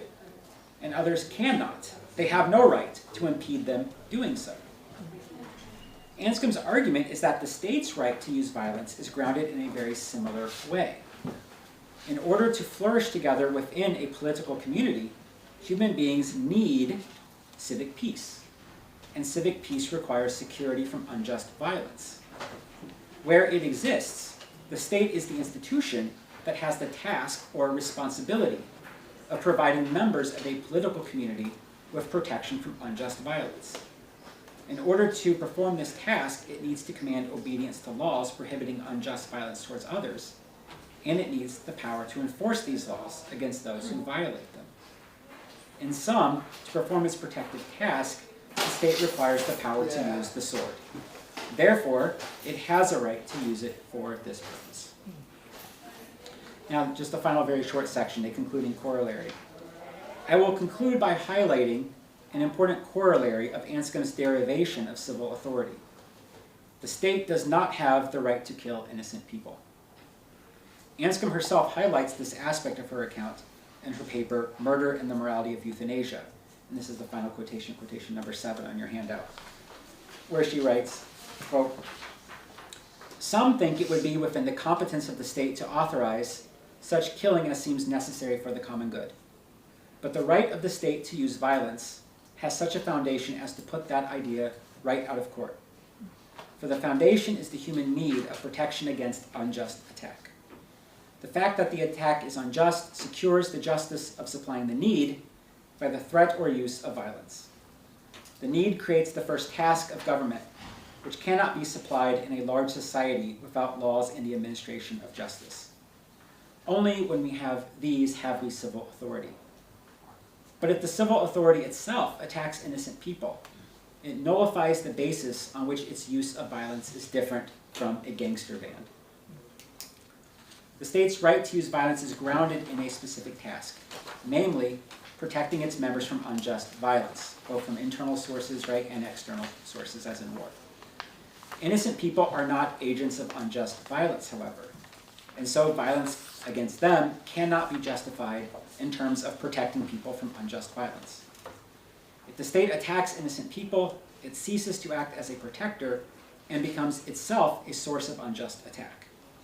In doing so, it destroys the basis on which its own right to use violence rests. In this way, Anscombe's account of civil authority also provides a criterion for limiting its exercise.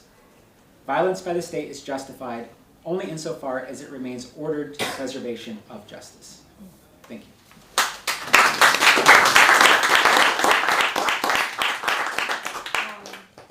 We have a little bit of time for questions. Thank you very much for questions. If anyone would like to begin, yes? Thanks for that talk, Josh. What does it, or I didn't ask this way, on what grounds was Anscombe responding to her criticizing pacifists if she thought that all intentional killing, I get the phrase exactly right, to aim at killing, this is from quotation 2, even when one is defending oneself is murderous. So if it's a case of legitimate self-defense, you're shooting at someone attacking you, or in the case of a war, what would it mean to legitimately defend yourself or your country but to not intend to kill a person? Right. I mean, I think it's really important to look at the very first sentence there, right, where she's saying, I will not discuss the self-defense of a private person. Okay. I included that because I think it's one bit of evidence that she's indebted to Aquinas. Aquinas has a very similar account, I said. This is in 2.264.7 of the Summa. He says, you know, if you're a private person, if someone attacks you, right, they attack you unjustly, you can use force to repel the attack.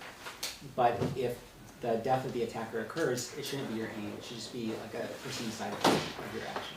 Right? So it's pretty restrictive.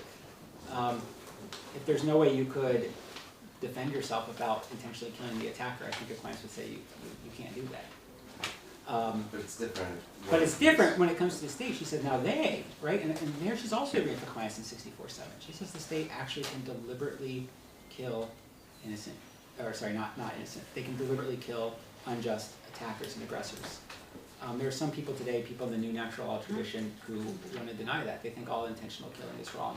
They want to assimilate even warfare to Aquinas on private self-defense. I myself don't think that move is very plausible. But that's not Anscombe's view. Her view is much closer to Aquinas' own view there. Well, wait, just so I'm clear. So, no one, I don't know if we're talking about Aquinas or Anscombe, but surely Anscombe wouldn't say that if you intentionally disable your attacker in such a way that leads in a foreseen but unintended death, Like, sure, that's surely okay. Yes, right? it is okay, yes. Yeah, The idea is just that Yeah. you can't go in intending to kill the guy. Yeah, you can't like go and finish him off if he doesn't die, right? As long as you stop him, that's, yeah. Right. Yeah.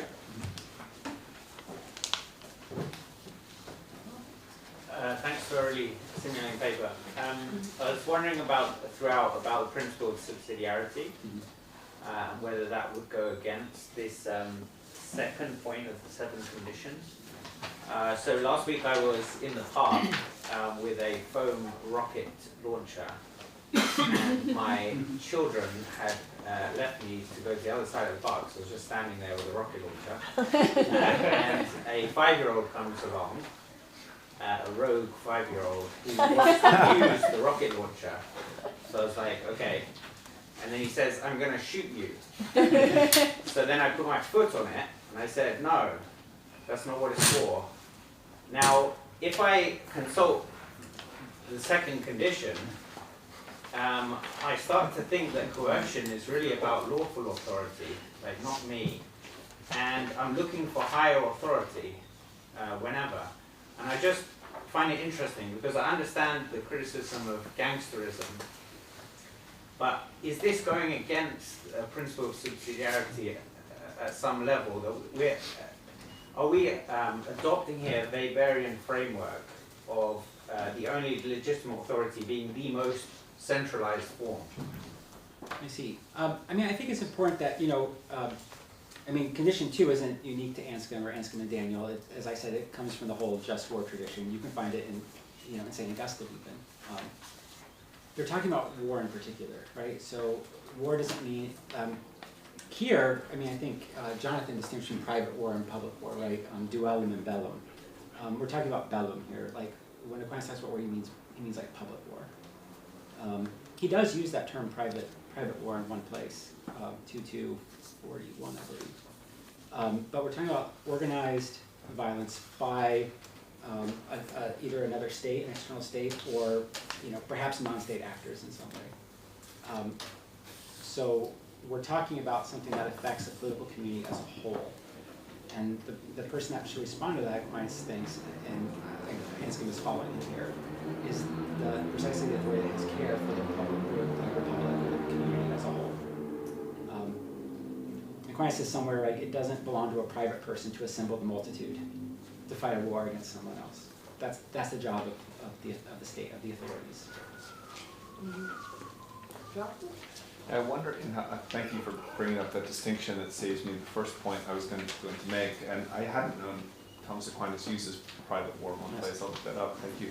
It seems to me that we've, by taking up just war theory with Thomas Aquinas as a point of departure, we've already conceded a point which becomes a buried assumption or premise or even a buried conclusion, and that is that the subsidiarity that we would normally argue, which gives the monopoly of violence to the state by some process of transmission of it from persons made in the image of God to a state with delegated authority, is assumed to have already been done once and for all. And we start our analysis from these political communities almost pre-existing or always extant.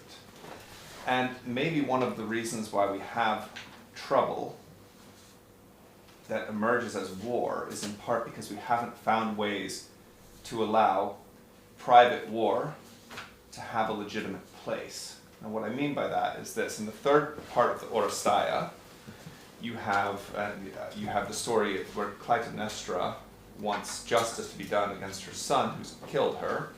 She's gone to Athens from Argos to get this justice. And eventually what happens is a public justice replaces private vengeance.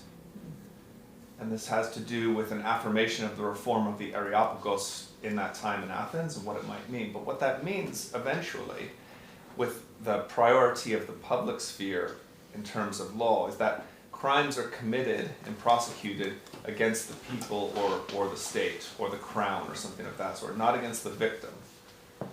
But what's missing is the ability for the person that the crime is actually committed against to receive justice.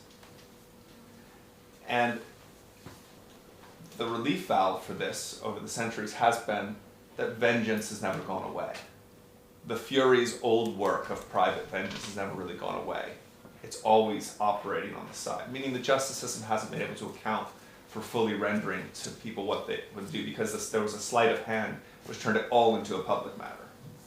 And it seems to me that with just war theory, we're forgetting that a lot of these things are taken care of in ways that always fall outside of it. We just have words for them like extra legal actors, terrorists, etc.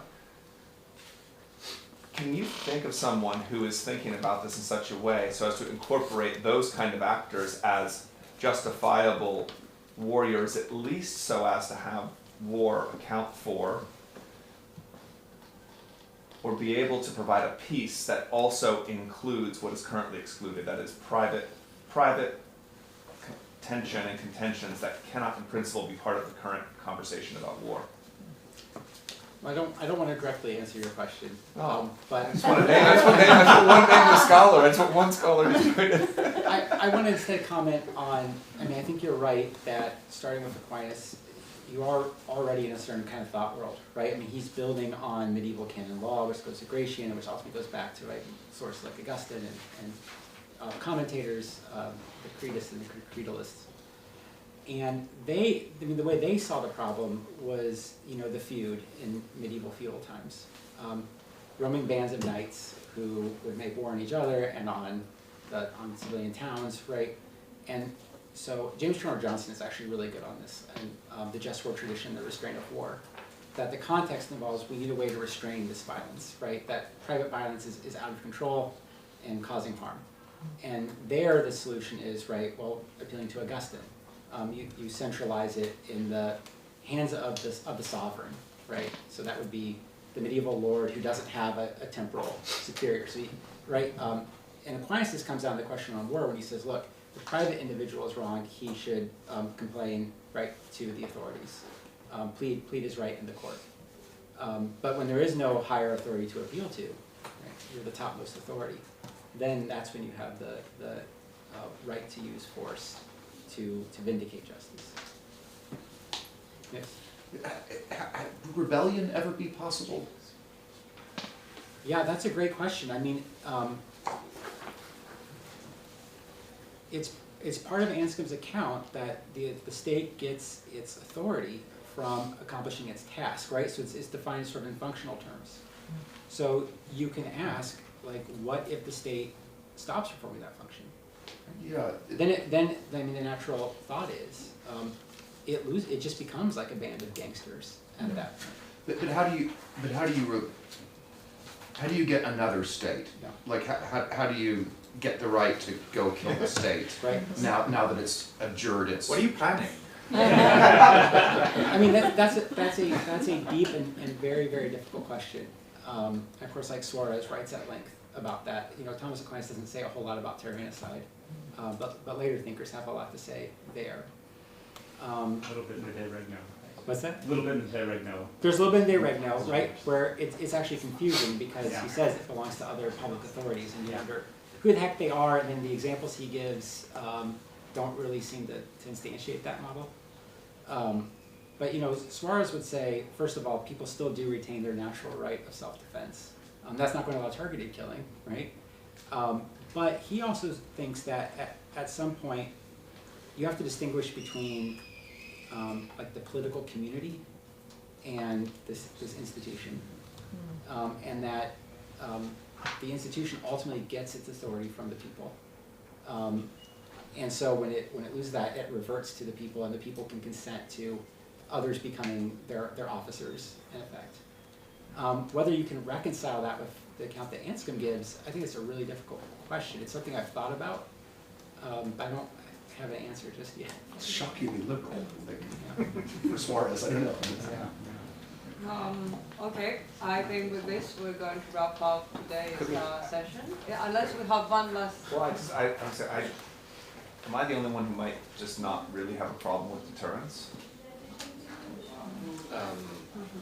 Well, that's a question. I'm not in a very good position. No, but let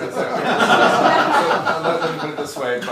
Brian, what's your first name? Mr. Wilson, where is he? Where did he go? Is he? Matthew Wilson. Matthew Wilson, we're having a conversation. I wish you were here. We're having a conversation in the break. Okay, so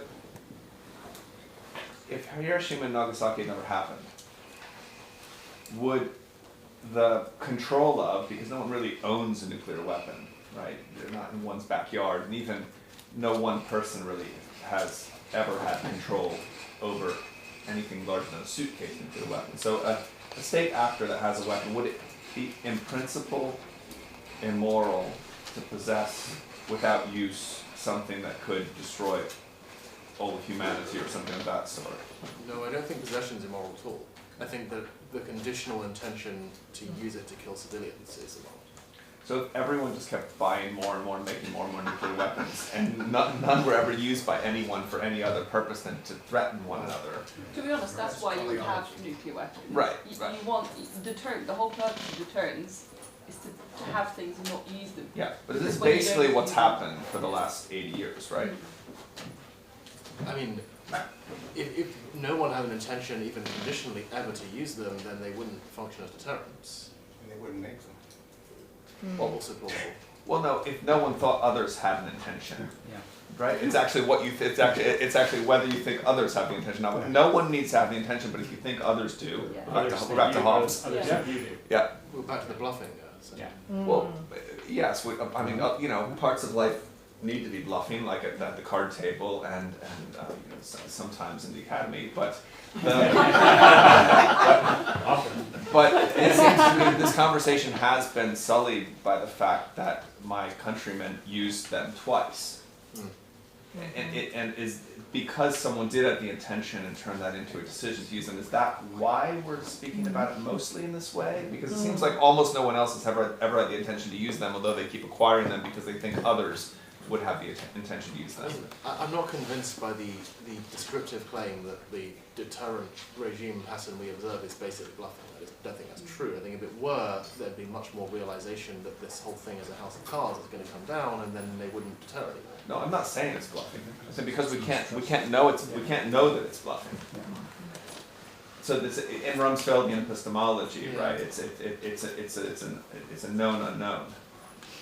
Maybe a known unknowable, an extension of Rumsfeldian epistemology. But why, if no one really intended to use it, but everyone had to assume that others could intend to use them? So it's an unintentional bluff. It has it's the same structural, like, epistemic situation as bluffing, it's just that you don't intend to. It just is bluffing. It is. Yeah, It is, but you can't know that it's bluffing. You know you're bluffing, but you can't know the other person is bluffing. I wouldn't assume that people are bluffing at all, actually. It's about mistrust. Yeah. I mean, it would be, I mean, the bluffing scenario just, I just don't think it's feasible for a state to put out that it has to somehow bring it about that it's believed that it has the conditional intention to use them, but not actually have that intention. I just think it's almost impossible for that to be a stable epistemic scenario. Thank you very much, everyone. I don't know if I may close with a quote from a classic author that we haven't mentioned yet, and he has a very famous quote on war, that is Heraclitus, of course. We've spoken a lot about it on Aristotle, but that war is the father of all and king of all. He renders some gods, others men. He renders some slaves and others free. So I just wanted to add this to our constant citation of Aristotle during the entire day. This is an important topic, and please join us tomorrow as we will continue to discuss on chapter 4. Or continue to join us today. Yes. Thank you so much to the speakers and to Maria for chairing this. I have a few dinner places left, so see me immediately after this if you want to join us. A wonderful 3-ish course dinner upstairs, and then we can come to the quad and enjoy one another's company here. Robert Wainwright from Oriel College will preach at Evensong, which if you want to go to, head in that direction down the cloisters, and then it's the third door on your left. If you're not going to Evensong, you can stay here and talk, but I'd ask you to exit this way through the quad when you go out so as not to disturb the Evensong. Those who are coming to dinner, have we determined where the drinks will be? Under the arches. Just the drinks, I'm sorry, you're all welcome to come to drinks just here under the arches. They had them in the chapel, but there'll be a wedding rehearsal going on in the chapel at the time. So if you're joining us for evensong, please go in that direction. If you're going to see us tomorrow, use that door. Thank you so much for your attention today. Nathan, I'll double check. Yeah, I'm almost positive.